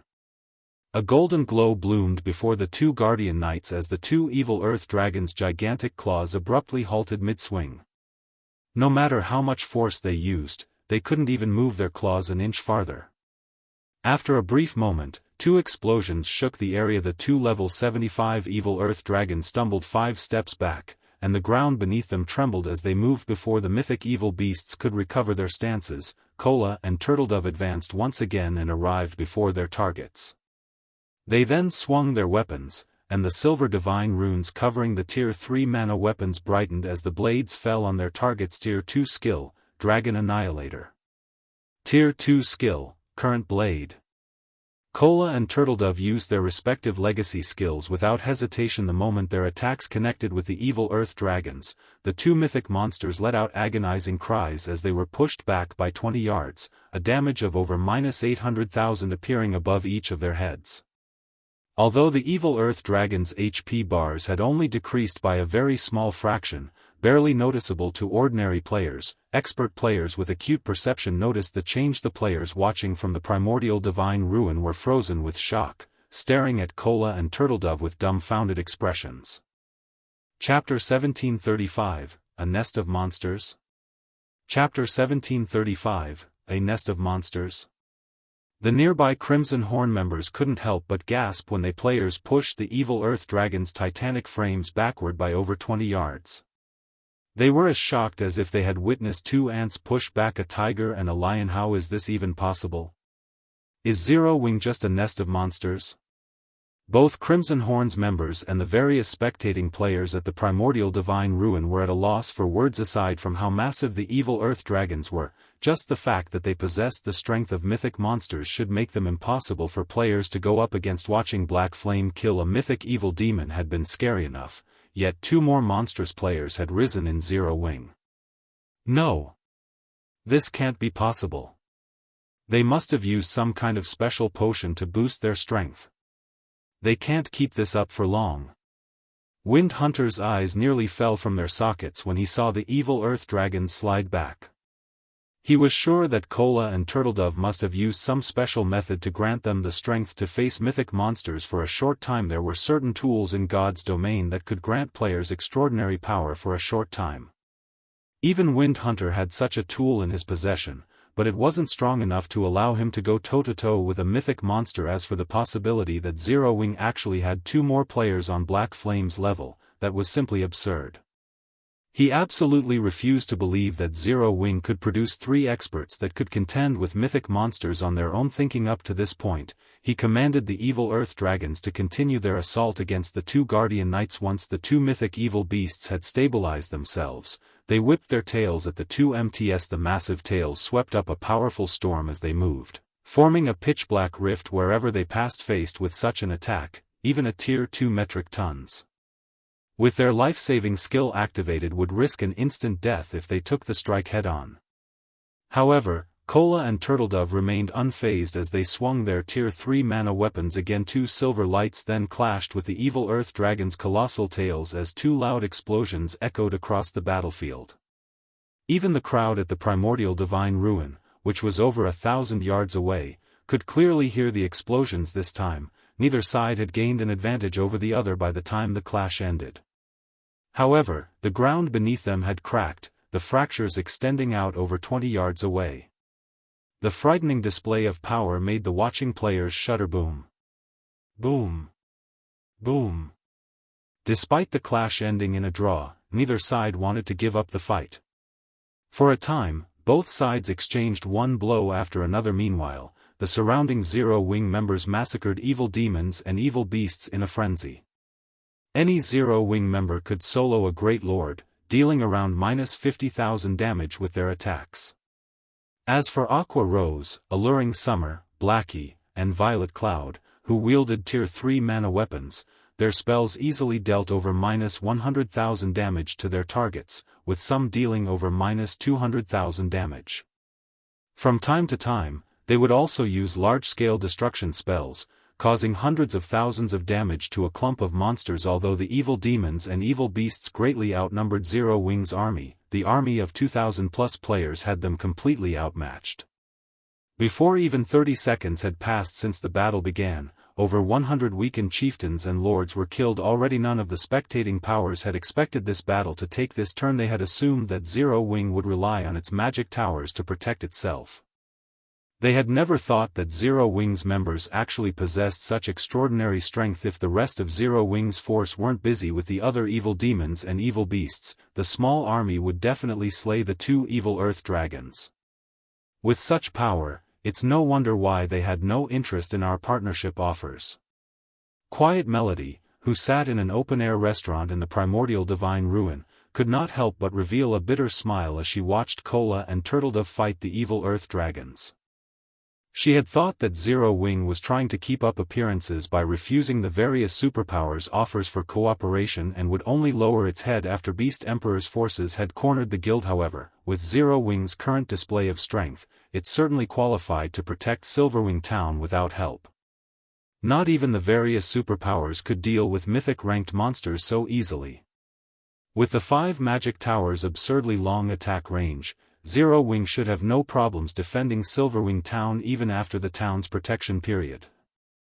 That damned Wind Hunter. He nearly made us enemies with Zero Wing.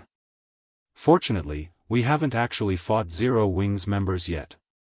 We should still have time to escape Zero Wing's notice. Crimson Ghost could not help but glare at the distant Wind Hunter as he watched the evil demons and evil beasts' extermination. Zero Wing's strength was nothing like what Wind Hunter had told him. Every one of Zero Wing's experts was ridiculously strong.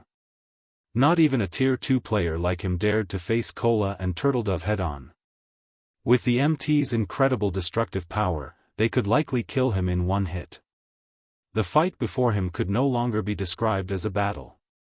This was basically a one-sided slaughter. When Crimson Ghost recalled how he had lost over 100 guild experts, he truly felt fortunate. If not for that incident, he wouldn't have given the command to retreat. Had his army of 2,000 players assaulted Zero Wing's members, the consequences would have been disastrous. Seeing Zero Wing's frightening combat power also instilled an indescribable shock in Crimson Ghost.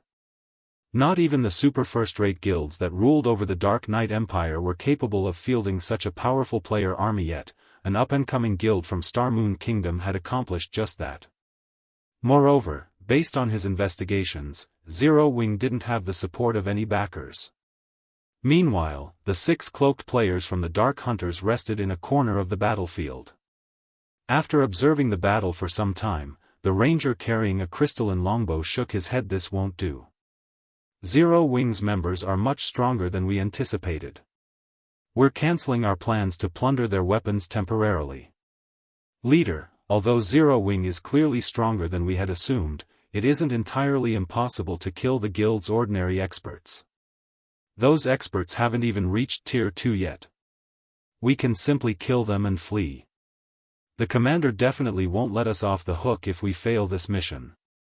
Although the ranger leading this party wanted to cancel the operation, the other 5 members shook their heads, objecting to the idea when they thought about how frightening their commander was, in particular, and the punishment awaiting them if they failed. They couldn't help but shudder. Their party leader might be able to bear the penalty, but they couldn't. Hearing his party members' objections, the ranger glanced at Zero Wing's ordinary experts.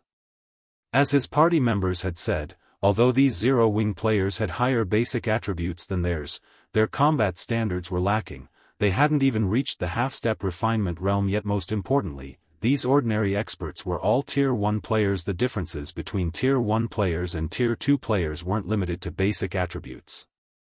There was also a massive gap between their skills and physiques. With the strength of their 6-man party, they should be able to pick off a few of these ordinary experts before departing safely. Based on his observations, there were fewer than 10 players on Zero Wing's side that could pose a threat to their party.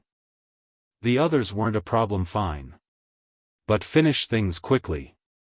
Flee as soon as you get your hands on their weapons. The ranger said, nodding after giving the matter some thought. Their mission required that they obtain the weapons Zero Wing's peak experts wielded, but trying to kill Kola and the others was too much of a challenge right now. On the off chance that Zero Wing's peak experts surrounded them, their deaths would be almost certain. If they targeted the weaker experts, though, they'd have higher chances of success. Although they wouldn't obtain the weapons Zero Wing's peak experts wielded, at least they wouldn't return empty-handed. Under the ranger's lead, the Dark Hunters' 6-man party charged toward Zero Wing's members, who were embroiled in a battle with the evil demons and evil beasts. Chapter 1736, Confrontation with the Dark Hunters. Chapter 1736, Confrontation with the Dark Hunters. On the chaotic battlefield, Kola and Turtledove continued to block the evil Earth Dragon's attacks. Meanwhile, the other Zero Wing members frantically cleared out the heavily injured evil beasts and evil demons, rapidly dwindling the army's numbers. The battle was thoroughly in Zero Wing's favor. Because of this, Zero Wing's excitement continued to mount as they fought. The mana weapons' incredible attack power couldn't compare to their normal weapons, and even though they were Tier 1 players, they completely overwhelmed the Lord-ranked evil demons and evil beasts. Although the slain monsters didn't drop any loot, these players did receive a bountiful amount of EXP. After fighting for just a short moment, their experience bars had grown by a noticeable chunk. Upon reaching their level, they required a ridiculously high amount of EXP for each level up. Sometimes, they'd grind for 10 minutes straight without any noticeable change to their experience bars.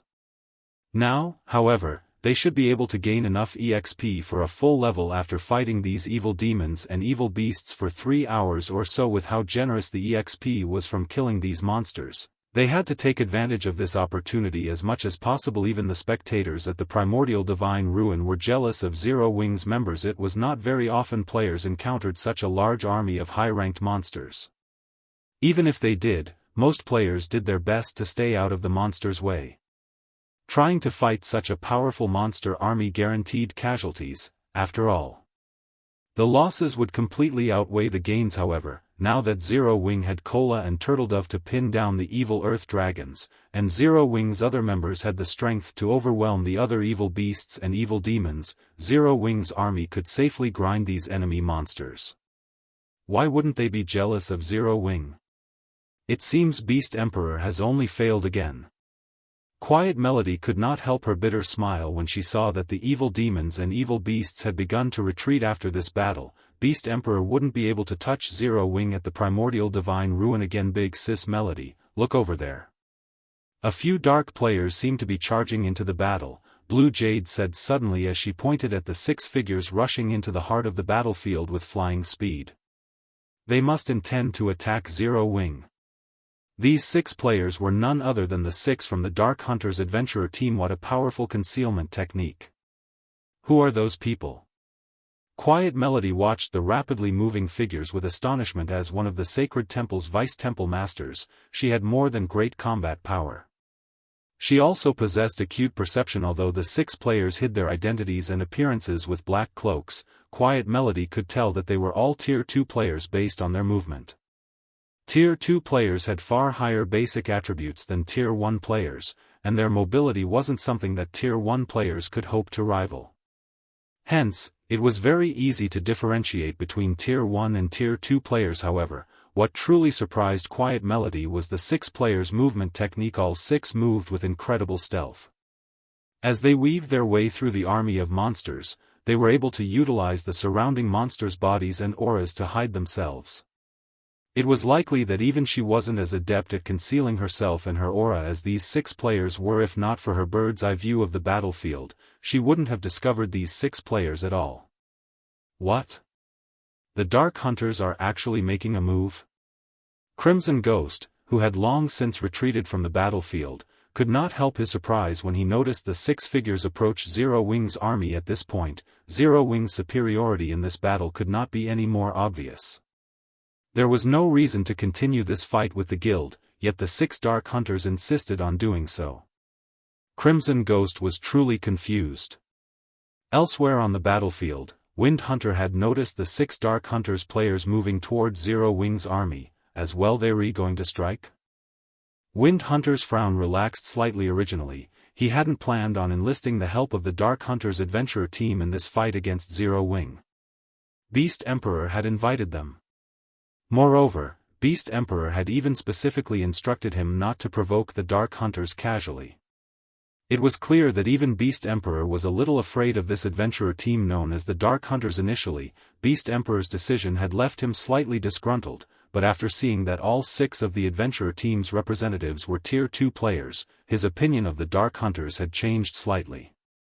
When he had tried to fight one of these representatives, he had learned exactly how powerful these 6 players truly were. If these 6 players were pitted against a 1,000-man team of ordinary Tier 1 experts, the expert army would suffer catastrophic losses. Even if the 6 eventually died when the 6 Dark Hunters had stated their intentions to hunt Zero Wing's peak experts, he had agreed without hesitation. Because of this, originally, he had thought that the Dark Hunters had planned to abandon this fight like Crimson Horn's members had. He never thought that the Dark Hunters would still make a move. This was definitely good news for him. As Wind Hunter considered his next move, the 6 Dark Hunters reached the edge of Zero Wing's army. Start the attack. The leading ranger commanded as he watched a group of Zero Wing members. The ranger then retrieved the crystalline longbow from his bag, simultaneously firing 9 arrows. Combat technique, 9-star strike. Suddenly, the 9 arrows split and flew at 9 different Zero Wing players. Moreover, every arrow targeted the player's blind spots. Dang! Dang! Dang! Although the ranger's aim had been accurate, the 9 Zero Wing members noticed the attacks and responded by swinging their weapons at the incoming projectiles. However, they felt as if they had struck an immovable wall the moment their weapons touched the arrows. Not only did the resulting vibrations hurt their arms, but they were also forced to retreat. The power the arrows contained could even rival a High Lord's attack. As Tier 1 players, they wouldn't be able to block such an attack unless they used their berserk skills. However, Zero Wing's ordinary experts all wielded Tier 2 mana weapons, which granted them great strength. They could also stabilize their postures after retreating about 4 steps. Unfortunately, before the 9 Zero Wing members could locate their attacker, they noticed multiple skills and spells flying at them from multiple directions before they could react. These skills and spells smashed into them. Needless to say, these attacks had originated from the other 5 Dark Hunters. The 9 players from Zero Wing rapidly lost HP.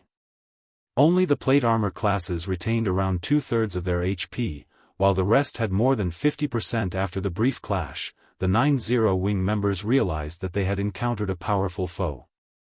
They immediately activated their mana weapons, attacking their ambushers. Facing attacks that could rival the power of High Lords, the 6 Dark Hunters chose not to block the attacks directly, but to dodge or deflect them. This situation rendered the 9 Zero Wing members utterly helpless about their current predicament. Before the rear-line healers could heal the 9 injured players, the 6 Dark Hunters launched another wave of attacks, easily slipping past the Zero Wing members' defenses and killing the 9 experts instantly. This shocked the nearby Zero Wing players. Even the upper echelons from the various major powers, who watched from the primordial divine ruin, couldn't help but gasp too fast. Although the 9 players from Zero Wing had yet to reach the refinement realm, their basic attributes almost rivaled Tier 2 players. They should wield the strength of a High Lord of the same level, yet the 6 Dark Hunters had effortlessly ended their lives. Although the Dark Hunters' status as Tier 2 players was part of the reason for their success, the various major powers' upper echelons recognized the absolutely perfect coordination between the 6 players. Even if the 9 targeted players had been refinement realm experts, the ambush's outcome would likely have been the same. After the 9 Zero Wing members had died, they had dropped a total of 18 items, far more than normal. 3 of these 18 items were Tier 2 mana weapons. Good. We're retreating, the leading ranger commanded after snatching up a Tier 2 mana weapon. He then turned and fled. The other 5 Dark Hunters nodded in response. They wanted to kill more players, but since their party leader had ordered the retreat, they had to obey.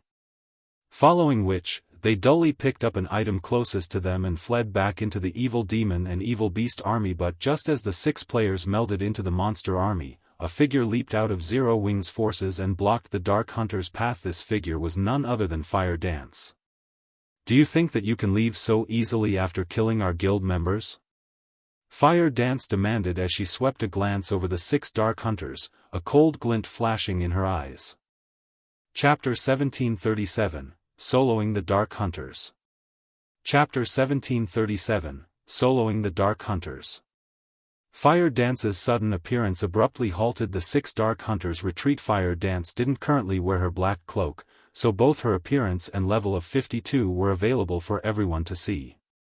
Although her weapons and equipment didn't particularly stand out, Fire Dance radiated an unruly charm that felt like a daunting pressure weighing down on these Dark Hunters members. When the Dark Hunters looked at Fire Dance, she seemed like the absolute overlord of her surroundings. So fast.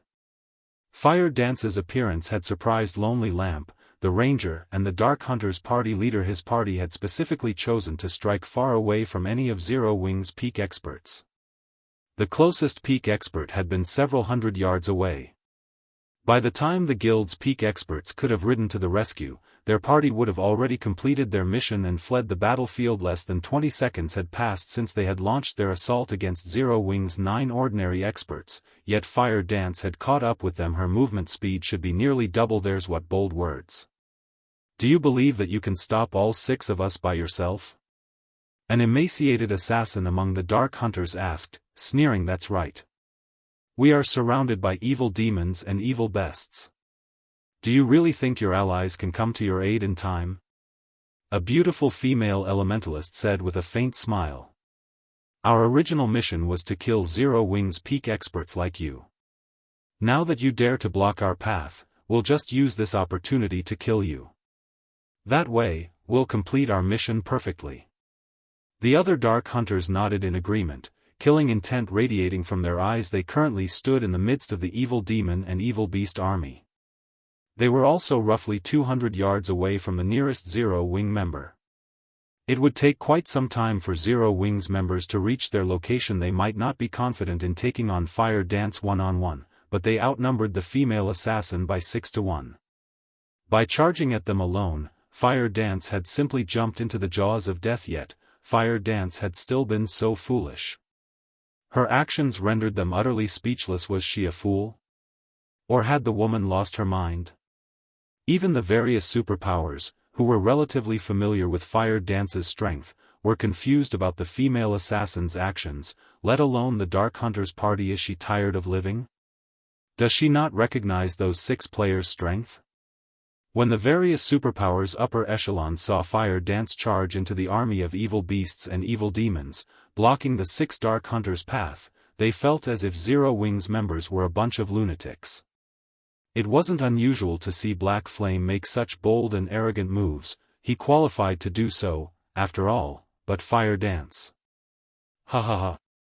Zero Wing is finally going to suffer a little. Wind Hunter could not help but laugh at the situation.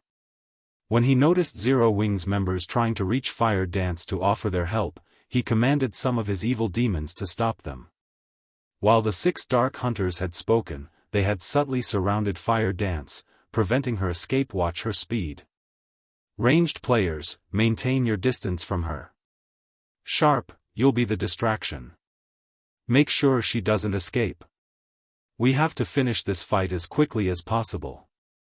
Lonely Lamp commanded as he retrieved his crystalline longbow from his back. The other 5 Dark Hunters nodded in response. The emaciated assassin, Sharp Blade, then charged at Fire Dance with a Tier 2 Berserker and a Tier 2 Swordsman close behind him. At the same time, the Tier 2 Cleric at the rear cast the Tier 2 instantaneous spell, Holy Mark, on Fire Dance. Now, even if Fire Dance used Vanish and entered a forced stealth state, their party could keep track of her. As for Lonely Lamp and the Tier 2 Elementalist, they coordinated their attacks, firing from the female assassin's sides in the blink of an eye. Multiple attacks flew towards Fire Dance from different locations. Pay for your arrogance. Sharp Blade shouted as he used Shadow Steps, appearing behind Fire Dance instantly. He then thrust his aquablue short sword at Fire Dance's back. Tier 2 skill, Triple Interception. Suddenly, Sharp Blade's short sword transformed into 3 streaks of shadow that aimed for Fire Dance's blind spots. Although each shadow's power wasn't strong, the strikes couldn't be blocked with shields or weapons. They could only be dodged or stopped by a defensive skill. In the meantime, the Berserker charging at Fire Dance from the front raised his battle axe and slammed it at the ground before him. Tier 2 skill, Fracturing Spikes. Stone spikes rose from the ground beneath Fire Dance's feet, entrapping her. Meanwhile, the Tier 2 Swordsman used a normal slash against his target. As for Lonely Lamp and the female Elementalist, they sent numerous arrows and fireballs at the female assassin. As they watched the 6 Dark Hunters assault, the spectators at the Primordial Divine Ruin gasped. Even the various superpowers' peak experts wore serious expressions when they saw this coordinated offensive. The Dark Hunters' coordination and skill utilization were simply perfect. Even peak experts like themselves would fall under such a seamless bombardment. Even Fire Dance, the target of this offensive, was slightly surprised. She hadn't expected such high combat standards from the 6 Dark Hunters, and even their coordination had reached such an impressive level. However, before the numerous attacks could land, Fire Dance split into 6 identical copies of herself. Phantom. This was the 1000 Transformations' first additional skill. Although the 5 doppelgangers couldn't attack, they were invulnerable. Moreover, they could exist for a full 30 seconds. Boom. Boom. Boom. A series of attacks struck Fire Dance, but her HP didn't decrease in the slightest. Meanwhile, Fire Dance's sudden split and 6 copies had stunned the Dark Hunters slightly, and they paused for a brief moment. These are doppelgangers that can't attack. One of these 6 doppelgangers must be the real assassin. Lan Hua and I will attack the doppelgangers. The rest of you need to keep an eye out for the real body. Lonely Lamp shouted, reacting quickly to the new development. Although doppelganger skills like the one Fire Dance had just used were rare in God's domain, some did exist. Hence, players had learned of ways to counter these skills in a one-on-one fight. Players would have to flee and wait for the skill's duration to end, but if a party were to face such a doppelganger skill, the ranged players could launch AoE attacks, hitting every doppelganger simultaneously to determine the real body's location. The melee players could then take advantage of this information to attack the enemy's main body immediately. Lonely Lamp and the female elementalist, Lan Hua, launched spells and arrows at all 6 Fire Dance copies. However, before they could do so, Fire Dance had switched positions with one of her doppelgangers and appeared beside the Tier 2 Berserker. She then lightly swung 1,000 transformations at her target. Surprised, the Berserker hurriedly executed Whirlwind Slash to repel Fire Dance boom. The instant the Berserker's battle axe collided with 1,000 transformations, however, the man's expression darkened. He felt as if he had just struck an impenetrable wall. Not only did his weapon stop abruptly, but the intense feedback forced him to take a step backward. Just as the Tier 2 Berserker stepped back, the Tier 3 mana dagger in Fire Dance's left hand glowed with a beautiful red light as the assassin thrust it towards the Berserker's heart. Damn it. The Berserker was close to losing his mind. You forced me to do this. He currently wielded a two-handed weapon. In terms of strength, he should be stronger than players who used one-handed weapons, yet Fire Dance had surprised him by relying on 1,000 transformations. Her first attack didn't leave him any energy to deal with the weapon in her left hand. As the Berserker finished his statement, his skin began to turn a dark shade of red. His body then seemed to grow a little larger, and just as the Tier 3 mana dagger was about to reach the Berserker, 2 long swords appeared, blocking its path. Boom. Following the sound of an explosion, Fire Dance involuntarily took 3 steps backward, and she gave the Tier 2 Berserker before her a surprised look. The Berserker no longer resembled a human. Instead, he had taken the form of a 4-armed, humanoid lizard. The Berserker now wielded 2 one-handed axes and 2 long swords in his 4 hands. Yuri, quite impressive to force me to transform. But I'll be taking your life now. The Tier 2 Berserker sneered as he charged at Fire Dance. Silence dominated the battlefield. Meanwhile, the spectating crowd at the Primordial Divine Ruin watched this unbelievable scene with dropped jaws. A player had actually transformed into a monster. A mutated player? Feng revealed a surprised expression when he saw the Tier 2 Berserker from Silverwing Town's walls. Chapter 1738, Dark Mutation. Chapter 1738, Dark Mutation. When the Tier 2 Berserker had transformed, 0 wings nearby players were dumbfounded. They had seen plenty of berserk skills that slightly altered their user's appearance, but this was the first time they had seen a berserk skill causing such a huge transformation. After transforming, the Tier 2 Berserker's aura had undergone a massive transformation. Not only was his aura much stronger now, but it also no longer felt human. However, this was still not the worst part. The most important change was to the Berserker's body. Currently, the Berserker had 4 arms instead of 2. Of course, having an extra set of arms wasn't necessarily a good thing, as human minds weren't accustomed to controlling more than 1 set of arms. If a person suddenly grew an extra set of arms, they'd have some difficulty controlling the new appendages. However, if the Berserker could control all 4 arms properly, he'd have a massive advantage in battle. A player with 4 arms would be able to execute more varied attack methods than a player with a single set. The 4-armed player could also commit 2 arms to offense and 2 to defense. If the Tier 2 Berserker could coordinate all 4 of his arms properly, his combat power would double at the very minimum. Meanwhile, the various powers spectating members were dumbfounded by the Berserker's transformation. What did he do? Did he really use a berserk skill? There's such a transformation skill in God's domain as well? Curiosity filled the spectating crowd as they watched the transformed Tier 2 Berserker. Even the various superpowers upper echelons had no idea of what the Berserker had just done. In fact, the Berserker's transformation had surprised them even more than watching Cola and Turtledove tank 2 mythic evil beasts. The Tier 2 Berserker's transformation had shattered their understanding of God's domain. Sure enough, he still had to use it. Lonely Lamp could not help but sigh when he saw Dark Bear, the Tier 2 Berserker, transform. This was the Dark Hunters Adventurer team's greatest secret. Not many people knew about this transformation ability. However, now that they had revealed this secret to the public, their adventurer team would definitely face trouble in the future. However, the Berserker's decision to transform didn't particularly surprise him. After all, Fire Dance had displayed extraordinary combat power. Had Dark Bear refused to transform, she would have likely killed him already. Aside from Lonely Lamp and the other Dark Hunters members, only Shifeng had a clear idea of what was happening as he watched the battle from Silverwing Town's walls.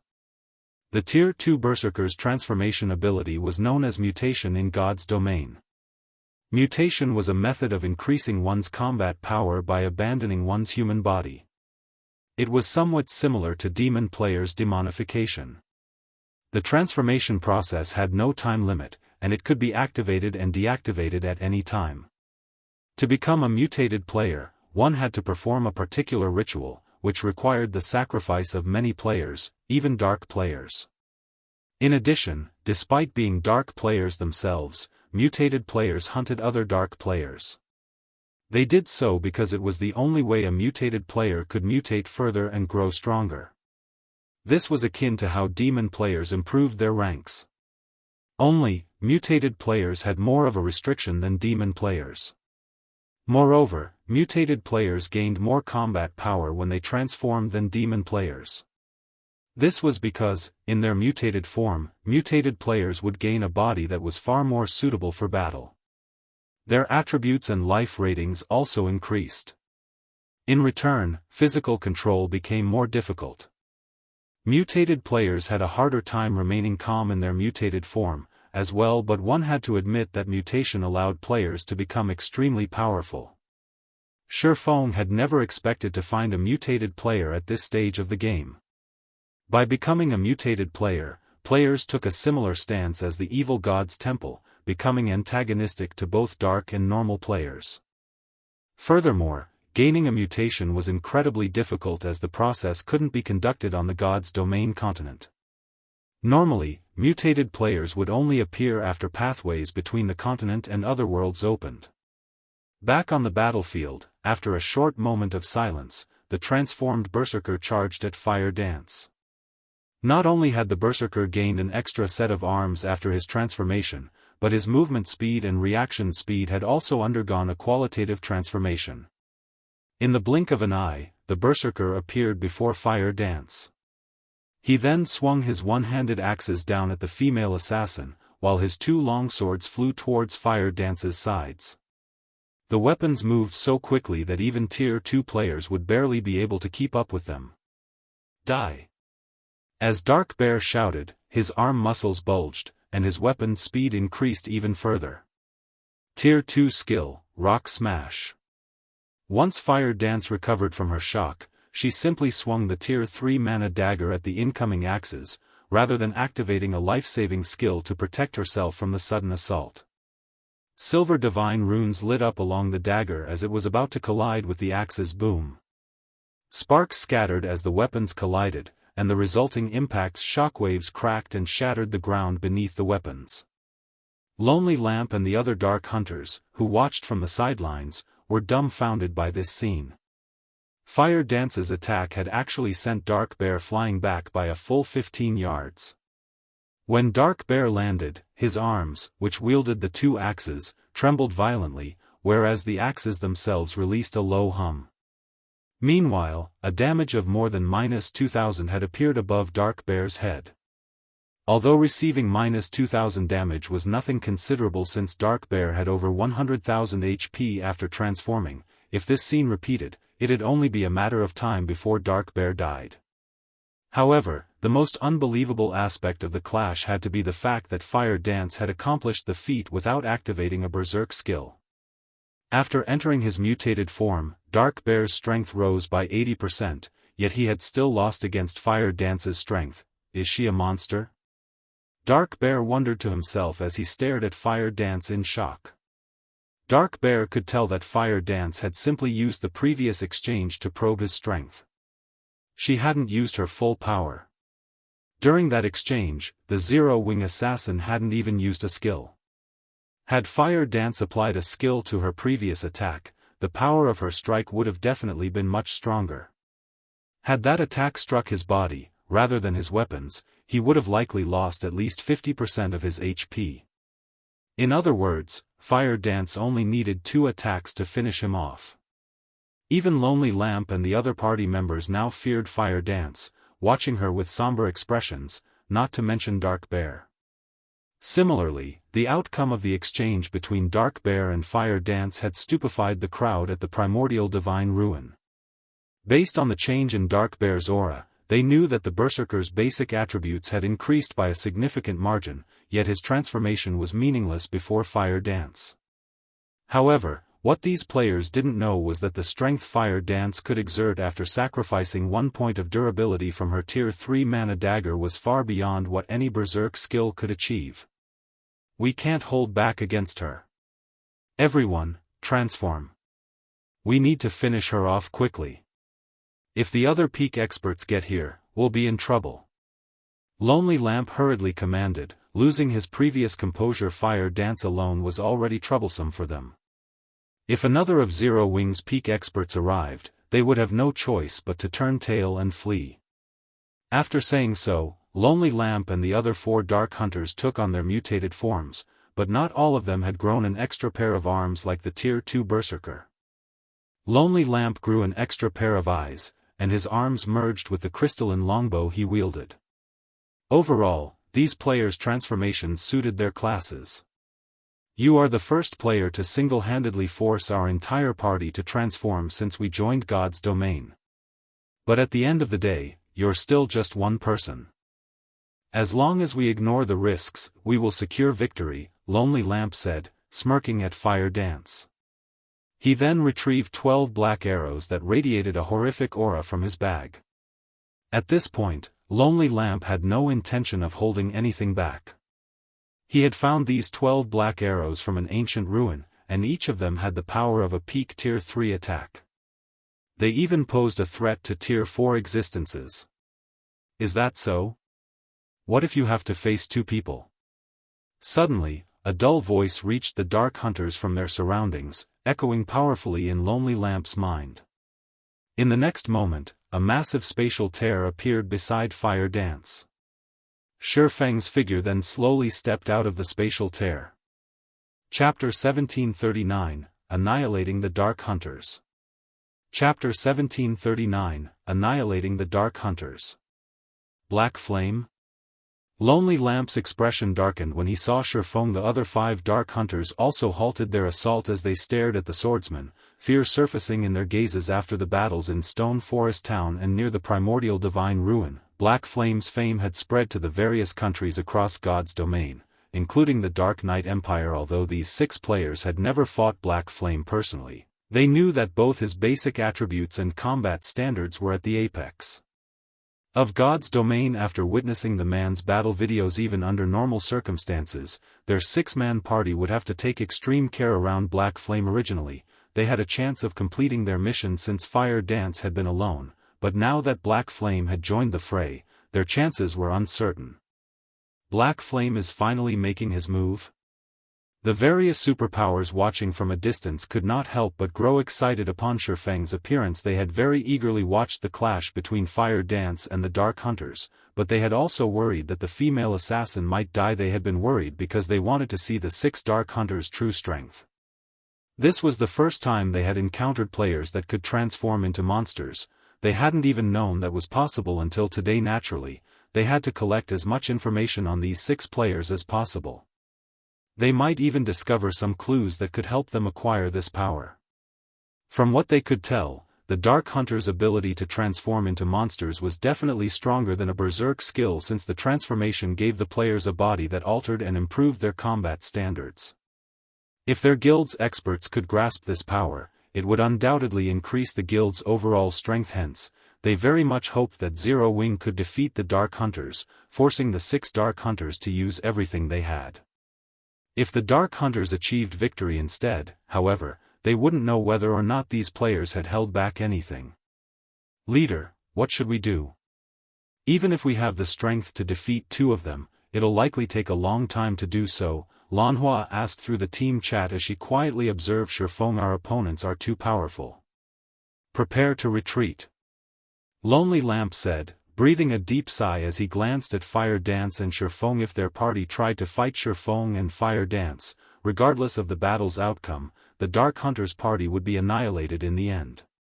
It wouldn't take long for Zero Wing's other peak experts to arrive, after all. If they did die, they'd suffer an even worse death penalty than ordinary dark players, which wasn't an outcome Lonely Lamp wished to see understood. Although the other 5 dark hunters felt reluctant, they nodded and prepared to flee. What? Leaving so soon? Lonely Lamp and his party members' action surprised Shifeng a little. He hadn't expected the dark hunters to be so decisive, retreating the moment they realized how disadvantageous their situation had become. Guild leader Black Flame, you jest. We are not so foolish as to think that the 6 of us can stand against you and Commander Fire Dance, Lonely Lamp calmly explained as he looked at Shifeng. Since we've already accomplished our mission, albeit barely, we will be taking our leave. Saying so, Lonely Lamp fired the 12 black arrows in his hands, aiming 4 at Fire Dance and 8 at Shifeng. Each arrow carried power at the peak of Tier 3. Current players had no chance of blocking them. Even against a monster like Shifeng, Lonely Lamp was confident that his arrows would push the swordsman back slightly. Meanwhile, their party could use the opportunity to leave the area safely. However, Shifeng unhurriedly unsheathed Killing Ray and lightly swung the blade at the air. Suddenly, a blue lightning bolt tore through the space before him. Lightning slash. The massive lightning bolt devoured all 12 black arrows instantly, and the intense shockwaves that resulted even made the surrounding space tremble. After a brief moment, the black arrows disintegrated. Lonely Lamp and his companions, who prepared to run, were thoroughly dumbfounded. They forgot about their retreat as they stared at the vanishing black arrows. How is that possible? Lonely Lamp could not believe what he had just seen. Those were 12 black arrows they were talking about. Even a mythic monster would have trouble dealing with such an attack, yet Shifeng had crushed it with a single move. For a moment, he even wondered if heaven were playing some joke on him. He truly hadn't thought that Shifeng would actually block all 12 black arrows successfully. He had watched Shifeng's battle against the mythic evil demon. The man shouldn't be capable of blocking the black arrows so easily. At the very least, blocking the attack should have pushed the swordsman back by over a dozen yards. Naturally, the spectating crowd was similarly dumbfounded. Strong. Too strong. The various superpowers were no strangers to black arrows. They all had their own small stockpile. Normally, these arrows were stored in their guild warehouses, only to be used against sufficiently valuable bosses. However, after watching Shifeng destroy 12 black arrows so effortlessly, they felt like fools. They had all treated these black arrows, which could be blocked so easily, like priceless treasures. You can't possibly think that you can leave safely after that little trick, do you? Shifeng said indifferently as he glanced at the 6 dark hunters before him. Leader, what should we do? Lonely Lamp's party members asked the ranger previously. They had only feared Shifeng due to his fame, but after watching him destroy 12 black arrows in an instant, true fear gripped their hearts. They finally realized why so many people called Shifeng a monster. We don't have any other choice. Use the advanced Mad Demon Potion. Lonely Lamp said, gnashing his teeth as he stared at Shifeng. Hearing this, the other 5 dark hunters were shocked. The advanced Mad Demon Potion was a special berserk potion, which they had gone to great lengths to purchase. When consumed, it would grant mutated players like themselves another boost in power for 30 seconds. It was akin to a 2-fold berserk. However, this 2-fold berserk did not come without a price. Once the potion's duration ended, they would lose 40%'s worth of EXP. In addition, they would also fall into a weakened state for a short time. Hence, they understood that this potion should never be used unless absolutely necessary, but they also realized that this potion was their only chance of escape right now. Guild leader Black Flame. You are as amazing as the rumors say. However, I'm afraid that you still lack the strength to keep us here. Saying so, Lonely Lamp took out an advanced Mad Demon Potion and drank it. The other 5 dark hunters did the same. Suddenly, the 6 dark hunters' auras grew more intense. Previously, their auras had rivaled great lords of the same level, but now, their auras were even stronger than that of a grand lord of the same level. Immediately, the 6 players split up. And Ronnie, don't think so. Shifeng revealed a calm smile. Following which, he activated Power of Darkness, skyrocketing his basic attributes. He then stabbed the abyssal blade into the ground-forbidden domain. Abyssal Curse. With Shifeng as the center, pitch-black ripples spread up to a 30-yard radius. At the same time, every one of his enemies within a 500-yard radius became unable to use any skills, spells, or tools. Not only did Abyssal Curse's activation bind all 6 Dark Hunters, but it also decreased their basic attributes by 20%.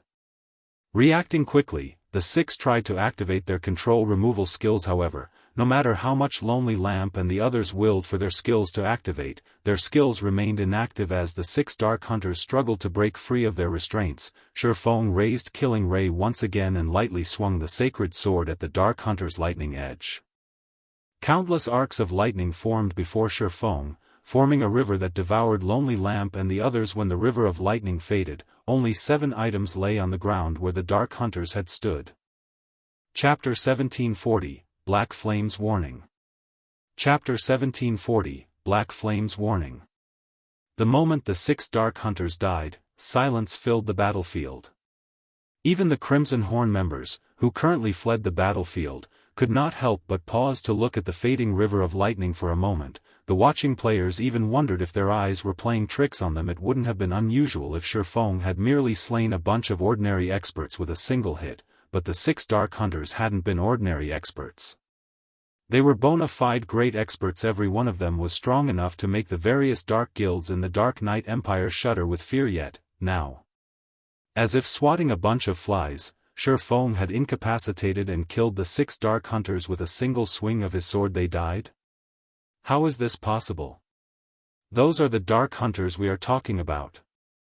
Crimson Ghost, who had long since put some distance between himself and the heart of the battlefield, stared at Lonely Lamp and his companion's prior location in a daze. He had experienced Lonely Lamp's strength personally before. After transforming, Lonely Lamp and the other Dark Hunters' combat power was only slightly weaker than his when he activated a Berserk skill. However, unlike his Berserk skill, Lonely Lamp and the others' transformation did not have a duration. Once his Berserk skill's duration ended, he'd meet death very quickly. Moreover, Lonely Lamp's party had consumed a mysterious potion that had heightened their aura's intensity. Needless to say, their basic attributes must have risen further. If he had to fight Lonely Lamp while the Ranger was in such a state, he'd likely die after a few hits even with his Berserk skill active. Yet even after multiple boosts, Shifeng had killed the party instantly. He might be able to accept Shifeng's victory after an arduous battle, but that hadn't happened. As soon as Shifeng took the situation somewhat seriously, Lonely Lamp and the other Dark Hunters had burned to ash. When Crimson Ghost looked at Shifeng, who quietly stood before the items Lonely Lamp and his party had dropped, his whole body shuddered. Too scary. Fear and relief overwhelmed his heart. Shifeng was a true monster with bottomless strength. If he weren't certain that Shifeng was, in fact, a player, he might even suspect that Shifeng was an NPC the main god system had created to prank God's domain's players. Fortunately, he had not allowed his army to fight Zero Wing's forces. Even if some of his players survived, his army would have suffered severe losses. Meanwhile, the players from the various superpowers that watch from the primordial divine ruin gasped when the Dark Hunters had been annihilated, their eyes nearly falling out of their sockets. The 6 Dark Hunters exuded auras that could even rival Grand Lords of the same level. This proved that their basic attributes had reached that standard. Coupled with the Dark Hunters' combat standards, none of the superpowers present were confident that they could stop the 6 players' escape. No, to be precise, they might even struggle in a head-on fight against these 6 players. On the other hand, not only had Shifeng killed all 6 Dark Hunters by himself, but he had also done so with one attack. Because of this, the various superpowers' upper echelons all wore solemn expressions. Since Shifeng could exterminate the 6 Dark Hunters, needless to say, he should have no issues doing the same to them. This also implied that, as long as Shifeng wished it, he could kill any one of them. Knowing this, how could they not take Shifeng more seriously? This man, Quiet Melody, could not help but shake her head and smile bitterly as she watched Shifeng collect the items Lonely Lamp and his party had dropped. It seems that not only did we fail to learn anything about those 6 players, but we also received a dire warning. In her opinion, Shifeng had killed the 6 Dark Hunters instantly for 2 reasons. First, He didn't want others to take advantage of his efforts by learning the Dark Hunter's bottom line and secrets. The second reason was to give superpowers like the Sacred Temple a warning. Since he could kill the Dark Hunters so easily, he was naturally capable of killing superpowers upper echelons like her. It was a message that they should reconsider targeting Zero Wing at the primordial divine ruin. Otherwise, they would suffer a similar fate. Blue Jade, who stood beside Quiet Melody, nodded in agreement with her Vice-Temple Master's words, complex emotions flashing in her eyes as she watched Shifeng after this battle. Her admiration for Shifeng had doubtlessly increased. However, she also bore a sense of rivalry in her heart. She felt as if she had just found a goal worth working towards. This Black Flame is truly arrogant. He actually dares to send the various superpowers a warning.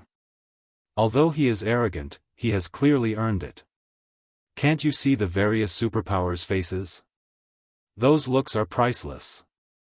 It seems that nobody should entertain ideas of targeting Zero Wing at the primordial divine ruin in the future. That's right. Not only does Silverwing Town have such powerful and long-range defensive structures, but it is also protected by so many incredible experts. Even without the NPC guards, nobody would dare to target Silverwing Town and Zero Wing. Both the guilds and the adventurer teams resting at the primordial divine ruin elevated their opinions of Zero Wing. Some adventurer teams even thought of joining the guild as a whole. Now that Zero Wing dominated the Orc Empire's primordial divine ruin, its development speed would be astounding. It might even become a super first-rate guild in the virtual gaming world in a short time. If they joined Zero Wing before the guild became a super first-rate guild, they would have a higher chance of becoming internal members. If they became core members, they'd be set for life. Damn it! Did Black Flame purposefully wait until the Dark Hunters attacked to make his move? Wind Hunter, who watched the battle from a safe distance, cursed as the Dark Hunters died, his complexion paling. He had thought that Lonely Lamp's party could cause Zero Wing some trouble, but they had only succeeded in throwing their lives away. Moreover, he had dispatched quite a few evil demons and evil beasts to reinforce Lonely Lamp's party. As a result, his minions were more clumped than usual, allowing the magic towers to target the monsters more easily. Suddenly, Beast Emperor's phantom appeared beside Wind Hunter. Beast Emperor then said, "All right, that's enough. Wind, you need retreat as well. We no longer have the ability to do anything against Silverwing Town. But are we going to let Zero Wing off the hook, just like that?" Frustration tore at Wind Hunter. Not only had his campaign failed to damage the guild, but it had also bolstered Zero Wing's reputation. Moreover, his monster army had sustained a lot of damage. This was the first time he had suffered such a severe loss. No. Of course, we won't let Zero Wing off the hook. Regardless of my agreement with Nine Dragons Emperor or my personal reasons, I want to remove Zero Wing from God's domain permanently. But it's not time for that yet, Beast Emperor said as he glared at Shifeng's distant figure, killing intent radiating from his eyes. Because of that man, his path to promotion had been cut short. How could he possibly spare Zero Wing after the losses he had suffered? However, thanks to this operation, Zero Wing has provoked the Dark Hunters. Provoked the Dark Hunters? Wind Hunter could not help his confusion. That's right. The Dark Hunters Adventurer Team is a mysterious organization consisting of a bunch of lunatics. Nobody can guess their true thoughts. However, one thing you can be sure of is that they are a vengeful bunch. Now that Black Flame has killed Lonely Lamp, one of its core members, the Dark Hunters won't let Zero Wing get away with this, Beast Emperor said, sneering. Zero Wing will only maintain its arrogance for a short time. Once the Dark Hunters take action, Zero Wing's days will be numbered. I understand. Wind Hunter nodded. He then commanded his evil demons and evil beasts to depart from the battlefield. However, even though the evil beasts and evil demons had begun their retreat, Shifeng commanded Zero Wing's members to chase the monsters down. In the end, Zero Wing slaughtered another large number of evil demons and evil beasts. Meanwhile, news of this battle's outcome quickly spread to the neighboring countries. Chapter 1741, Popular Silverwing. Chapter 1741, Popular Silverwing. After the battle outside of Silverwing Town, Zero Wing's prestige and reputation skyrocketed. Zero Wing is amazing. Even Beast Emperor's monster army is helpless against the guild. I've heard that you can get plenty of combat techniques from the primordial divine ruin. Now that nobody can contest Zero Wing for Silverwing Town, won't Zero Wing acquire a ton of combat techniques?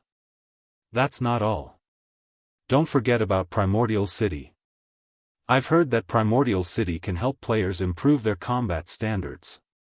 I've heard that Zero Wing has been recruiting new members lately. Why don't we give it a try? I've also heard that even Zero Wing's elite members can learn combat techniques without signing a binding contract right now. What? Those are combat techniques we're talking about. I've heard that even large guilds' core members have to sign strict contracts if they wish to learn one of the guild's combat techniques. Honestly, you can learn Zero Wing's combat techniques without joining the guild. Only, the price is exorbitant. However, if you become an elite member, you can get a significant discount. As news of Zero Wing's victory spread, many independent players made their way toward Star Moon Kingdom to join Zero Wing. As a result, the number of players applying to join Zero Wing had increased by nearly 3 times. For a time, Aqua Rose was swamped with work to make matters worse. Now that Zero Wing had proven that it had the strength to defend Silverwing Town, a large number of merchant players and corporations hoped to purchase shops, conducting their business in the town. This was especially true for the corporations that sold virtual goods. However, Sherfong had no intention of selling Silverwing Town's shops. Instead, he would only rent them out. Moreover, the rental price was an astronomical 2,000 gold or 6,000 magic crystals per month. Because of this price, 99% of the merchant players cursed Zero Wing. This was simply fraudulent. Sherfeng's decision even confused Aqua Rose. With 2,000 gold, one could buy a very good plot of land in an NPC town. Even in guild towns, strategically located shops only sold for 800 gold or so, yet not only were Silverwing Town's shops only available to rent, but the rental cost was also 2,000 gold per month. With so much money, players could permanently purchase 2 good plots of land in another guild town. Although Silverwing Town's location was strategic, teleportation war fortresses had appeared in the Orc Empire. It was only a matter of time before the various large guilds occupied these fortresses. Once that happened, Silverwing Town's value would fall. The wisest decision Zero Wing could make right now would be pulling as many merchant players as possible to Silverwing Town. By doing so, Zero Wing could make a fortune and solidify the town's position and advantage in the Orc Empire. Yet, Sherfong had chosen to rent the town's shops at astronomical prices, scaring away many merchant players that had solid foundations. When the various large guilds began to capture teleportation war fortresses, these merchant players would gravitate to these fortresses instead. Doing this wouldn't benefit Zero Wing, but Sherfong paid the matter no heed. First, the Orc Empire's teleportation war fortresses were not that easy to capture. Second, Silverwing Town had 5 magic towers. Players could gain a full rest just by standing in the town. They wouldn't need to rent rooms from a hotel. There was also the Spirited State buff, which could help players level up far more quickly.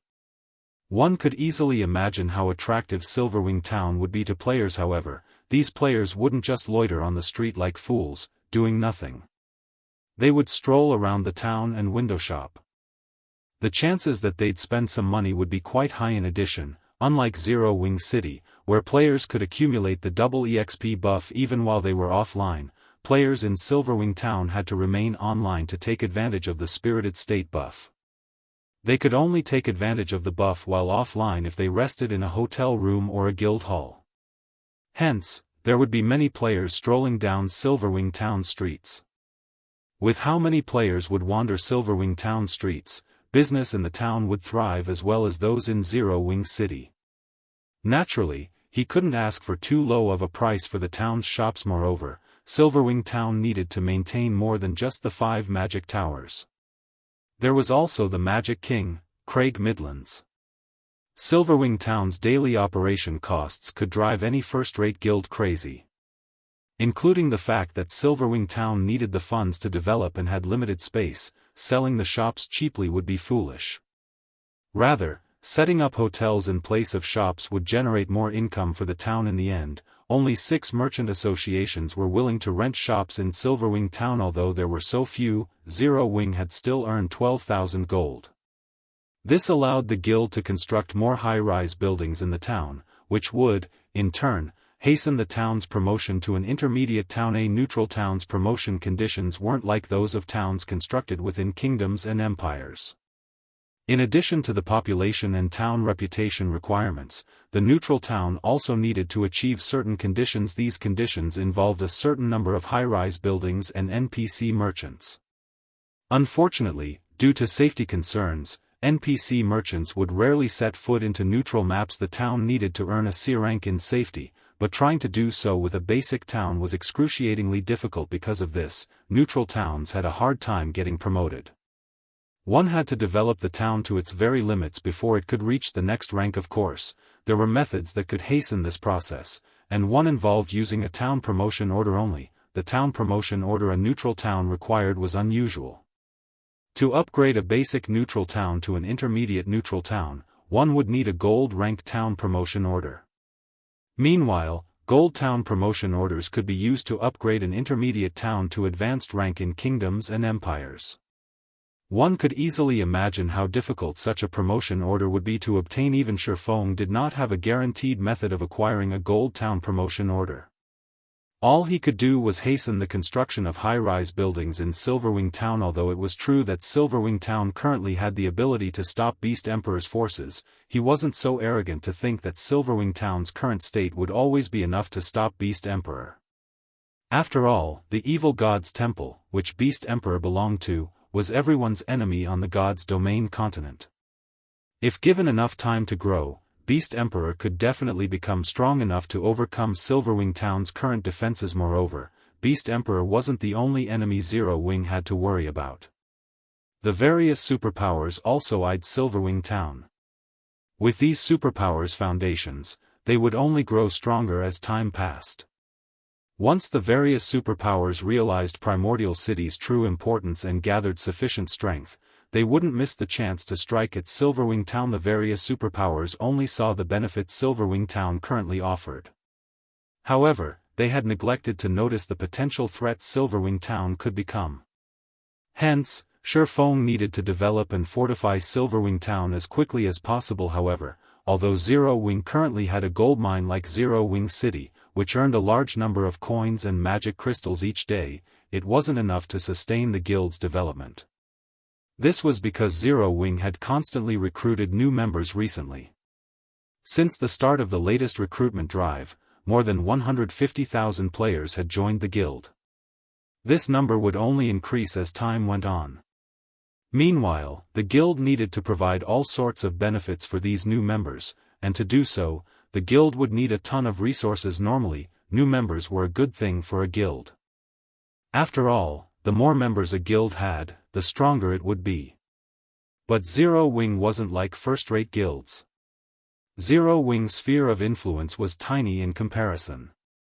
As a result, although Zero Wing had gained more members, the guild did not have the necessary territory to let these new members operate and generate wealth for the guild, which was necessary to sustain the guild benefits its members enjoyed.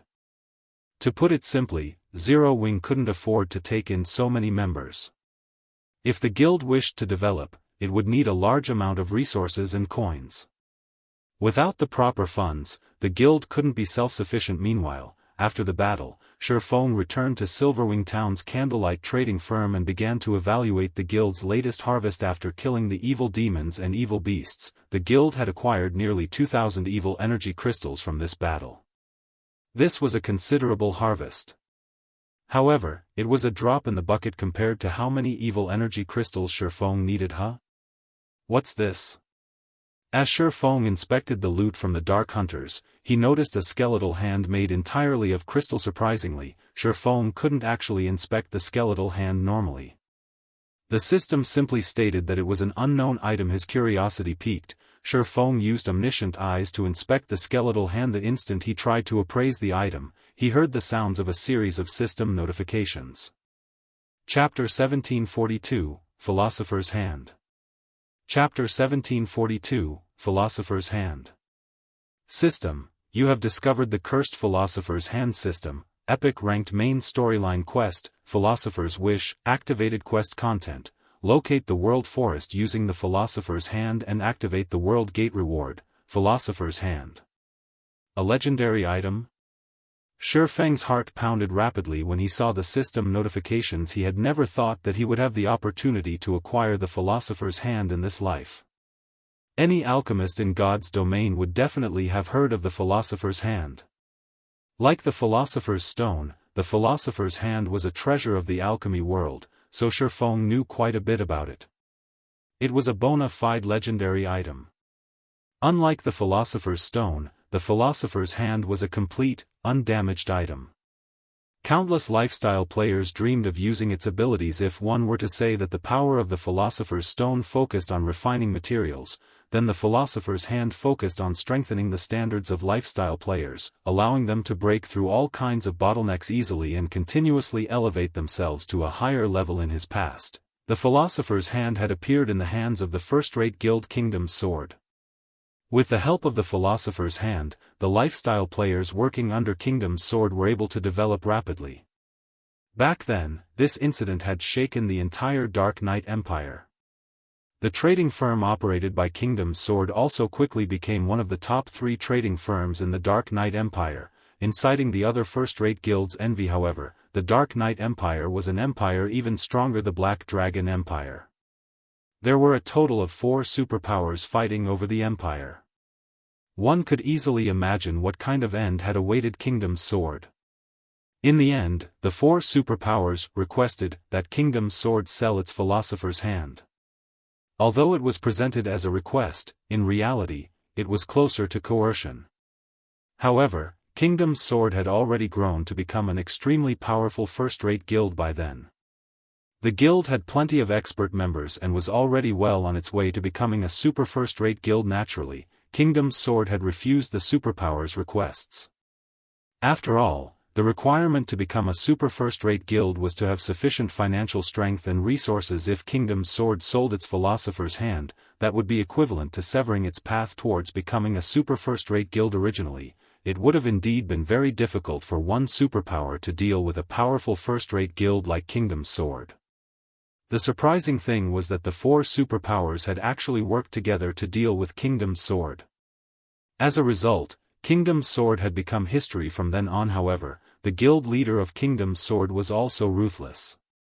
Even when his guild had been on the brink of annihilation, he had still refused to hand over the Philosopher's Hand.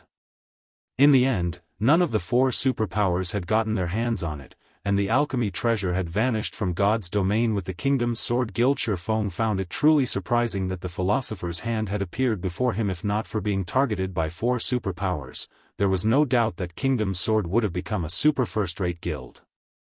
After all, the further one progressed in the game, the more important lifestyle players became to guilds. Many weapons, equipment, and items had to be crafted by the various lifestyle players. It was simply impossible to sustain a guild's development with dropped items alone. Looking at the Philosopher's Hand, many ideas danced in Shifeng's mind. Although Silverwing Town seemed free of issues right now, the town would face great danger in the future. Sufficient power would be needed to maintain the town's safety. Although he had acquired the Bronze Guardian puppet design, Zero Wing simply wasn't capable of producing the Bronze Guardian puppet right now. It might be fine if he had obtained a design for the common Guardian puppet, as it did not require master-ranked lifestyle players to be produced. However, the Bronze Guardian puppet's minimum requirement was to have a master forger, a master alchemist, a master engineer, and a master enchanter. In addition, some parts needed to be made by 2 different kinds of masters, while some needed all 4 kinds of masters working together to make them. The Bronze Guardian puppets could only be crafted after meeting the requirements. Even then, the production success rate was very low. If one wished to produce the Bronze Guardian puppet reliably, the master lifestyle players selected had to be intermediate or advanced masters. Basic masters were too unreliable. Fulfilling these conditions was wishful thinking, for the current Zero-Wing Master lifestyle players were not available on demand. Even 10 years after God's Domain had launched, basic masters had been extremely rare and had been greatly respected by the various large guilds, let alone intermediate and advanced masters. However, if Zero-Wing acquired the Philosopher's Hand, it would be possible to nurture a bunch of basic masters within a short time. Building up some intermediate masters might even be possible. At that time, Zero-Wing could start the production of the Bronze Guardian puppet. Just thinking about such a future was incredibly exciting. Bronze Guardian puppets possessed combat power at the peak of Tier 3. Moreover, players could control them fully since they were much easier to control than summoned creatures. A Void Realm expert that was ignorant of the realms of truth could still, at the very minimum, exhibit combat power at the refinement realm when controlling a Guardian puppet. Most importantly, unlike summoned creatures, Guardian puppets could be used permanently. They even dealt additional damage to buildings and magic arrays. Whether they were used in a siege or defensive battle, Guardian puppets were the perfect tool. Countless guilds had dreamed of obtaining Guardian puppets in the past. Guardian puppets were so powerful that the first-rate guilds that had them could even afford to provoke superpowers and get away with it. If he could produce several dozen Bronze Guardian puppets now, nobody in God's Domain could threaten Silverwing Town. Even if 10 mythic monsters charged at the town, the monsters could be easily stopped with 40 Bronze Guardian puppets. After all, Guardian puppets had extremely high defense, rivaling Tier 4 monsters. If he had 100 Bronze Guardian puppets right now, he would immediately set out to annihilate Ancient Rock City's evil God Branch Temple right now. Of course, these were only fantasies. However, with the Philosopher's Hand, it was entirely possible to turn these fantasies into reality. Setting aside those ideas for the moment, Sherfong quickly inspected the Philosopher's Hand statistics. Cursed Philosopher's Hand. As the creator of the Philosopher's Hand failed to complete his wish before death, the creator's soul had attached itself to the Philosopher's Hand and cursed it to lose all of its power. Only after removing this curse will the Philosopher's Hand recover its original abilities. 20 stalks of soul-dissolving flower are necessary to activate soul guidance and remove the curse. Soul-dissolving flower? What a ruthless price! Sherfong could not help but frown after reading the item's introduction. In God's Domain, any item pertaining to souls was extraordinarily valuable. Sherfong knew a little about the soul-dissolving flower. It was an extremely rare epic material and the main material needed to produce the master-ranked meditation potion. The meditation potion was one of the rare few potions capable of helping players learn combat techniques more easily. After consuming a master meditation potion, the potion would offer players guidance that would help them grasp combat techniques very quickly. In the past, the potion had been highly sought after by the various major powers. Unlike skills and spells, players needed to train arduously to learn a combat technique.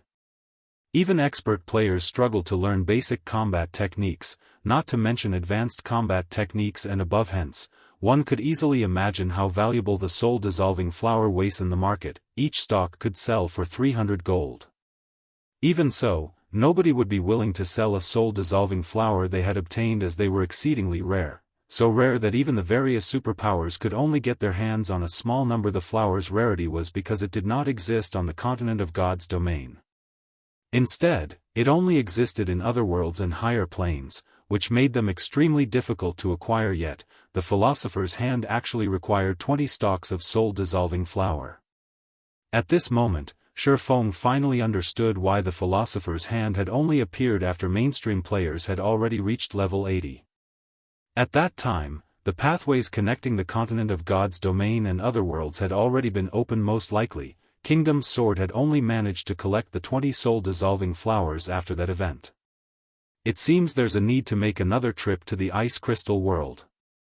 The only other world Sherfong could freely travel to right now was the Ice Crystal world. Although there was also the option of visiting a higher plane, it would take a very long amount of time to collect 20 soul-dissolving flowers all by himself. Meanwhile, there were many players in the Ice Crystal world. Done thinking, Feng contacted Lifeless Thorn and the other members of the Asura adventurer team and had them gather in White River City. After grouping up, they headed towards the Ice Crystal World. Chapter 1743, Revisiting the Ice Crystal World. Chapter 1743, Revisiting the Ice Crystal World. Ice Crystal World, Cold Wind City, the Snow Rift. Icy cold winds blew endlessly inside the snowy valley. If a player without ice resistance stood here, they would no doubt freeze to death. Even if players possessed sufficient ice resistance to survive the cold environment, their stamina consumption would be several times higher than usual currently. However, there was a very large number of players grinding inside the snow rift looking down from the top of the mountain. One would see many large groups of players grinding the monsters here, seemingly used to fighting in this place already. We just left for a short while. And there are actually so many people grinding here already? Xianxia, who was currently dressed in exquisite dark blue mage robes and wielding an emerald staff, was slightly surprised as she looked down at the crowd of players grinding beneath the mountain. Even the lowest level player among the players present inside the snow rift was level 50, with most of them being level 51. Some of the players giving out orders had even reached level 52 inches. An empire on the continent of God's domain. A level 52 player could easily rank within the top 30, yet there were actually more than 30 level 52 players present in the Snow Rift. Xianxia and the rest of the Asura adventurer team members that had gone over to the continent of God's domain together with Feng had been roaming about the continent grinding and questing constantly. Feng had even helped them level up a little. However, they had only reached level 52. Yet so many independent experts of Cold Wind City had already managed to reach the same point. The monsters in the Ice Crystal World are stronger and provide more EXP, so the leveling speed of the players here is faster than that of the players on the main continent. Right now, the average level of large guild members on the main continent is already close to reaching level 50. It is very normal for the mainstream players here to reach level 51 and 52, Feng said, not finding this situation particularly surprising. During his previous visit to the Ice Crystal World, he had discovered that the average level of the players here was much higher than the players on the continent of God's domain. The part that truly surprised Feng was the weapons and equipment these players were using. The drop rate for weapons and equipment in the Ice Crystal World was extremely low. Normally, monsters here only dropped materials. The main source of weapons and equipment was from lifestyle players. Hence, the quality of the weapons and equipment used by the players here was considerably inferior to those used by the players on the main continent.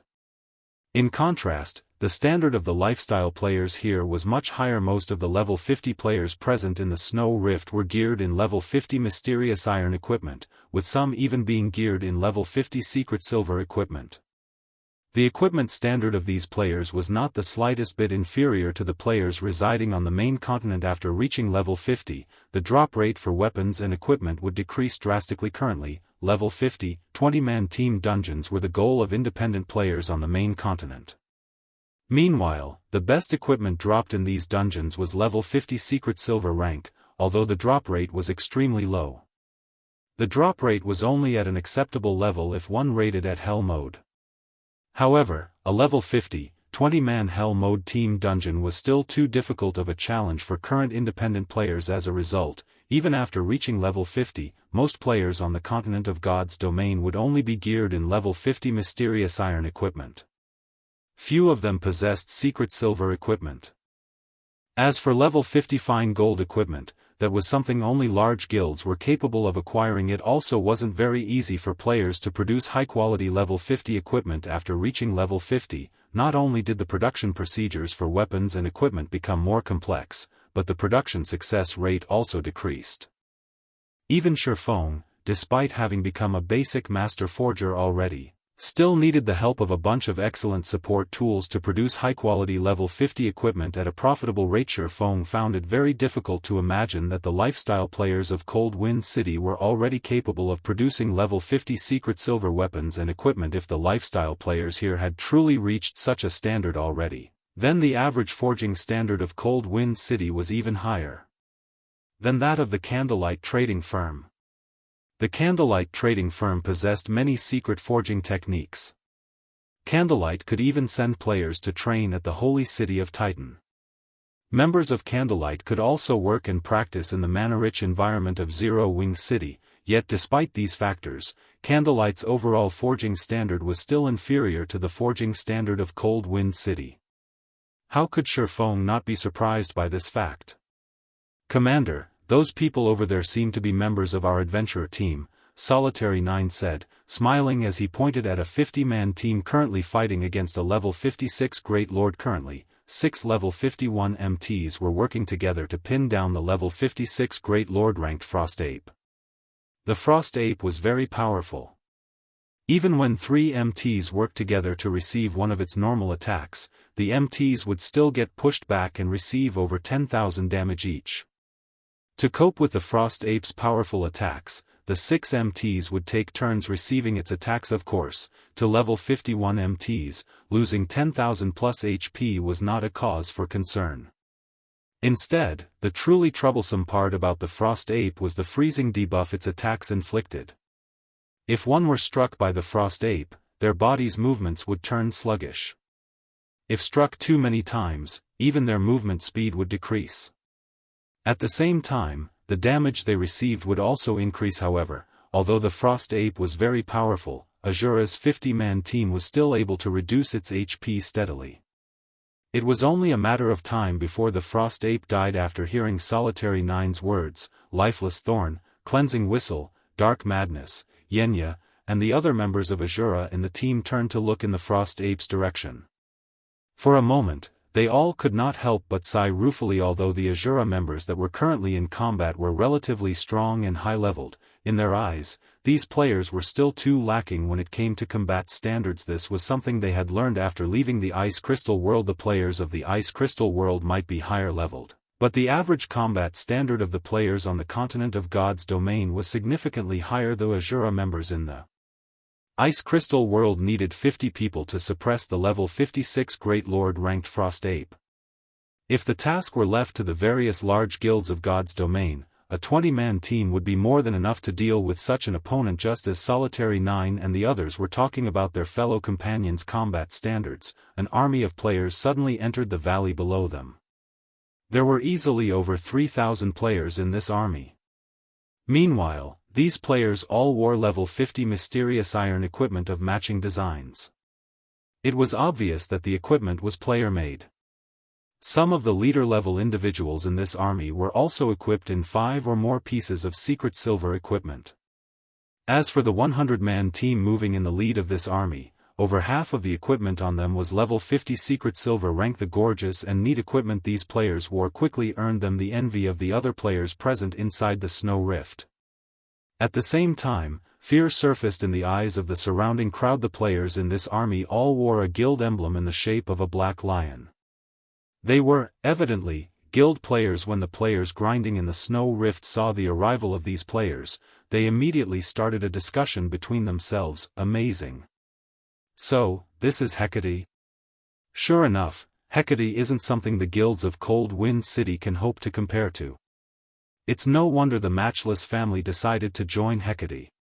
Moreover, with how much pressure Hecate is placing on the Centurion dynasty, I believe it won't be long before the Centurion dynasty disbands.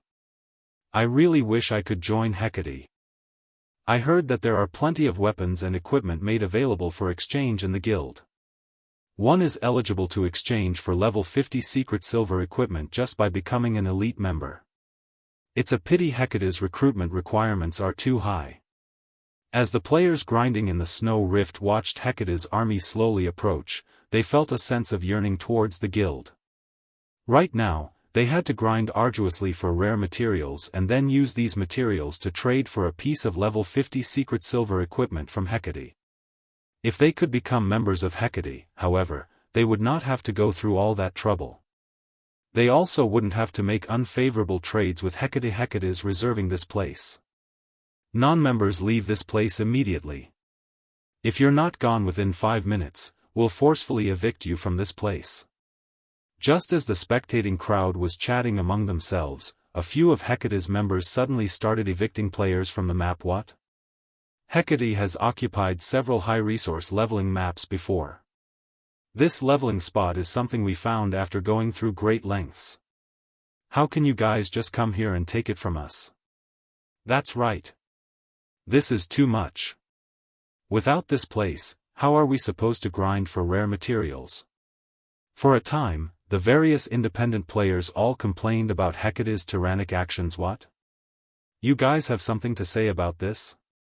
At this moment, a savage man wearing light blue armor walked out from Hecate's army. The man then sent a glance at the crowd before him, sneering, "If you have something to say, fine. Come say it to my face." Hearing this man's words, everyone suddenly went quiet. The savage man before them was named Vast Heaven, and very famous in Cold Wind City. On the first day he had arrived in Cold Wind City, he had killed over 30 experts from the Centurion dynasty.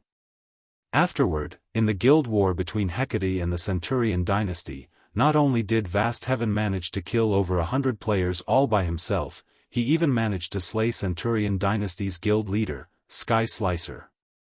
How could they possibly dare fight him? Everyone started quietly leaving the area, no longer daring to say anything about Hecate's actions. Meanwhile, Asura's 50-man team finally defeated the Frost Ape and were about to pick up their loot and leave as well. Wait a minute. This place is already under Hecate's management. You guys over there leave those materials behind. Vast Heaven shouted as he looked at Asura's members. Vast Heaven, we killed this boss. Don't you dare go overboard. The Berserker serving as the leader of Asura's 50-man team said as he looked at Vast Heaven. What? You guys want to fight? Vast Heaven laughed. Sure. Come at me. I'll even let all of you attack me together. If you manage to kill me, I'll immediately have my men leave the area. Chapter 1744, Asura's Commander. Chapter 1744, Asura's Commander. After Vast Heaven was done speaking, he stepped out from the crowd behind him and slowly walked towards Asura's 50-man team. When bathed in Vast Heaven's chilling aura, Asura's members felt greatly pressured. None of them dared reply to Vast Heaven's provocation. They knew very clearly what kind of temper Vast Heaven possessed. During the first few days after Hecate arrived in Cold Wind City, a situation similar to this had occurred.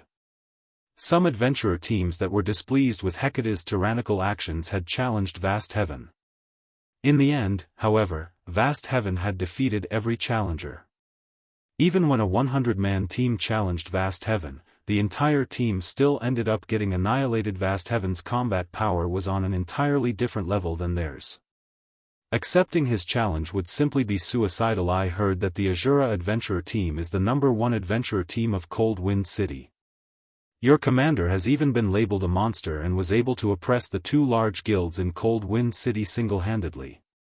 Your adventurer team is also famed for being filled with experts. So, how did your adventurer team end up having a weak bunch like you? Vast Heaven sneered as he sent a glance at the silent players before him. It seems those rumors really are just that, rumors. I've been in Cold Wind City for some time now, yet I still haven't met that so-called commander of yours even now. He must be like you bunch, hiding in fear. And to think you all even dare call yourselves the #1 adventurer team of Cold Wind City. This truly is disappointing. Oh well. It was my fault for expecting there would be capable experts in a backwater village like Cold Wind City.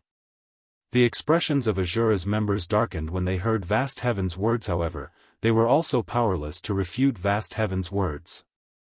Vast Heaven's strength was clear for all to see.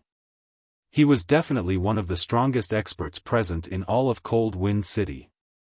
Even if their commander and the other experts of their adventurer team were present, they were unlikely to win against Vast Heaven. Leave the loot behind. We're leaving, said Stained Maple, the berserker serving as the leader of Asura's team. Gnashing his teeth, he knew that their team stood no chance against Vast Heaven whatsoever. It was definitely unwise to throw away the lives of the entire 50-man team just for the loot of a Frost Ape. Under the berserker's lead, Asura's team turned around and left. Hold it. Who said you could go?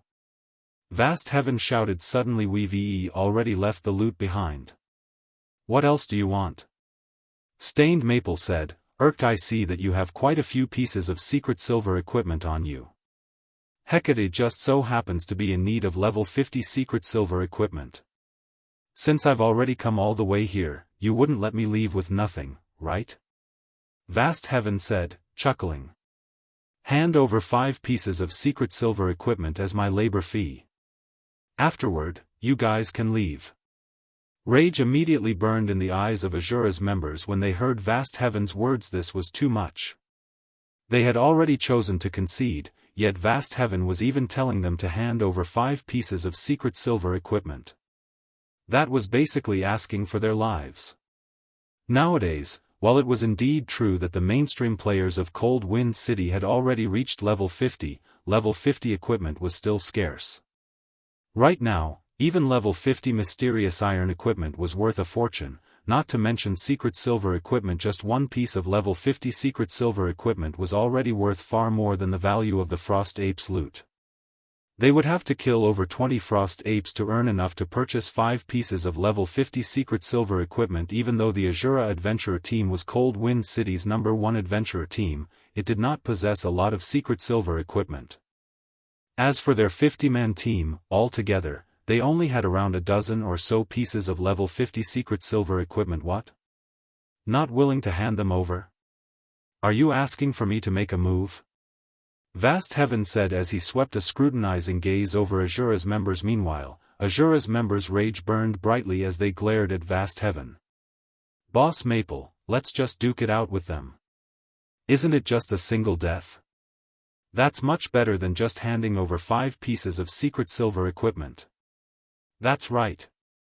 I refuse to believe our 50-man team can't kill one person. Asura's members were expressing their anger on the team chat one after another. They were all willing to fight against Vast Heaven rather than handing over 5 pieces of secret silver equipment without putting up a fight. All right. We'll fight with everything we got. Even if we can't kill him, we'll make him lose a few teeth. Stained Maple said after giving the matter some thought. After all was said and done, Vast Heaven was only a level 52 berserker. Even Stained Maple himself was a level 52 berserker. The weapons and equipment his team wore were also much stronger than before. Their chances of winning against Vast Heaven were not entirely zero. After Stained Maple agreed, Asura's members all unsheathed their weapons and started encircling Vast Heaven. You want to make a move? Vast Heaven could not help but laugh when he saw Stained Maple brimming with fighting spirit. Good. I just happen to be in need of some practice targets. Saying that, Vast Heaven unsheathed the silver spear hanging on his back. He then charged directly into Asura's team so fast. Stained Maple could not help but be surprised when he saw Vast Heaven transforming into an afterimage. Despite Vast Heaven being a berserker, he was so fast that even Stained Maple's eyes could not keep up with him. In fact, Vast Heaven appeared to be even faster than Asura's assassins. This bunch from Asura sure is unlucky. The boss has just been promoted to Tier 2 recently and had been fussing about not having any sparring partners. The boss is amazing. His speed is so high. Before this, the boss was famed for having immense strength. However, back then, his speed was lacking. His promotion to Tier 2 just so happens to have made up for this weakness of his. With this, he is most likely unbeatable in Cold Wind City now. Hecate's members started chatting merrily among themselves when they saw that Vast Heaven had already charged into the ranks of Asura's team previously. Even when Vast Heaven was still a Tier 1 player, he had already managed to make a mess of the Centurion dynasty.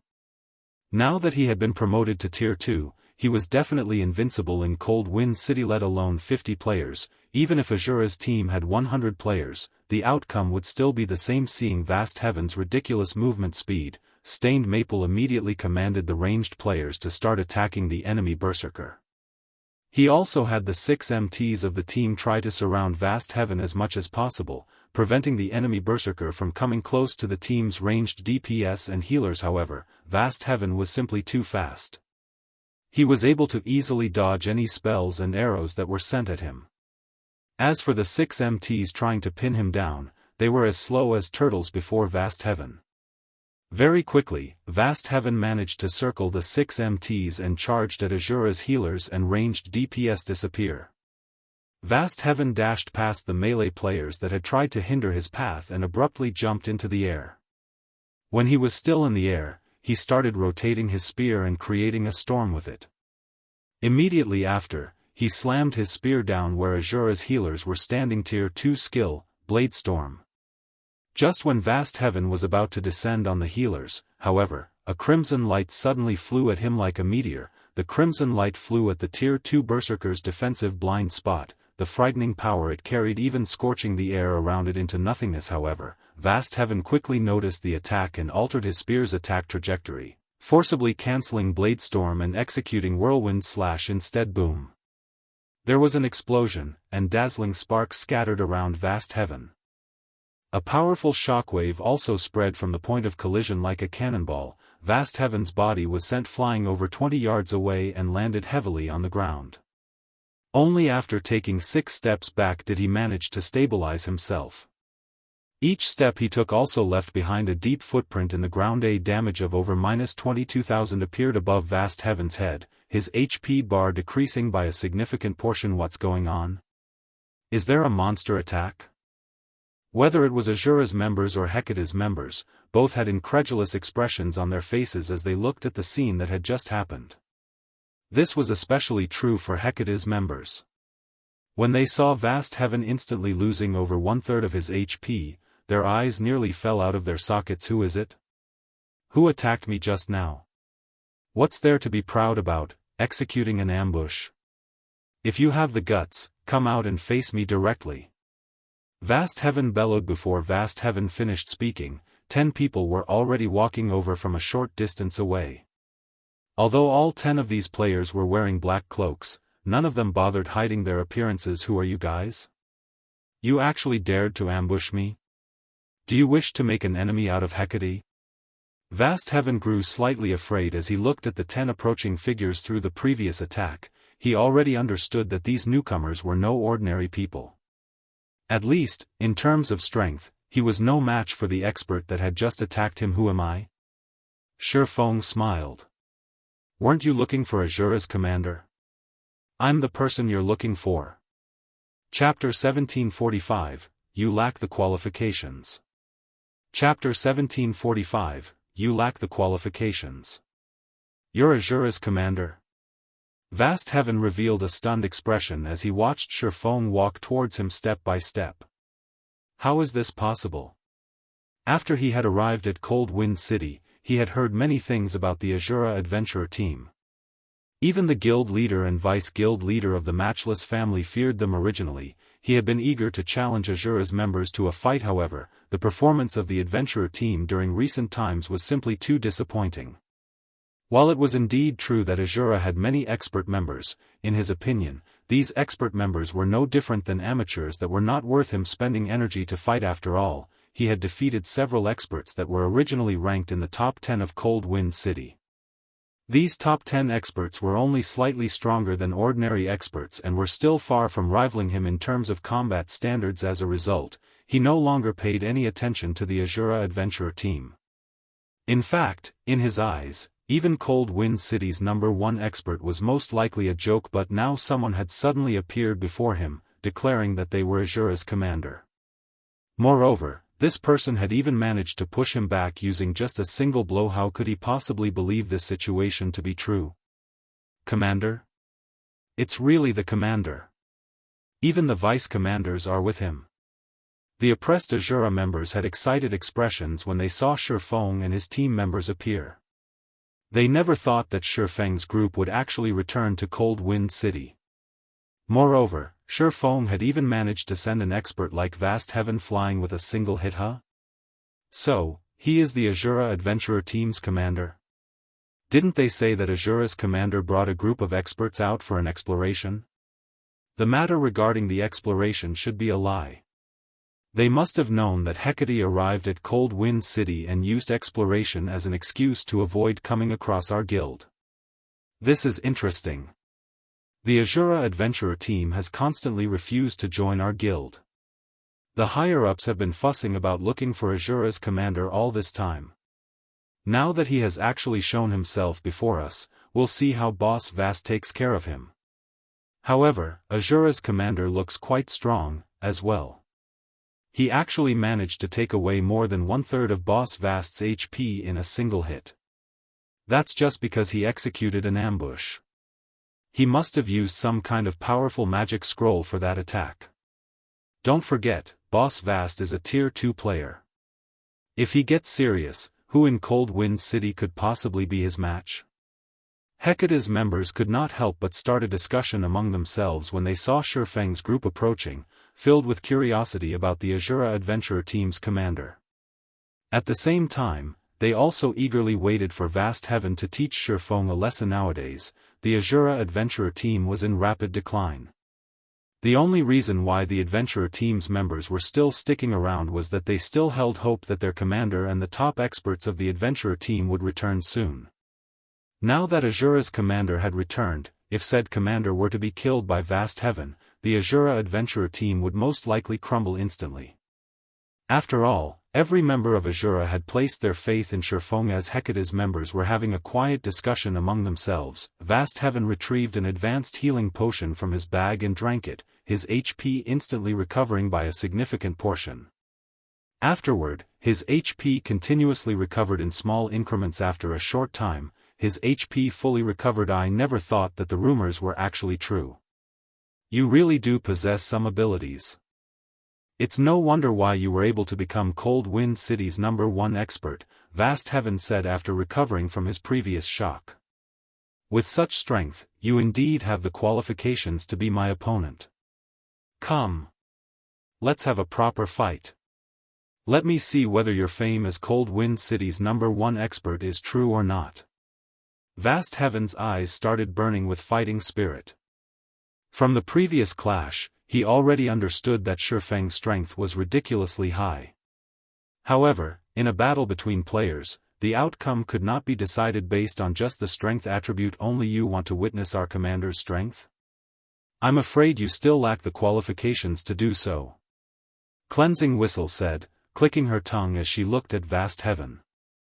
If you wish to challenge our commander, you'll have to get through me first. Cleansing Whistle stepped forward from the group. Team leader Whistle, be careful. He is Hecate's Vast Heaven. Previously, even Sky Slicer fell to him, despite being supported by dozens of experts. You mustn't fight him alone. Stained Maple warned Cleansing Whistle in a panic. He knew very clearly just what kind of strength Cleansing Whistle possessed. After all, he was originally a member of the Waveheart adventurer team and had joined Asura with Lifeless Thorn and Cleansing Whistle. While Cleansing Whistle was indeed very strong, she should only be roughly equal to the Centurion Dynasty's Sky Slicer. Meanwhile, Vast Heaven was someone who had single-handedly slain Sky Slicer together with dozens of experts from the Centurion Dynasty. Vast Heaven's strength was no trivial matter. It was a feat that even Lifeless Thorn, Cold Wind City's previous #1 expert, was not capable of accomplishing. Stained Maple did not think that the current Cleansing Whistle had any chance of winning against Vast Heaven. In his opinion, only their commander, Shifeng, could possibly contend against Vast Heaven in a one-on-one match. However, Stained Maple's warning was obviously ineffective, since Cleansing Whistle still continued walking towards Vast Heaven. Although Stained Maple wanted to try and stop Cleansing Whistle again, his attempt was hindered by one of Asura's vice-commanders, Solitary 9. When Stained Maple turned to look at the rest of Shifeng's group, he noticed that nobody on the team showed any intention of stopping Cleansing Whistle. Instead, they simply took on the attitude of spectators, making it look like this upcoming fight had nothing to do with them whatsoever. This is insane. Every one of them has lost their minds. Stained Maple was rendered speechless by his allies' actions despite having clearly stated that even the Centurion Dynasty was powerless against Vast Heaven. Shifeng and the others were actually allowing Cleansing Whistle to go into battle all by herself. This was basically sending Cleansing Whistle to her death. Besides Stained Maple, his team members were also very anxious. Boss Maple, what should we do? The commander and the other higher-ups are refusing to listen to your advice.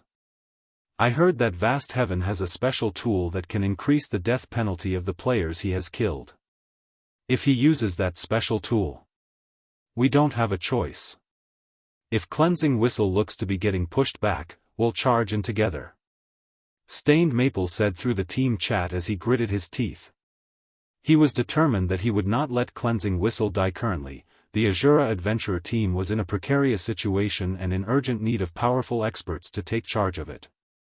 Meanwhile, Cleansing Whistle was one of the top 10 experts in the adventurer team. The adventurer team could not afford to let her get killed and lose multiple levels. The other members in Stained Maple's team nodded in agreement. Meanwhile, seeing Cleansing Whistle slowly walking towards Vast Heaven, Hecate's members started making a clamor. Who is this lady? She actually dares to challenge Boss Vast? Boss, let us take action. We'll teach this little girl a proper lesson. Asura's members sure are arrogant. Hecate's members were greatly displeased with Cleansing Whistle's arbitrary decision to take Shifeng's place in battle. They all wanted to charge forward and kill Cleansing Whistle. Now you're going to fight me? You sure know how to speak bold words.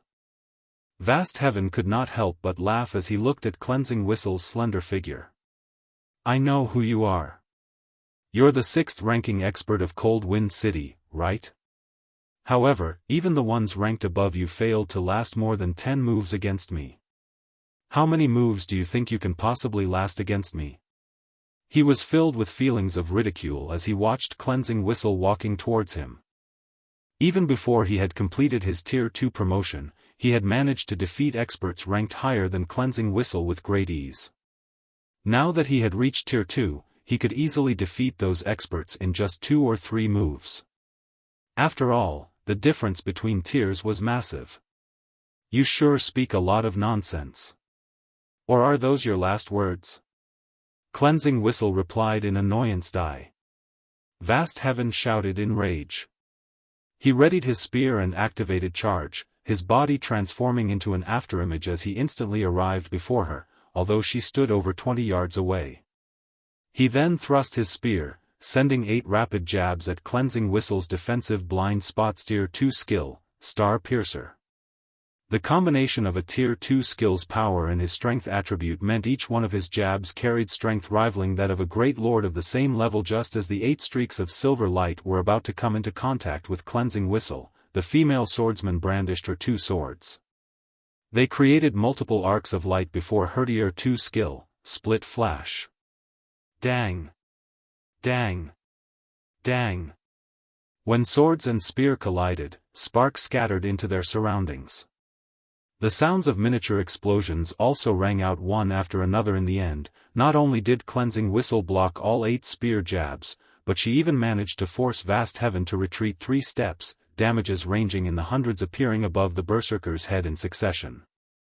In contrast, Cleansing Whistle remained standing steadily in her original position, her HP still completely intact. Although both sides had only clashed once with each other, the difference in strength was already clear for all to see. Chapter 1746, Change in Strength. Chapter 1746, Change in Strength. How is her strength so high?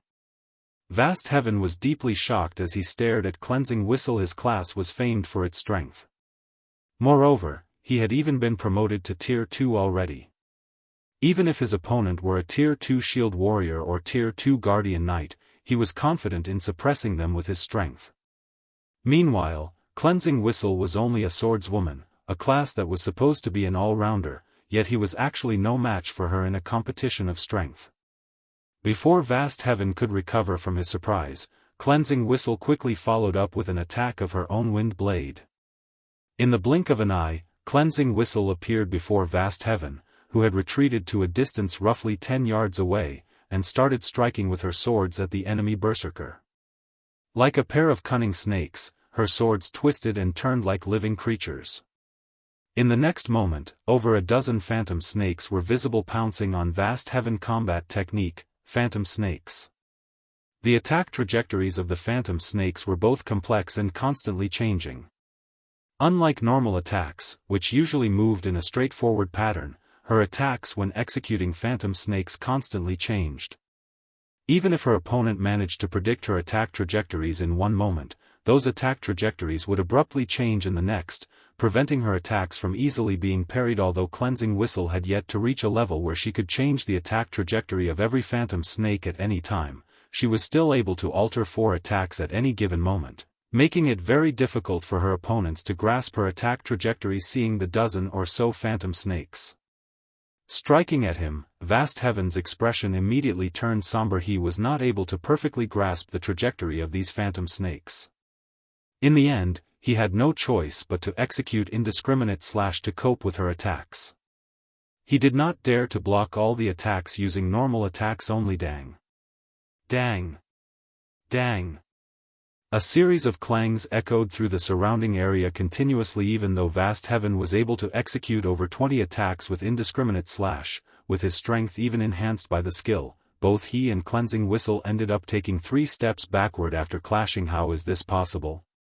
The spectating members of Hecate could not help but gape in shock. The Hecate members present were all elites and experts. They knew that, although it appeared that Vast Heaven and Cleansing Whistle had come out as equals during that clash, in reality, Vast Heaven was at a disadvantage. Indiscriminate slash was a sure kill skill of the Berserker class. Yet, even after using a sure kill skill, Vast Heaven was only able to end his clash with Cleansing Whistle with a draw. Meanwhile, Cleansing Whistle hadn't even used any skills during the previous attack. One could easily imagine what kind of outcome would result from a normal clash. Looking at Cleansing Whistle again, an indescribable sense of fear sprouted in the hearts of Hecate's members. Vast Heaven was a bona fide Tier 2 Berserker. His combat standard ranked at the top of Hecate. Yet, he was actually being overwhelmed by a player from some backwater city. If they were to tell this matter to the other experts of Hecate, their words would most likely be treated as a joke at this moment, let alone Hecate's spectating members. Even Vast Heaven himself was looking surprised and confused. He could not understand just how Cleansing Whistle could be so powerful. How is this possible? I'm a Tier 2 Berserker. At this moment, the composure Vast Heaven had before had completely disappeared. In fact, he could feel death looming over him already. Wasn't she the 6th-ranked expert of Cold Wind City? How are her basic attributes and combat standards so high? Meanwhile, Stained Maple and the other members of Asura watching from a short distance away were similarly dumbfounded by this outcome. How did Cleansing Whistle become so powerful? When Stained Maple saw Cleansing Whistle suppressing Vast Heaven with ease, he could not help but think he was hallucinating. He had a very clear idea of Cleansing Whistle's previous strength. Although she was indeed stronger than him, the gap between them was minor. However, the Cleansing Whistle he looked at right now was like a completely different person. Whistle's grasp over phantom snakes is still too shallow. If she could grasp it completely, she could have taken away at least 50% of that Berserker's HP with that attack just now. Lifeless Thorn stated idly. Solitary 9 and the others in the team also nodded in agreement. Currently, Cleansing Whistle was geared in the level 50 fine gold ranked magic light set. As for the weapons she was wielding, one was a level 50 fine gold longsword, and the other was a level 50 epic growth type longsword. On the other hand, Vast Heaven was only geared in level 50 secret silver equipment. The difference in equipment standards between the two of them was massive. It was only normal for her to overwhelm Vast Heaven. Moreover, after leaving the Ice Crystal world, Cleansing Whistle had also traveled around the continent of God's domain and challenged all sorts of experts. After the training provided by Zero Wing, Cleansing Whistle, who was originally close to reaching the half-step refinement realm, had now fully set foot into the refinement realm standard. Her combat standard was only slightly inferior to Vast Heaven, someone who was a veteran refinement realm expert. However, with the advantage she had in terms of attributes, she could easily make up for this minor difference. As for the Phantom Snake's combat technique, it was one of the combat techniques Zero Wing had acquired from the primordial divine ruin. Although it was only a basic combat technique, its power definitely allowed it to rank among the top of basic combat techniques. To improve their strength, Feng had decided to let Cleansing Whistle and the rest of them learn some suitable combat techniques in exchange for having them owe the Asura Adventurer team some contribution points. If Cleansing Whistle could fully grasp Phantom Snakes, with her powerful attributes, it would definitely be possible to shave away half of Vast Heaven's HP in a single attack. Taking away half of Vast Heaven's HP with a single attack? When Stained Maple heard Lifeless Thorn's words, he suspected he was hearing things. This was vast heaven they were talking about. The Berserker was someone capable of going up against dozens of experts from the Centurion dynasty all by himself. Yet, in the eyes of Lifeless Thorn's group, such an expert was like an ordinary player one could find anywhere on the street. Just as everyone was feeling shocked by the strength Cleansing Whistle had displayed, Cleansing Whistle immediately altered her footwork after stabilizing herself. She transformed into multiple afterimages, making it look like there were 5 copies of her as she dashed towards Vast Heaven combat technique, Residual Steps. Similar to Phantom Snakes, Residual Steps was also a combat technique acquired from the primordial Divine Ruin. It was a special footwork technique that relied on afterimages to confuse one's opponent. Footwork-type combat techniques were capable of improving a player's combat power significantly. In terms of value, a basic footwork-type combat technique was equivalent to an advanced offensive or defensive combat technique. When one was fighting against an enemy of roughly equal combat standards, a footwork-type combat technique allowed one to take the initiative in battle. It was something crucial in a battle between experts. At the end of the day, Vast Heaven was only a refinement realm expert. As a result, he was not able to fully grasp the movement patterns of all 5 copies of Cleansing Whistle. When Cleansing Whistle was close to reaching him, he had no choice but to make a powerful stomp on the ground. Thunderclap. The ground around Vast Heaven trembled and shattered, preventing Cleansing Whistle from executing residual steps properly. As a result, her afterimages disappeared, and her real location was revealed. Seeing an opportunity to strike, Vast Heaven immediately used his strongest Tier 2 skill, Death Charge. Vast Heaven's body increased in size, instantly becoming a 3-meter-tall giant. He raised his silver spear and stabbed it at Cleansing Whistle. Death Charge was a sacrificial skill that sacrificed 40% of his maximum HP to execute a charging assault on a target within 50 yards ahead of him. While the skill was in effect, it increased his movement speed by 150%, strength by 100%, and damage dealt by 500%. In the next moment, the ground beneath Vast Heaven's feet shattered. The Berserker transformed into a blur as he charged at Cleansing Whistle. Just as Vast Heaven was about to reach Cleansing Whistle, the latter suddenly swapped out the level 50 fine gold longsword in her right hand and replaced it with a tattered longsword engraved with silver divine runes. She swung the tattered longsword at Vast Heaven. Just as the tattered longsword was about to collide with Vast Heaven's spear, the silver runes engraved on the longsword lit up brightly. Boom. There was an explosion, and the ground beneath the point of impact shattered. Contrary to expectations, Cleansing Whistle did not get sent flying.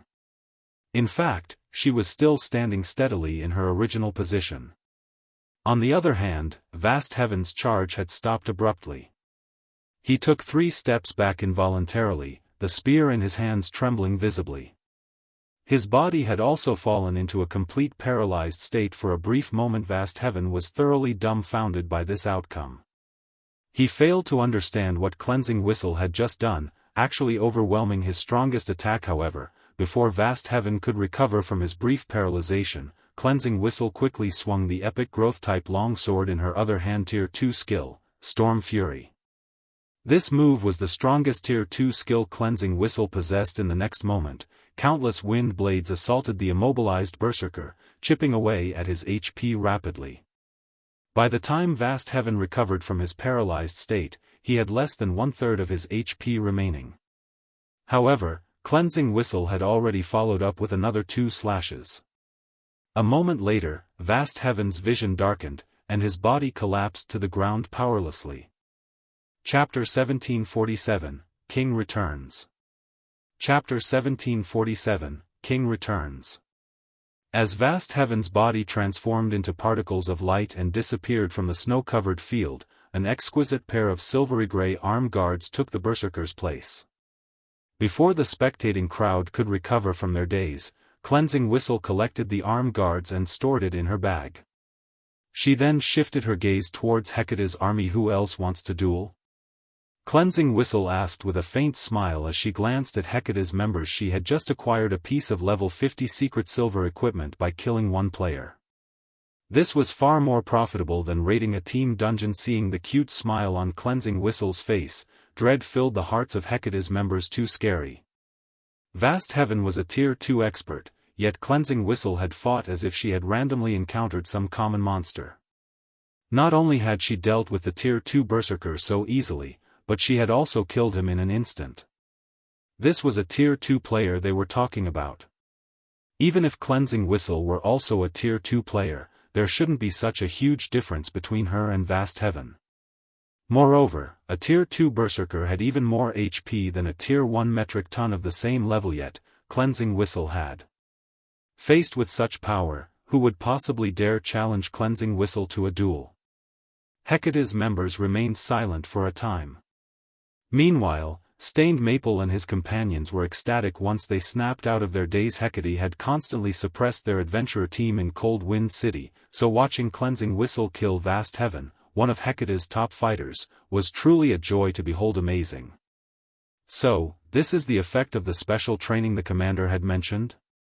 Stained Maple could not help but shift his gaze toward Shifeng, astounded. When Shifeng had first established the Asura adventurer team, he had stated that as long as they were willing to work hard, he would help them grow stronger. He had assumed Shifeng's claim was merely a boast. Now, however, it would seem that Shifeng had told the truth. The man really had a way to make them stronger.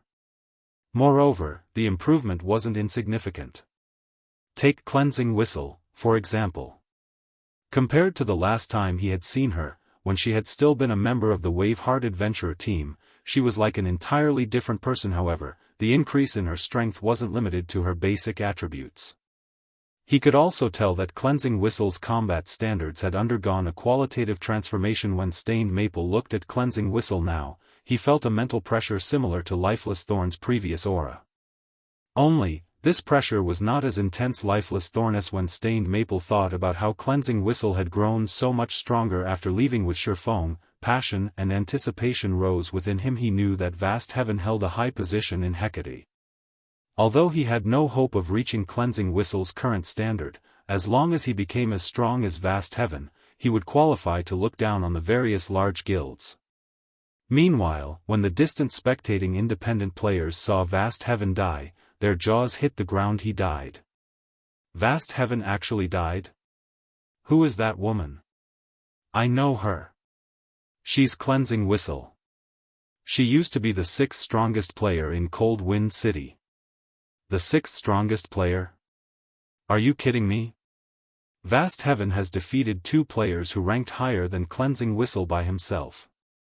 Even if Cleansing Whistle has become significantly more powerful in such a short time, she shouldn't be able to kill Vast Heaven so easily, right?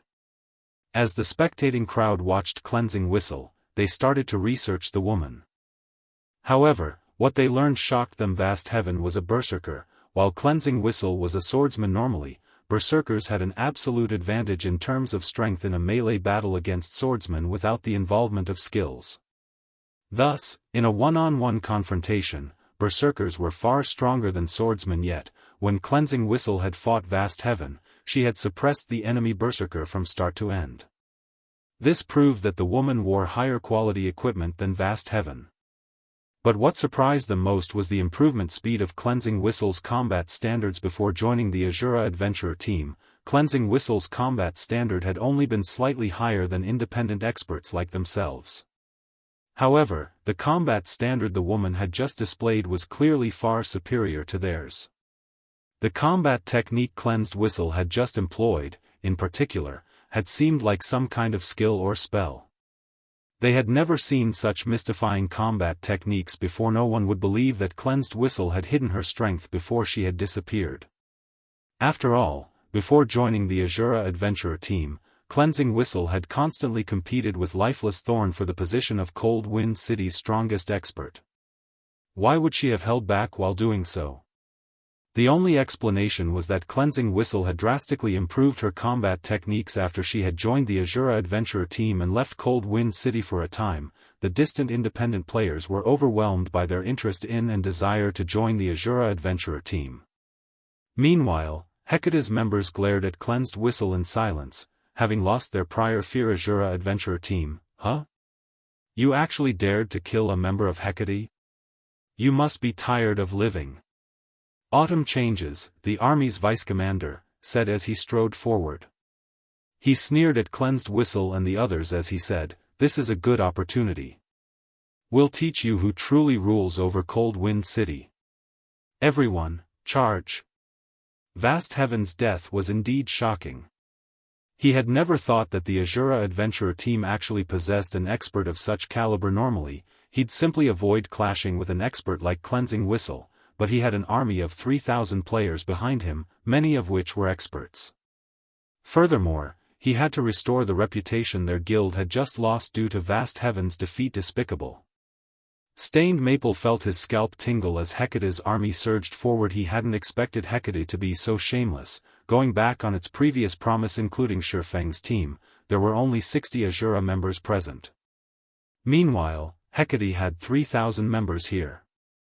Hecate's army also consisted of elite and expert players. The Asura adventurer team members likely had no hope of escaping with their lives. "Commander, you guys should take off. We'll hold them back. As long as you survive, not even Hecate can deal with our adventurer team so easily." Stained Maple hurriedly said. Both Shifeng and Cleansing Whistle were emotional pillars for the Asura adventurer team right now. If Hecate's members took these two down, Asura's reputation would plummet. If that happened, Asura would struggle to develop in the future. However, as soon as Stained Maple finished speaking, he noticed Shifeng approaching Hecate's army with Lifeless Thorn and the others close behind. "Commander, what are you trying to do?" Stained Maple asked in a panic. "Do I really have to answer that? We're getting to work." Shifeng laughed nonchalantly. "The 50 of you, get into a defensive formation and focus on dodging AoEs.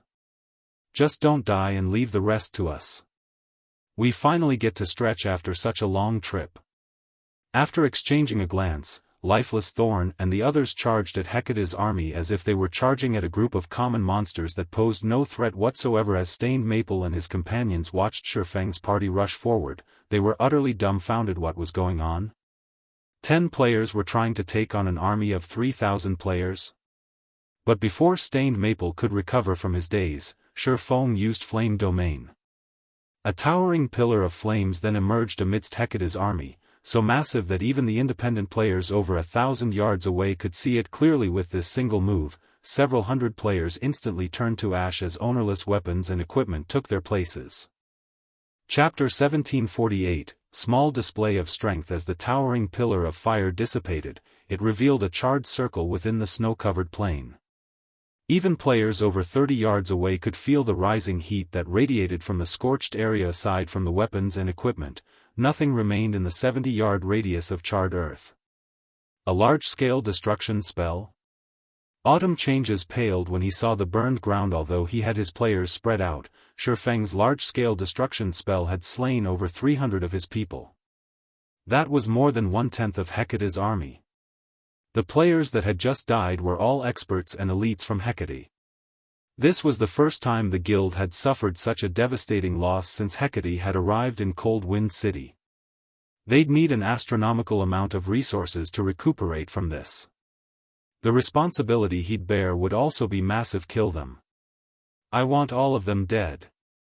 Autumn Changes bellowed as he glared at Shifeng. The person who was responsible for this loss should only be able to avoid a severe punishment if he annihilated the Asura members before him. Hearing Autumn Changes' command, Hecate's members snapped out of their daze. Although they still somewhat afraid of Shifeng's group and worried that their enemies had more large-scale destruction spells in store, they had over 2,600 players on their side. How could Asura possibly stop them all with just 60 members? Like a pack of hungry wolves, Hecate's members descended on their enemies. Of course, although Hecate's members had been stirred into a frenzy, their movements were still well organized. Their actions displayed these players' vast experience in team battles, and instead of charging as one, they split into dozens of smaller groups to deal with each individual opponent. Each of the groups that aimed for Shifeng's team of 10 consisted of 50 players. Stained Maple and his team became incredibly nervous as they watched the army of thousands approach. Although they had fought in many team battles before, they had been small-scale skirmishes, only involving 100 or 200 players. This was the first time they had participated in a battle involving thousands. As they watched the large groups rush towards them in an orderly manner, they struggled to breathe. Hecate's army outnumbered them by dozens of times. This overwhelming advantage couldn't be negated just because Silverwing had used one large-scale destruction spell. The Asura adventurer team is finished now. There's no helping it. Hecate is Cold Wind City's current overlord. How could an adventurer team hope to contend with it? The independent players in the distance sighed ruefully as they watched the battlefield at the bottom of the canyon. This was the difference between a guild and an adventurer team. Even if an adventurer team were very powerful, it would only be able to stand against an ordinary guild like Centurion Dynasty or Matchless Family at most. However, Hecate was a large guild that ruled over multiple cities. An adventurer team with a little over 1,000 members was a joke before a guild like Hecate. As Hecate's army advanced, Lifeless Thorn and the others exchanged glances before they turned to Silverwing. Commander, you mustn't join this competition.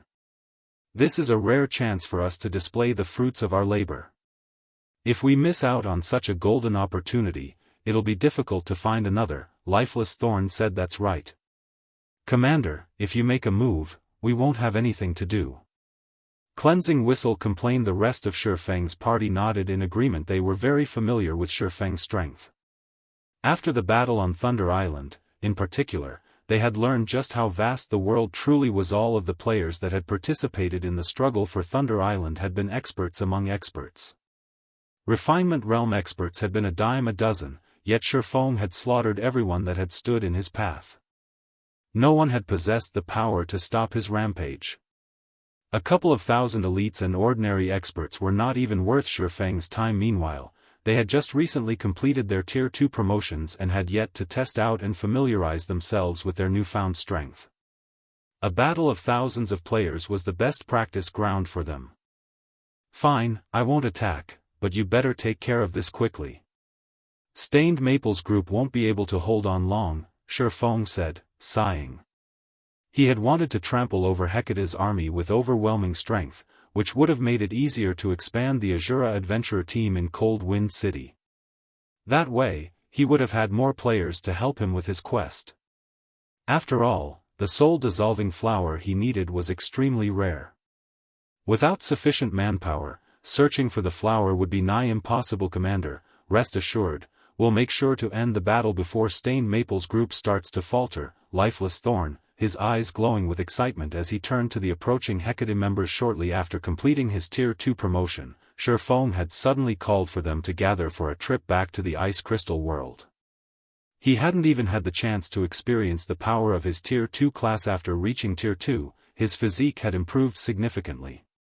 This would no doubt affect his execution of skills and combat techniques, and he would need to fight in many battles before he got used to the new changes. He could also use this chance to try out new combat methods, which he hadn't been able to use with his previous physique. After saying so, Lifeless Thorn eagerly raised his spear and dashed towards Hecate's forces, which were still over 100 yards away. The rest of the team also advanced, but instead of moving as a unit, they split up and rushed at different sections of the enemy army. They showed no intention of cooperating. What are they trying to do? Stained Maple felt devastated as he watched Lifeless Thorn and the others move independently. They were going up against an army of over 2,600 players, yet Lifeless Thorn and the others planned to fight solo? Even Autumn Changes was stunned as the enemies rushed towards him. Have these people lost their minds? Autumn Changes could not help but rub his eyes to make sure that he was not hallucinating. Hecate's army still had over 2,600 elite and expert players remaining. Even Vast Heaven wouldn't recklessly charge into such a force by himself, using a roundabout strategy instead, yet Lifeless Thorn and the other Asura members were running towards their army like a bunch of lunatics. Good. Since they wish to die so badly, we'll grant their wish. Ranged unit, prepare to attack. Once they're within 50 yards, launch your attacks and blast them to smithereens. Autumn Changes commanded. Hearing Autumn Changes' orders, the ranged players at the rear line readied their bows and channeled their spells. As soon as Lifeless Thorn was within range, they would launch their attacks. 90 yards. 80 yards. 60 yards. The moment Lifeless Thorn crossed the 50-yard mark, Hecate's ranged players fired their spells and arrows. These arrows and spells blotted out the sky. Lifeless Thorn revealed a wild grin as the attacks rained down. He responded by swinging his sword at the incoming attack's Tier 2 skill, Blade Storm. With a light swing, a storm formed before Lifeless Thorn. Like a barrier of wind, the violent storm blocked every spell and arrow Hecate's members had launched. Not a single attack had made it through. How is that possible? Hecate's members were stupefied when they saw Lifeless Thorn emerge unscathed. They had never dreamed that a skill could be used in such a way. Lifeless Thorn had actually used an offensive skill as a defensive skill. Bladestorm had a 3-second duration. Taking advantage of the skill, Lifeless Thorn made his way towards Hecate's frontline without receiving any damage. However, 8 MTs immediately stepped forward to intercept Lifeless Thorn. Seeing this, Lifeless Thorn swept his spear in a horizontal arc. Tier 1 skill, Whirlwind Slash. Boom! The swing sent every MT that stood in Lifeless Thorn's path flying, their HPs decreasing by a significant chunk.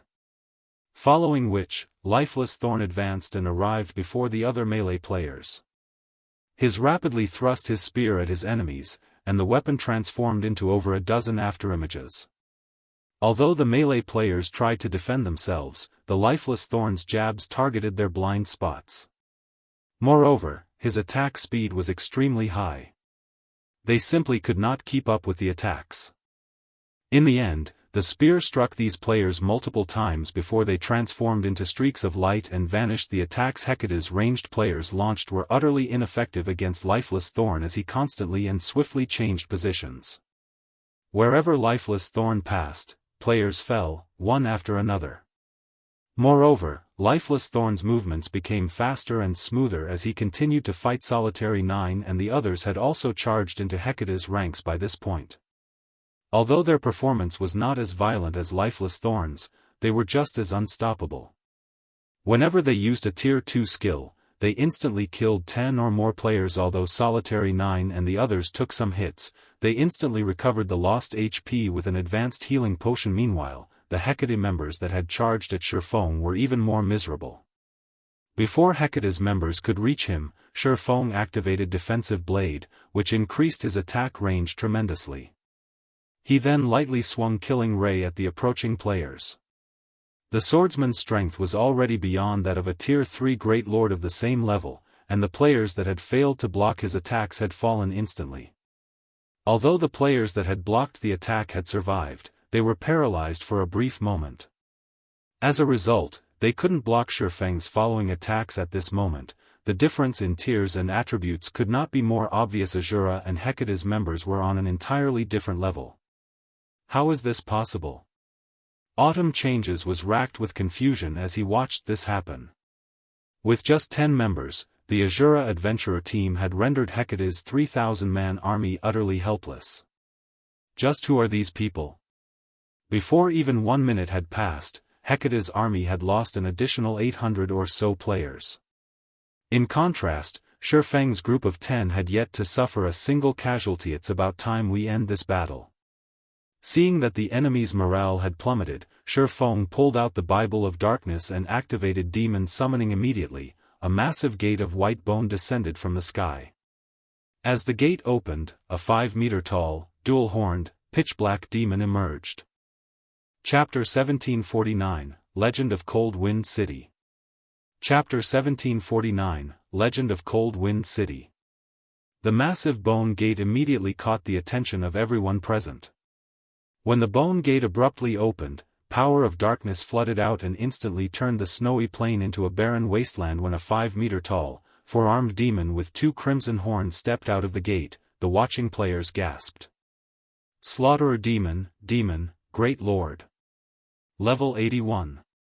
HP 33 750 000/33 750 000. A level 81 Great Lord? Crap. They can summon Tier 3 monsters. Hecate's members were stricken with fear as they stared at the Slaughterer Demon. It wouldn't have been a major issue if the summoned Great Lord had only been level 50 or 60, but the Great Lord before them was level 81. That was far above their current levels. Although the level suppression system in the game had been nerfed quite a bit by this point, the suppression from a 30-level difference would still be powerful naturally. In terms of basic attributes, a level 81 Great Lord was much stronger than a level 50 Grand Lord. Even a 100-man elite team wasn't guaranteed success against an ordinary level 50 Grand Lord, which would be a nightmare if controlled by a player. Suddenly, the Slaughterer demon unfolded its pitch-black wings and disappeared.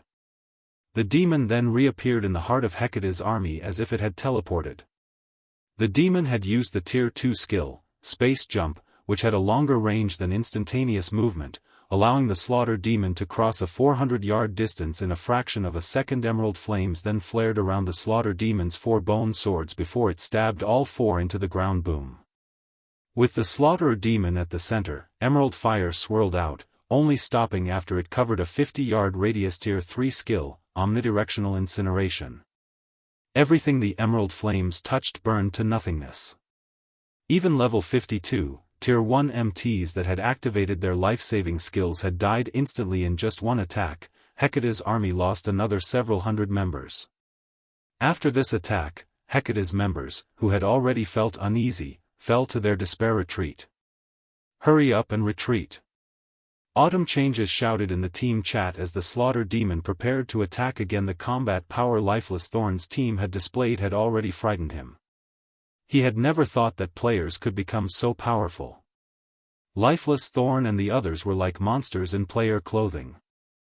Lifeless Thorn, in particular, was ridiculously strong. Even several level 50+ MTs working together couldn't stop his rampage. Just one of the Berserker's attacks was more than enough to send multiple MTs flying. Meanwhile, cloth armor classes were little more than pests before this man. They'd definitely die if they received a single hit.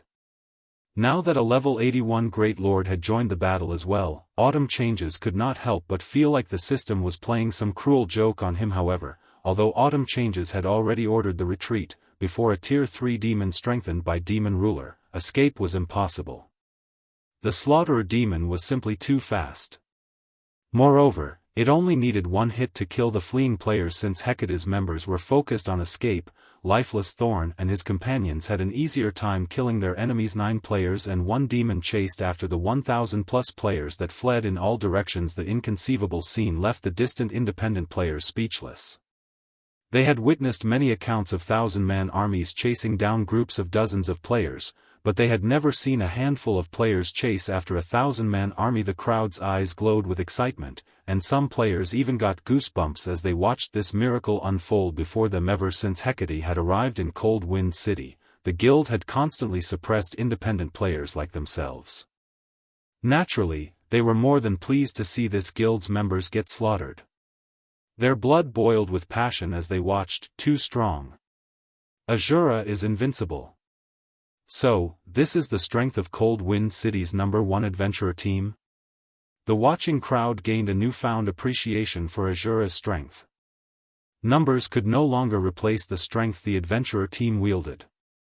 As long as these Asura experts were present, the adventurer team would become a legend. Rather, Asura's legend would begin today in Cold Wind City. Meanwhile, Stained Maple and his teammates, who tried their best to keep Hecate's members from fleeing, felt an indescribable pride and excitement for their own adventurer team so strong. But the basic attributes and combat standards Lifeless Thorn and his companions had displayed today were absolutely mesmerizing. When they thought about how Lifeless Thorn and the others' newfound strength was due to their commander, Shifeng, their hearts burned with even more passion. Since Lifeless Thorn and the others had improved so much by following the Swordsman, these players realized that if their performances were sufficient, they might get to train under their commander as well, experiencing the same explosive strength growth. If they could become half as powerful as Lifeless Thorn and his teammates, they'd be more than satisfied. Meanwhile, many of the spectating independent players had recorded the battle between Asura and Hecate, and some had even uploaded their videos to Cold Wind City's official forums. Battle of the Century in the Snow Rift. Initially, very few players paid attention to the forum post. Those that had checked it out had done so out of boredom. However, as soon as players clicked on the post and watched the videos, they couldn't look away. What's going on? Several players are chasing after thousands? Is this some kind of movie shoot? This battle is real. I am at the battlefield right now. You should have seen it for yourself. Several experts from the Asura adventurer team just slaughtered Hecate's army. They can kill even level 50 MTs with one hit. When did Asura become so powerful? I am also at the scene of the battle. I'm an assassin, so I managed to get a closer view of the battlefield. It seems that Asura's commander has finally returned. Those are the experts from Asura that left Cold Wind City with the adventurer team's commander a while ago. Just now, Asura's cleansing whistle single-handedly killed Hecate's vast heaven. Moreover, she made it look easy. Cleansing whistle killed vast heaven by herself? Stop lying. Do you know who Vast Heaven is? He's the current #1 expert in Cold Wind City. The city's previous top-ranked experts didn't even last 10 moves against him. How could Cleansing Whistle beat him? I have screenshots and videos. Take a look for yourself. What? It's actually true. That's Vast Heaven. For a time, every player in Cold Wind City was focused on the shocking battle between Asura and Hecate. Cold Wind City's inhabitants were astounded and excited as they watched thousands of Hecate's elite and expert members flee from a handful of players from the Asura adventurer team. Any thoughts they had harbored of the adventurer team falling apart had vanished after this heaven-defying battle. Who in Cold Wind City would possibly look down on Asura's strength? At the same time, Asura was fated to become a legend in Cold Wind City after this battle. Even if a long time had passed, today's battle would be regarded as a classic. While Cold Wind City's players heatedly discussed the Asura adventurer team, Hecate's upper echelons, who had been stationed in Cold Wind City, gathered in Hecate's guild residence for an emergency meeting. Over a dozen people sat in the solemn meeting hall, every one of them radiating an aura that would make ordinary players shudder with fear. However, these players all watched the youth at the head of the table in silence and trepidation. This youth wore a particularly gloomy expression, and even the temperature of the air around him had dropped due to his aura speak. What is happening? What is this Asura adventurer team? The handsome youth demanded. Chapter 1750, Establishing an Adventurer Alliance. Chapter 1750, Establishing an Adventurer Alliance. Inside the silent hall, the handsome man's shout immediately made Hecate's upper echelon tremble involuntarily. Although they were part of the upper echelon of Hecate and possessed great individual strength, when facing the handsome man before them, they instinctively felt a sense of awe towards him. The reason for this was the identity of the male youth before them. He was none other than Carnage, the player nicknamed Hell Knight, who was also one of Hecate's vice guild leaders. Although Carnage was baby-faced, in reality, he was already over 40 years old, much older than they were. Moreover, he had worked as a mercenary and was nicknamed the God of Death. It was no exaggeration to say that a large part of Hecate's current success was due to Carnage. Moreover, Carnage was also the head instructor for Hecate's internal training program, and every one of them present inside the meeting hall right now had actually received his tuition. Even Vast Heaven owed the strength he had today to Carnage's tutelage. Meanwhile, the training they had undergone was akin to going through hell. Hence, they knew exactly what kind of personality Carnage had. Normally, he didn't lose his temper easily. When he did get angry, however, it was like hell descending on the world. And right now, they could sense that he was furious. However, his reaction was only natural. Of the 3,000 elite and expert members the guild had sent to the Snow Rift, over 2,000 had gotten killed. Even when Hecate went to deal with the Centurion dynasty, it had not suffered such a staggering loss. Yet, now, the guild had sustained such casualties just because of 10 players. The guild used tons of resources to nurture its elite and expert members. After opening up the path to Cold Wind City, it had sent only 1,000 expert players over. Only after arriving at Cold Wind City and annexing the entire Matchless family did Hecate's guild member count in Cold Wind City skyrocket, the number of elite and expert members breaching 10,000. Meanwhile, among the 3,000 players Vast Heaven had brought to the Snow Rift, nearly 400 were the guild's original expert players. And among the 2,000-plus players that were killed, 300-plus were these original experts, the equivalent to losing more than one-third of the total number of experts Hecate had in Cold Wind City. This was a massive loss. The levels lost was one thing, the crucial point was the weapons and equipment lost in the Ice Crystal world. Guild elites and experts relied mainly on lifestyle players for their weapons and equipment.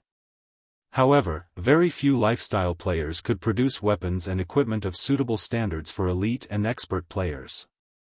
Not to mention, the materials needed to produce level 50 secret silver weapons and equipment were also extremely valuable and very difficult to acquire. Meanwhile, based on the post-war statistics, they had lost over 200 pieces of level 50 secret silver equipment.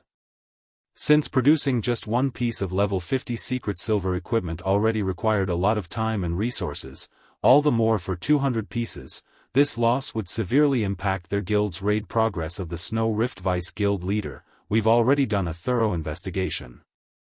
The people who targeted us this time are all experts of the Asura adventurer team that had disappeared previously. From what we heard, it seems that these experts had gone with their commander on an expedition. However, the strange part is that these experts weren't so strong before. Right now, we still don't know how they managed to gain the combat power they have. A level 52 elementalist reported in a careful tone. They suddenly became stronger. Carnage's lips curled up slightly as he read the report his subordinate sent him. This is interesting. They're just a bunch of hillbillies, yet not only did they gain a massive boost in basic attributes after going out on an expedition, but even their combat standards have undergone a qualitative transformation. It seems this Asura adventurer team has quite a huge secret. Investigate this matter immediately. Use every means available to dig out this secret. As long as Hecate acquires it, then the day Hecate becomes the #1 guild in the north will be just around the corner. Right, also notify the main branch to send the 12 heavens to Cold Wind City. Upon hearing Carnage's command, everyone in the room was shocked. Despite themselves, they had never thought that Carnage would actually summon the 12 heavens to a backwater like Cold Wind City. The 12 heavens were the apex combatants of Hecate. In Cold Wind City, aside from Carnage, Vast Heaven was the strongest member of Hecate present. Even so, Vast Heaven's level was still insufficient for him to become one of the 12 heavens, only qualifying as a reserve member. At most normally, the 12 heavens would be split up and dispatched to Hecate's various branch guilds. Nevertheless, Carnage was having all 12 of them come. Hecate's upper echelon shuddered in fear just thinking about this matter. These people could still remember the last time the 12 heavens were all together. Back then, they were gathered to help repel the siege of a super first-rate guild's army. In the end, due to the 12 heavens, the invading super first-rate guild had no choice but to give up on capturing one of Hecate's guild towns. Yet, now, Carnage was actually mobilizing the 12 heavens just to deal with a single adventurer team. This was simply insane. Elsewhere, Shifeng and the others had already returned to Cold Wind City. After reaching the city, the group discovered that nothing much had changed there. The player population in the city had increased only slightly, with the majority of the newcomers being new players to God's domain, and a small portion being Hecate's guild members. Unlike on the continent of God's domain, players belonging to the Ice Crystal world couldn't travel freely between different cities in the Ice Crystal world. Travel between two different cities generally required players to unlock the gates separating the two cities first. Another method was to use a special pathway.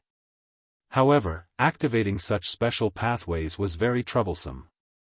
These pathways also had many restrictions. Hence, ordinary players couldn't travel freely between different cities. Currently, outside Asura's residence, Asura's members crowded around the entrance as they welcomed Shifeng and the others. Return, it's the commander. The commander is back. All hail the commander. Asura is invincible. The Asura adventurer team's members were all thrilled to see Shifeng.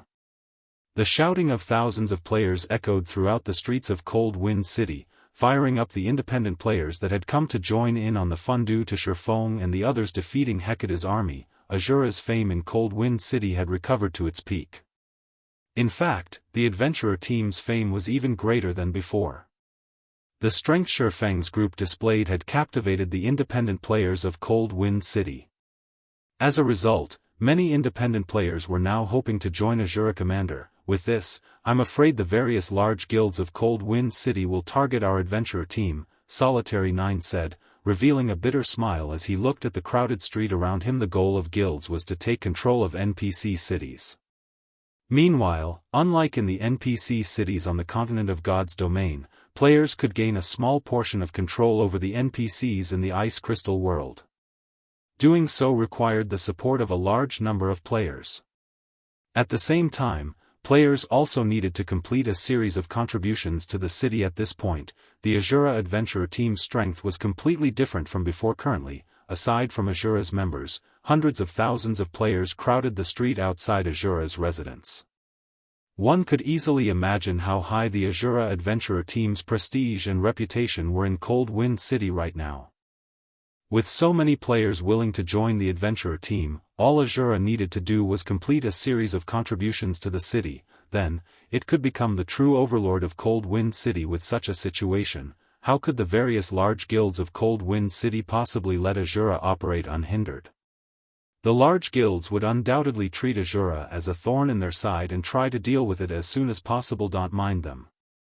If they want a fight, we'll give them a fight, Shifeng said, chuckling.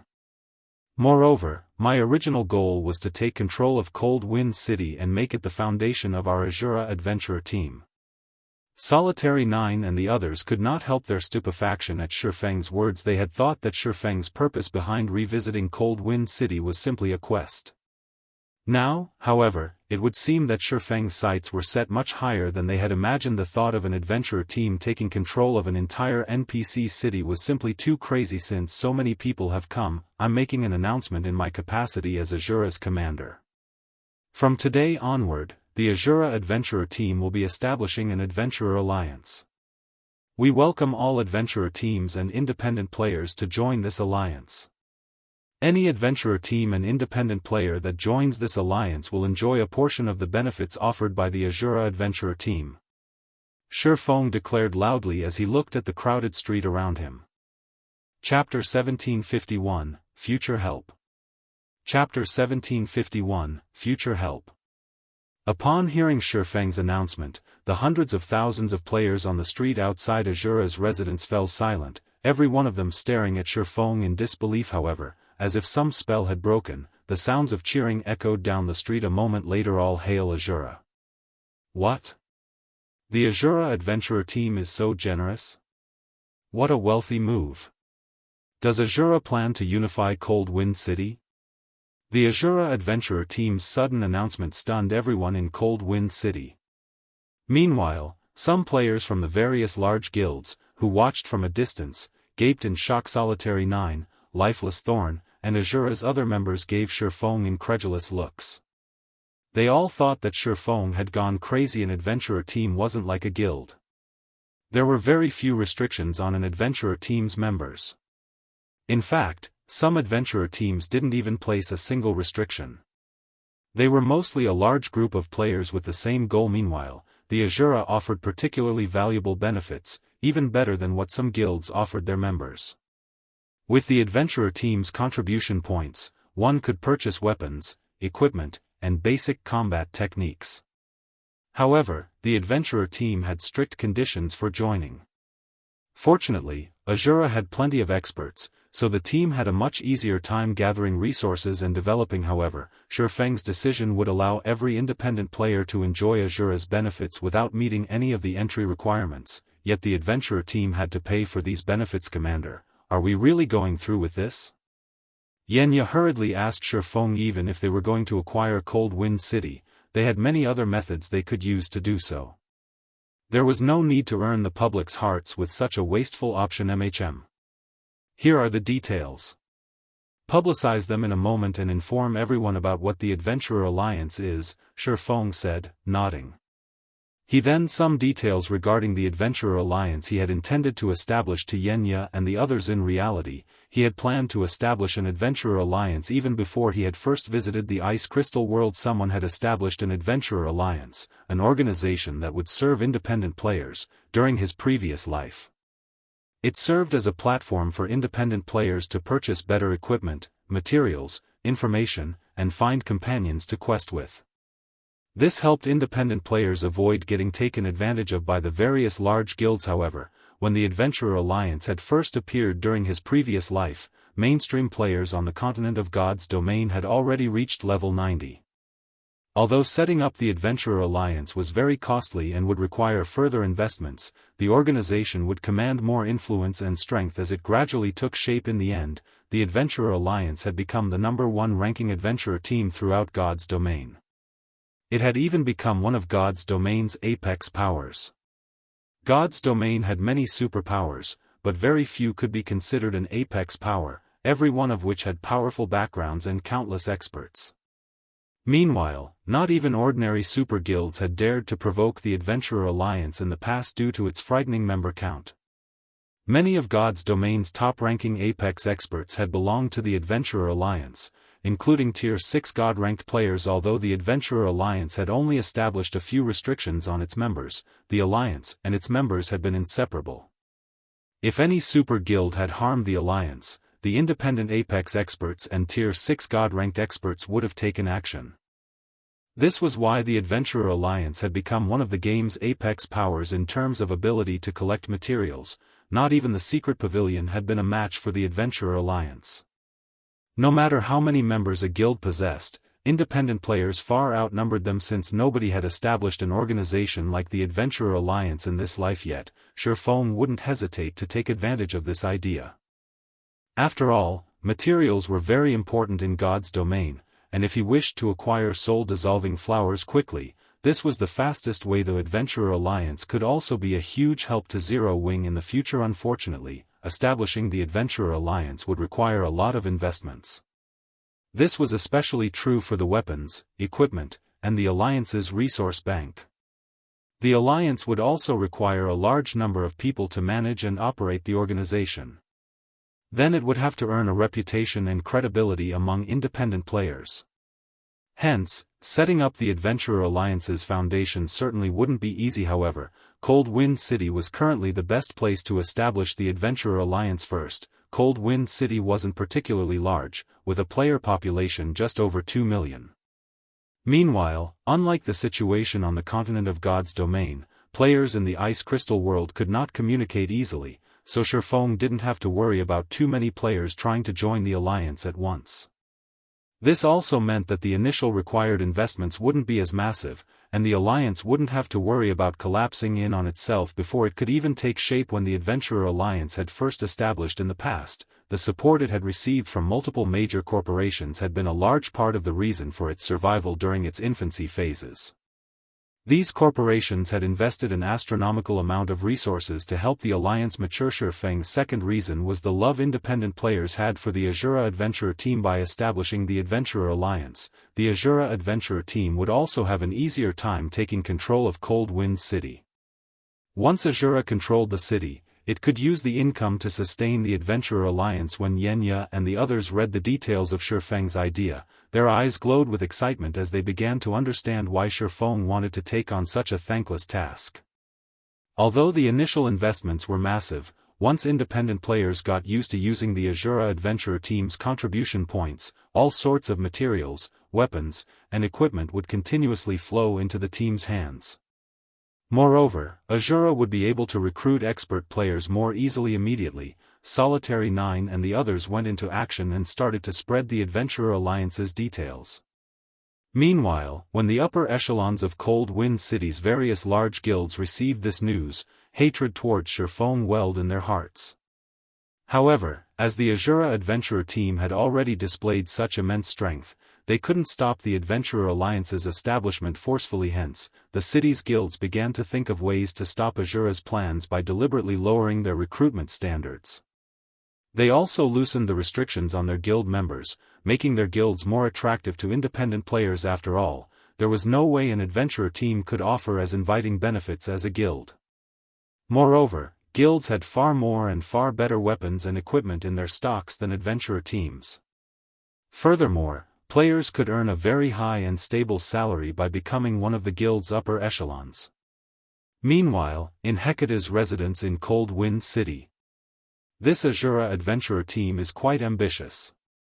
Like the other guild's upper echelons, Carnage was surprised when he received news of the Adventurer Association. He had never thought that the Asura adventurer team would be so enthusiastic to grow. However, he revealed a sneer as he said, "It's a pity that your efforts will go to waste. Notify our subordinates and tell them to lower the exchange rates for Hecate's weapons and equipment. However, keep the original exchange rates for any player that's related to the Asura adventurer team in any way."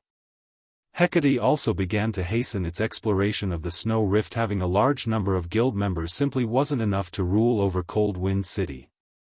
An organization also needed to make sufficient contributions to the city. Elsewhere, Shifeng focused on producing all kinds of weapons and equipment in preparation for the Adventurer Alliance's establishment. After being away from Cold Wind City for some time, the Asura adventurer team had collected plenty of rare materials. It had even acquired 45 ice crystal fragments.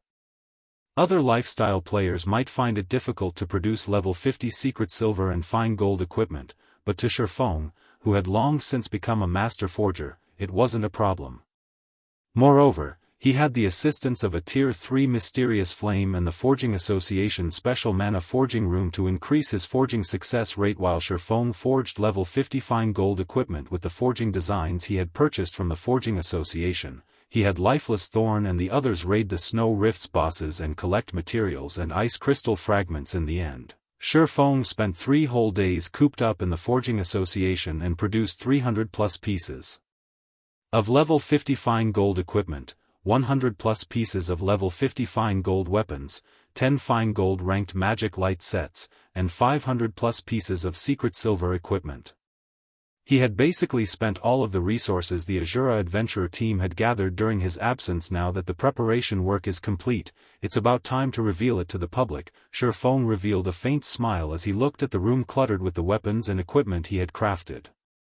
Chapter 1752, Enemy of Guilds. Chapter 1752, Enemy of Guilds. Cold Wind City, Hecate's guild residence.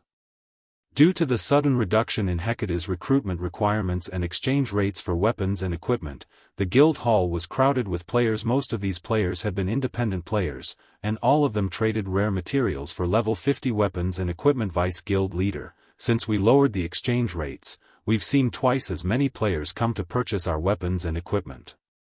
Moreover, these players are all at the elite standard and above. Not only have they signed an agreement stating that they won't support Asura, but they will also secretly discriminate against Asura's members. The other guilds have taken similar measures against Asura as well. Right now, the majority of Cold Wind City's elite players have taken a stand against Asura. Even if Asura establishes that Adventurer Alliance, the adventurer team won't be able to obtain many resources from the Alliance to increase its strength. Good. Well done. Now, all that's left is to find out how Asura's experts became so strong so quickly. Then, we'll take full control of the city. Carnage was very satisfied with his subordinate's report. He had to admit that the Asura adventurer team posed an even greater threat than the Centurion dynasty when it came to competing for Cold Wind City's authority. However, the adventurer team overestimated itself if it thought it could compete with guilds. The various guilds simply wouldn't allow that to happen. After all, if news of this situation spread, they would become a laughingstock in the other cities. The various guilds would rather sacrifice a portion of their profits to prevent such a thing. Now, due to the various guilds' efforts, the majority of Cold Wind City's elite and expert players had sided with the various guilds. The remaining elites and experts had their own methods of obtaining weapons and equipment, so they weren't interested in the guild's exchange services. All in all, the various guilds had already taken control of Cold Wind City's main source of rare materials. Although the Asura adventurer team had plenty of powerful experts, it couldn't take control of the city by relying on experts alone. An organization would need well-equipped elite and expert players to perform the difficult and necessary contributions. While Asura had quite a number of ordinary expert players, it lacked top-tier weapons and equipment. Producing such items required plenty of rare materials, and the high production difficulties only increased how many materials were needed. With how few members Asura had, the adventurer team simply didn't have the manpower to obtain the necessary resources. Moreover, unlike guilds, adventurer teams did not have specially trained groups of lifestyle players. Even if an adventurer team had its own lifestyle players, it wouldn't have the resources to nurture many, or any, advanced lifestyle players. Now that the various large guilds had severed Asura's source of rare materials, the adventurer team would have no way to compete for the authority over Cold Wind City Vice Guild leader. Based on our investigations thus far, the Asura experts that have recently returned haven't said a single word about how they had grown so powerful. The adventurer team's other members know nothing about it, either. It seems they're keeping a very tight lid on this secret, the level 52 assassin reporting to Carnage said helplessly. No matter. Keep on looking into it, Carnage said, smiling faintly. It is fine even if we fail to find out about it. Even if we fail to learn Asura's secret, once we take control of Cold Wind City, we'll thoroughly eliminate the adventurer team. Hearing Carnage's words, the reporting assassin could not help but smile. Although the Asura adventurer team had become quite famous in Cold Wind City, at the end of the day, it was still an adventurer team. Asura was both foolish and suicidal if it thought it could go up against Hecate. Once Hecate took control of Cold Wind City, the guild would secure a small portion of the city's authority. This fraction of authority, fortunately, would be more than enough to deal with one adventurer team. A few more powerful experts wouldn't matter in the end. Right, didn't I send you out to poach Asura's experts? How is that coming along? Carnage asked. He had a very optimistic view of Cleansing Whistle and the others. With such strength, they could become a great source of combat power for the guild if they joined Hecate. Hearing Carnage's question, the reporting assassin fell silent. What? Did they dislike our offer? Carnage asked curiously. They said that they're not interested in a reserve elder position. They said that they might consider joining if we offered them the position of guild leader or vice guild leader, the assassin said honestly. Bang. Carnage slammed his fist on the office table before him, shattering it when he heard the assassin's reply. The killing intent he radiated shocked the nearby upper echelons, making them shudder. Reckless fools. Since they want to fall with their adventurer team, I'll grant their wish. Carnage said, a cold glint flashing in his eyes. Sneering, he continued, place a 3,000 gold bounty on each of those players. Send someone to keep an eye on them and tell the 12 heavens to get here as soon as possible. Understood. Everyone in the guild leader's office nodded. They couldn't help but feel some pity for Cleansing Whistle and her companions, but the group had simply asked for their deaths. Very quickly, Hecate publicized its bounty and caused a huge commotion in the city. Crap. Is Hecate that determined to destroy Asura? 3,000 gold. With that kind of money, Asura's own members might take action against these people. But those players are incredibly strong. They're almost impossible to kill. Who told you that? Although they are very powerful, there are many tools available in God's domain. With a sufficiently powerful tool, killing them is definitely possible. It is just a matter of whether the owners are willing to use their tools or not. For 3,000 gold, though, they might be tempted.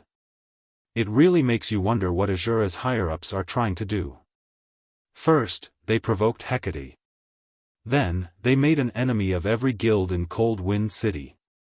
Not only has Asura's material sources been cut off, but its peak experts are also targets. As far as I see it, Asura is doomed. I know, right? At the end of the day, an adventurer team is still an adventurer team. It is impossible for an adventurer team to go up against a large guild. Cold Wind City's general populace was sorely tempted by Hecate's bounty.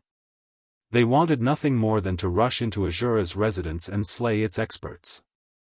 However, plenty of independent players pitted the Asura adventurer team. If Asura hadn't set its eyes on Cold Wind City's authority, Hecate might have been powerless against the adventurer team. Eventually, Asura might have even grown powerful enough to intimidate the various large guilds. As everyone talked about the Asura adventurer team, Asura had announced the Adventurer Alliance's official launch and welcomed anyone and everyone to apply for membership at Asura's residence. As long as a player was independent, they could join the Adventurer Alliance and enjoy a portion of the benefits Asura offered. Asura really is dumb. Who would dare apply to join the Adventurer Alliance right now? That's right. The majority of level 50 weapons and equipment on the market have been produced by guilds. How many weapons and equipment could a measly adventurer team possibly offer? Only people who don't want to upgrade their weapons and equipment would join the Adventurer Alliance. The general populace showed no interest in Asura's announcement. In fact, many players did not want anything to do with the adventurer team now. Seeing this, the various guilds' upper echelons in Cold Wind City sneered at Asura and its members. "Commander, even though we've announced the launch to the public, not a single player has shown interest in joining." Xianxia expressed her frustration from her seat in Asura's residence. She had to admit that the various guild strategies had been very effective. It had utterly dissuaded any independent players from joining the Adventurer Alliance. Alright, then. I had wanted to show the guild some respect, but since they refused to accept my kindness, there's no need for me to hold back, Shifeng said, not particularly surprised by the situation. He then instructed, "Tell Solitary 9 to publicize the Adventurer Alliance's exchange list on the forums." "Understood. I'll notify the Vice Commander right away," Xianxia said, smiling. Excitedly, she contacted Solitary 9. Chapter 1753, Madness-inducing benefits. Chapter 1753, Madness-inducing benefits. Cold Wind City, Frostbone Plain. Many adventurer teams grinded the area's level 50 plus undead. The Frostbone Plain was a level 50 to level 60 map. Although it wasn't a resource-rich map, the undead here had a chance of dropping frost stones since they absorbed power of frost all year long. When frost stones were used in crafting weapons and equipment, the items had a chance of gaining ice resistance. Although each weapon and equipment piece would only have a small amount, if players wore items that all had the bonus, it would add up naturally. There were many maps in the ice crystal world that had extremely low temperatures. Without a certain amount of ice resistance, players would be restricted. As a result, items like frost stones, which could increase a player's ice resistance, were very valuable. Moreover, since frost stones' drop rate was incredibly low, many guilds only accepted frost stones as currency for the weapons and equipment they produced. Because of this, grinding frost stones had become the best way for independent players to make money and obtain better items. However, the Frostbone Plains undead were not easy to defeat. These undead rarely acted independently, moving in groups of over 100 instead. Even the weakest of these monsters was an elite, while the stronger undead were usually great lords. From time to time, players even encountered patrol squads, usually consisting of 500 to 600 undead, led by Grand Lord-ranked Frost Generals. Most of the adventurer teams grinding in the Frostbone Plain operated in units of 100. However, many players watched as a 20-man team fought a level 50-plus Frost Undead patrol squad with relative ease. The 20-man team systematically annihilated the 100-plus undead in the patrol squad. These players had even suppressed the 2 level 55 High Lord-ranked Frost captains. After just 10 minutes, the entire patrol squad had been eliminated, leaving a pile of materials on the ground for the battle's victors. Brute, your combat standard have improved pretty quickly. You can even solo a Frost captain now. If you hadn't handled one of the Frost captains, we might have had to flee, a level 51 shield warrior said, smiling at the level 52 Guardian Knight beside him. The Guardian Knight wielded a dark blue diamond shield in one hand and a crystalline axe in the other. I recently researched the war between Asura and Hecate and gained some insight from watching Asura's Solitary 9 and Dark Madness. Otherwise, I wouldn't have been able to tank the Frost Captain by myself, the Guardian Knight named Brute 7 responded excitedly. After this hunt, I should have enough materials to purchase a level 50 secret silver chest piece. Once I have that, I might be able to challenge a level 55 Great Lord. Anticipation illuminated Brute 7's features as he spoke about the level 50 chest piece. He had been grinding frost stones in the Frostbone Plain for a long time now. Once he had the chest piece, their adventurer team might be able to explore more of the map and challenge level 55 Great Lords in the Ice Crystal world. Materials drop rates drastically decreased after monsters hit level 50. Meanwhile, Great Lord rank acted like a dividing line for monsters. Not only would Great Lords drop more rare materials of high quality, but they also had a certain chance of dropping mysterious iron weapons and equipment. If their adventurer team could grind great lords, their income would increase significantly. The guilds are being too stingy right now. They're asking for several times more materials for each piece of secret silver equipment. Even now, I've only managed to collect half of the materials needed for a piece of secret silver equipment. It's a pity that our forger's standards are so low. Otherwise, we could craft our own level 50 secret silver equipment, the shield warrior said, slightly envious when he heard Brute 7's plan. Although their adventurer team had nurtured its own advanced forgers, their advanced forgers were weaker than those in the various guilds in both techniques and their tools. Their adventurer team's advanced forgers even struggled to craft level 50 mysterious iron equipment, not to mention secret silver rank. Yet, without good equipment, they couldn't challenge stronger monsters and obtain better resources. Only the various guilds' forgers could produce level 50 secret silver equipment, and because of that, these guilds demanded exorbitant prices for the items, leaving adventurer team players no choice but to provide these guilds cheap labor. As Brute 7's team rested and chatted amongst themselves, one of the team's members abruptly shouted in the team chat, "Guys, look at the forums. Asura just announced that it has officially established the Adventurer Alliance, stating that anyone who wants to join can apply at Asura's residence." TCH. So what? Although the Adventurer Alliance's members get to enjoy some of Asura's benefits, Asura is only an adventurer team. It can't compare to a guild. Who would possibly join the Adventurer Alliance now that the various guilds have singled Asura out? That's right. Since the guilds are the sole suppliers of level 50 secret silver weapons and equipment, only players who don't want to upgrade their items would consider joining the Adventurer Alliance. It really makes you wonder what Asura's upper echelons are thinking. They are actually trying to compete with the guilds for Cold Wind City. Isn't that just suicidal? None of the team's members showed any interest in joining the recently established Adventurer Alliance. They all thought that Asura's commander, Shifeng, was a fool. Despite his adventurer team's bright future, he had decided to ruin his players' prospects by competing for Cold Wind City. After these players chatted for some time, they discovered that the Asura adventurer team had posted a new announcement: Adventurer Alliance's benefit list. What? They're trying to lure people to join by posting their benefits? What is Asura playing at? Even if Asura offers good benefits, how could it possibly contend with the various guilds, which can produce level 50 secret silver equipment? But as these players clicked on the new post, preparing to laugh at Asura's foolishness, they were dumbfounded by what they saw. What's going on? Am I seeing things? Crap. This is amazing. Not even large guilds can offer this. Is Asura really an adventurer team? Everyone's eyes glowed as they read the benefit list the Adventurer Alliance offered. Even just looking at the offered benefits excited them greatly. The list contained a total of 3 benefits, the first of which regarded the purchase of weapons and equipment. The second involved the purchase of combat techniques. The third consisted of the rare materials and tools available for purchase. Meanwhile, players would only be able to buy these items with the Adventurer Alliance's internal points. These 3 benefits were incredibly tempting, especially when players read the list of weapons and equipment Asura had to offer. If Asura had only offered level 50 mysterious iron weapons and equipment, they might have viewed the adventurer team in a better light, nothing more. If the list included level 50 secret silver equipment, these players would assume that Asura planned to duke it out with the various guilds, and they'd consider the adventurer team a little more mad than they had expected. But there were level 50 fine gold weapons and equipment on that list. This was practically a dream.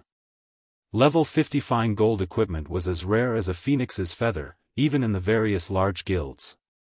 Not even the guild's core members were guaranteed to get a piece, yet the Asura adventurer team was offering these items up for purchase, and that was only the tip of the iceberg. What truly dumbfounded Cold Wind City's players was the level 50 fine gold ranked magic light sets Asura offered. Not even Hecate, Cold Wind City's current number 1 guild, likely had such equipment on hand, yet not only did Asura have these items, but the adventurer team was offering them to other players for exchange. Chapter 1754, Nightmares Beginning. Chapter 1754, Nightmares Beginning. Shortly after the Adventurer Alliance's exchange benefits were published on the official forums, news of the post spread throughout Cold Wind City like the plague. Even the members of the various guilds of Cold Wind City turned green with envy when they read its contents: level 50 fine gold set equipment. To the current guilds of Cold Wind City, such equipment only appeared in their dreams. Asura is too ruthless. The adventurer team actually pulled out such a card to lure in independent players. How did Asura get its hands on this magic light set? Crap. If I had this magic light set, I could easily solo tank a level 55 Grand Lord. It's no wonder Asura's top few experts possess such powerful attributes. It turns out that they're wearing this magic light set. The upper echelons of Cold Wind City's various guilds fell silent when they saw the benefits Asura was offering. Just the weapons and equipment Asura put up for exchange were far superior to what their guilds had. However, compared to these weapons and equipment, the second exchange benefit Asura offered was the part that truly gave them a headache: combat techniques. Combat techniques were much more precious than weapons and equipment. At the end of the day, weapons and equipment were external items. Moreover, as players continued leveling up, they would also have to keep replacing their weapons and equipment. Using their current items forever was impossible. However, that was not the case for combat techniques. Combat techniques would not fall behind the times and could accompany players on their entire journey in God's domain. They provided improvements directly to a player's base combat power and thus were many times more valuable than weapons and equipment. Given a choice between obtaining level 50 dark gold equipment or a combat technique, the majority of players would go with the combat technique. After all, if one chose the level 50 dark gold equipment, they wouldn't necessarily be able to obtain a combat technique by using it. Moreover, once they reached level 60, their level 50 dark gold equipment would no longer be considered top tier for their level. However, if one chose the combat technique, the immediate benefits from the combat technique might not be as much as those of the level 50 dark gold equipment, but with their improved combat standards, obtaining equipment that could rival level 50 dark gold equipment was only a matter of time. Combat techniques were also something the various guilds constantly sought. Unfortunately, these were truly too rare and difficult to acquire. Even until now, the various guilds had not found a single clue that could lead to the acquisition of a combat technique. Every known combat technique in Cold Wind City right now was created by talented experts. However, these experts would never teach others the combat techniques they had researched and invented through great efforts, as these combat techniques were their trump cards. Sharing their combat techniques would only result in them losing an edge over others. Currently, the only guild in Cold Wind City that possessed a combat technique was Hecate. However, Hecate had a very heavy restriction on the combat technique, and only core members that had signed binding contracts were qualified to learn it. Experts that were not contracted to the guild had no hope of learning it. Meanwhile, inside Hecate's residence, sitting inside the exquisite guild leader's office, Carnage read the exchange benefits of the Adventurer Alliance with an indescribably grim expression on his face, his eyes having turned bloodshot. The guild's upper echelon inside the room was similarly stupefied by Asura's forum post. Is this Asura adventurer team filled with lunatics? They're actually offering combat techniques for exchange? Are they not afraid that letting outsiders learn these combat techniques will hamper their adventurer team's development in the future? Everyone inside the room voiced their confusion over Asura's crazy behavior. They had never imagined that Asura would make such a bold move in order to obtain Cold Wind City. At this time, a level 52 ranger suddenly entered the room and reported to Carnage, Vice Guild Leader, "I just received a report stating that a large number of elite players contracted to us have just dissolved their contracts. Currently, we have already lost over 1,000 contracted elite players, and this number is still steadily climbing. Have these people lost their minds? Dissolving their contracts means having to pay us 3 gold in compensation." The members of the upper echelon standing at the sides of the room were stupefied when they heard the ranger's words. Although the contracts Hecate signed with the independent players wishing to partner with it could be dissolved, the price to do so was very steep. 3 gold was a lot of money even to expert players, let alone elite players. Although players' income had risen due to their increasing levels, the repair fee for weapons and equipment was also higher. Moreover, players had many other expenses, such as potions and magic scrolls, food and accommodation. In the end, players would be able to save only a small portion of their earnings each day at this stage of the game. Elite players would be fortunate if they had 50 or 60 silver coins in savings, while ordinary players would only have around 10 silver coins banked. Only expert players would have a little more extra money, with most expert players having roughly 5 or 6 gold coins stashed away. Hence, they had set the compensation fee at 3 gold, which was half of the liquid funds of an expert player yet, now.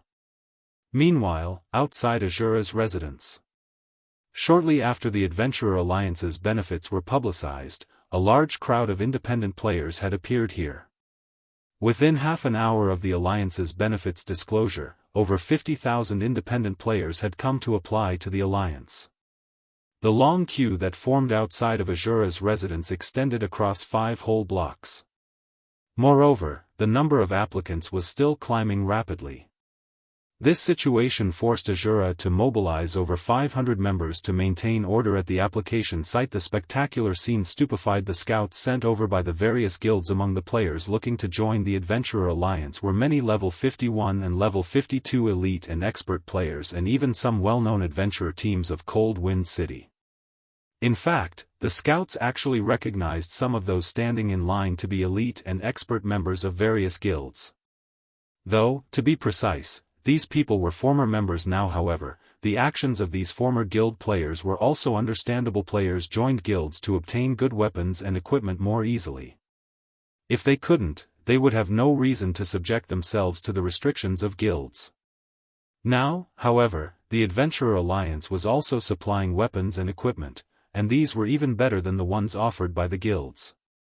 Moreover, players could exchange for combat techniques, something that even expert players hungered for. From the Alliance, the benefits offered by ordinary guilds could not compare to those offered by the Adventurer Alliance at all. Hence, it was only natural that plenty of elite and expert players were trying to join the Alliance.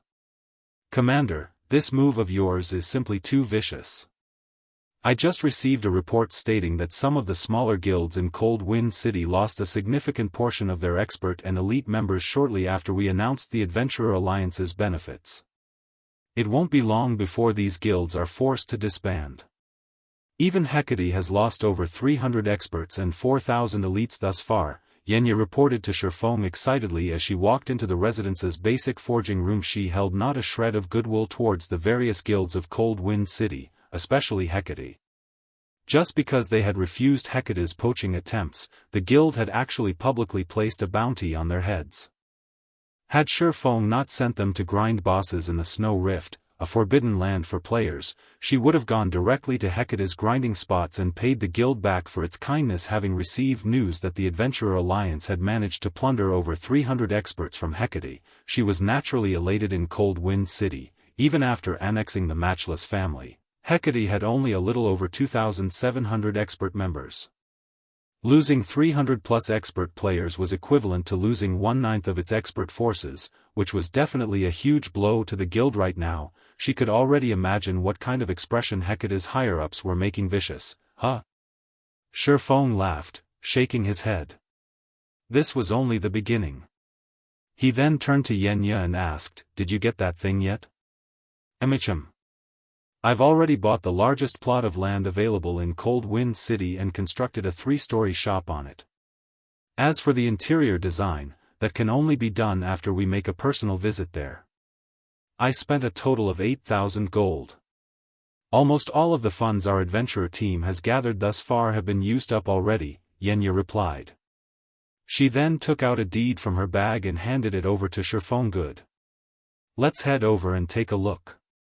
Shifeng nodded. After accepting the deed, he immediately left for Cold Wind City's largest plot of land together with Xianxia. Originally, this plot of land was meant for the construction of a guild residence. However, as its location was not very good and the land was quite costly as well, none of the guilds in Cold Wind City had purchased it. This gave Shifeng a chance to take it for himself. Not bad. "This should be large enough," Shifeng said, nodding in satisfaction as he arrived at the three-story shop. Some independent players were already standing around the entrance of the shop, curiously eyeing the three-story building. In fact, let alone these passers-by, even Xianxia, who was trailing Shifeng, was curious to find out why he had decided to buy a plot of land in this secluded area.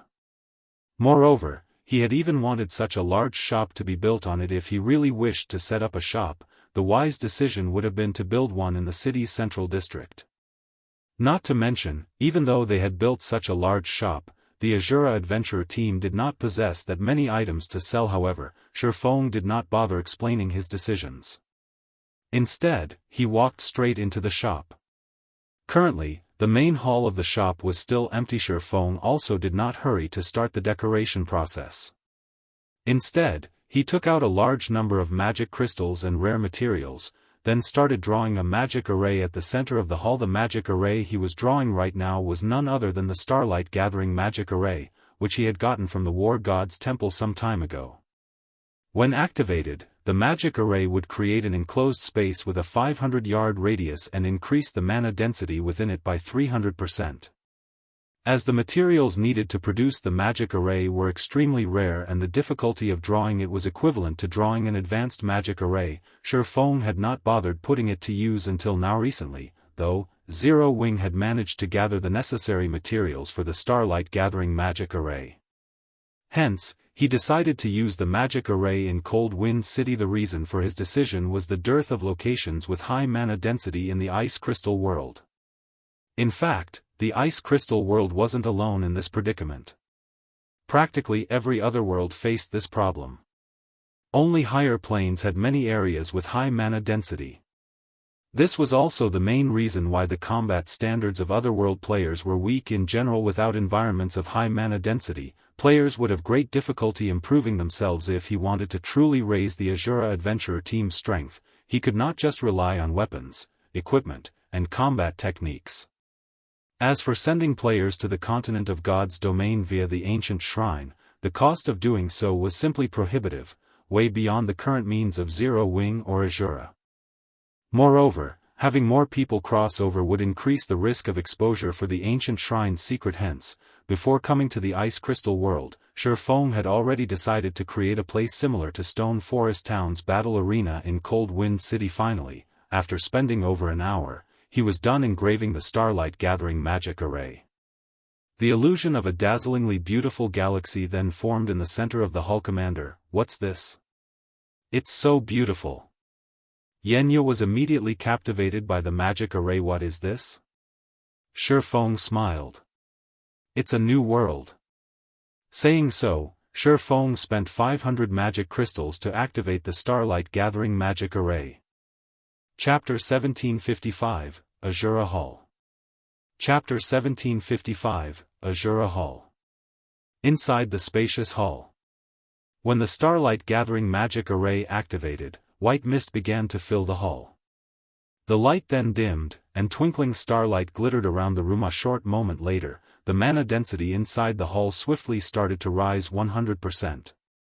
200%. 300%. The Ice Crystal world's ambient mana density was already higher than that in God's domain, and now, after this 300% increase, the shop's mana was even denser than the mana in Zero Wing City. Celestial magic arrays truly are amazing. Shifeng was quite satisfied as he gazed at the galaxy that had appeared on the hall's ceiling. As he stood in the hall, he could feel his mind become tremendously clear. He could even push aside unwanted thoughts and block his sense until he only existed within his own consciousness. As long as he put a little effort in, his mind could easily process what he wanted and provide the desired results.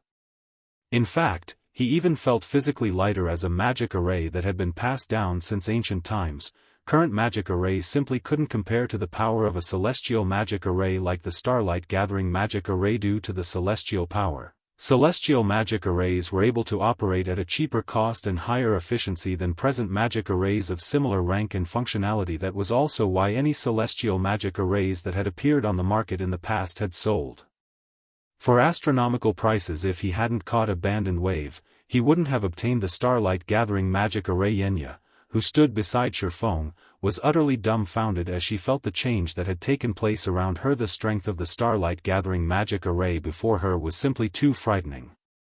The entire hall felt like a revolving galaxy. The ambient mana was so dense that she felt almost omnipotent. If she could train in such an environment, she was confident that she could fully grasp the basic combat techniques, which she had struggled with before, in a short time. She even felt like she could learn the advanced combat technique, Void Steps. An advanced combat technique. Void Steps was an advanced footwork technique that not even Lifeless Thorn had mastered. If she could grasp this footwork technique, her combat power would rise to a whole new level. She was even confident that she'd be able to take on Flowing Water Realm experts. After all, with Void Steps, she would have absolute control over the battle's initiative. She could clash or retreat whenever she wanted, and her opponent would be powerless to stop her. Excitedly, Xianxia turned to Shifeng and asked, "Commander, are you planning to make this our adventurer team's training ground? With such a mana-rich environment, this place could definitely become a sacred training ground for players." Ordinary experts, particularly Cold Wind City's experts, did not understand the true benefits of mana-rich environments. However, Xianxia had learned well the benefits of such an environment. After all, she had gone through plenty of hardships while learning her combat techniques. If not for the combat rooms in Zero Wing City's battle arena, she never would have grasped the several basic combat techniques she now knew so quickly. If she could train in such a mana-rich environment, she could practice her basic combat techniques relentlessly without running out of stamina or concentration. "No," Shifeng said, shaking his head. "I plan to make this the Adventurer Alliance's training ground." A training ground for the Adventurer Alliance? Shifeng's answer stunned Xianxia. Shifeng had already offered the Adventurer Alliance's members amazing benefits, which not even the various large guilds could afford to offer. Yet, he also intended to make this sacred ground one of the Alliance's benefits, as well. She didn't dare imagine the craze in Cold Wind City if news of this went public. If Cold Wind City's various guilds learned of this, they'd want nothing more than to eat Shifeng alive. "Of course, I will also segregate a portion of the space specifically for Asura's members," Shifeng said, chuckling. While reserving this place for Asura's members was a good idea, maintaining the Starlight Gathering magic array was not cheap. The magic array cost 500 magic crystals to operate per day. That was the equivalent of running a single magic tower. Since both towns generated massive amounts of income, it didn't really matter that the magic towers in Stone Forest Town and Silverwing Town were expensive to run. However, the Asura adventurer team did not possess the ability to generate so much income. After all, Asura only had around 3,000 members. It might be fine if the Starlight Gathering magic array's operation required coins, as earning coins was relatively easy for an adventurer team of Asura's caliber, but it was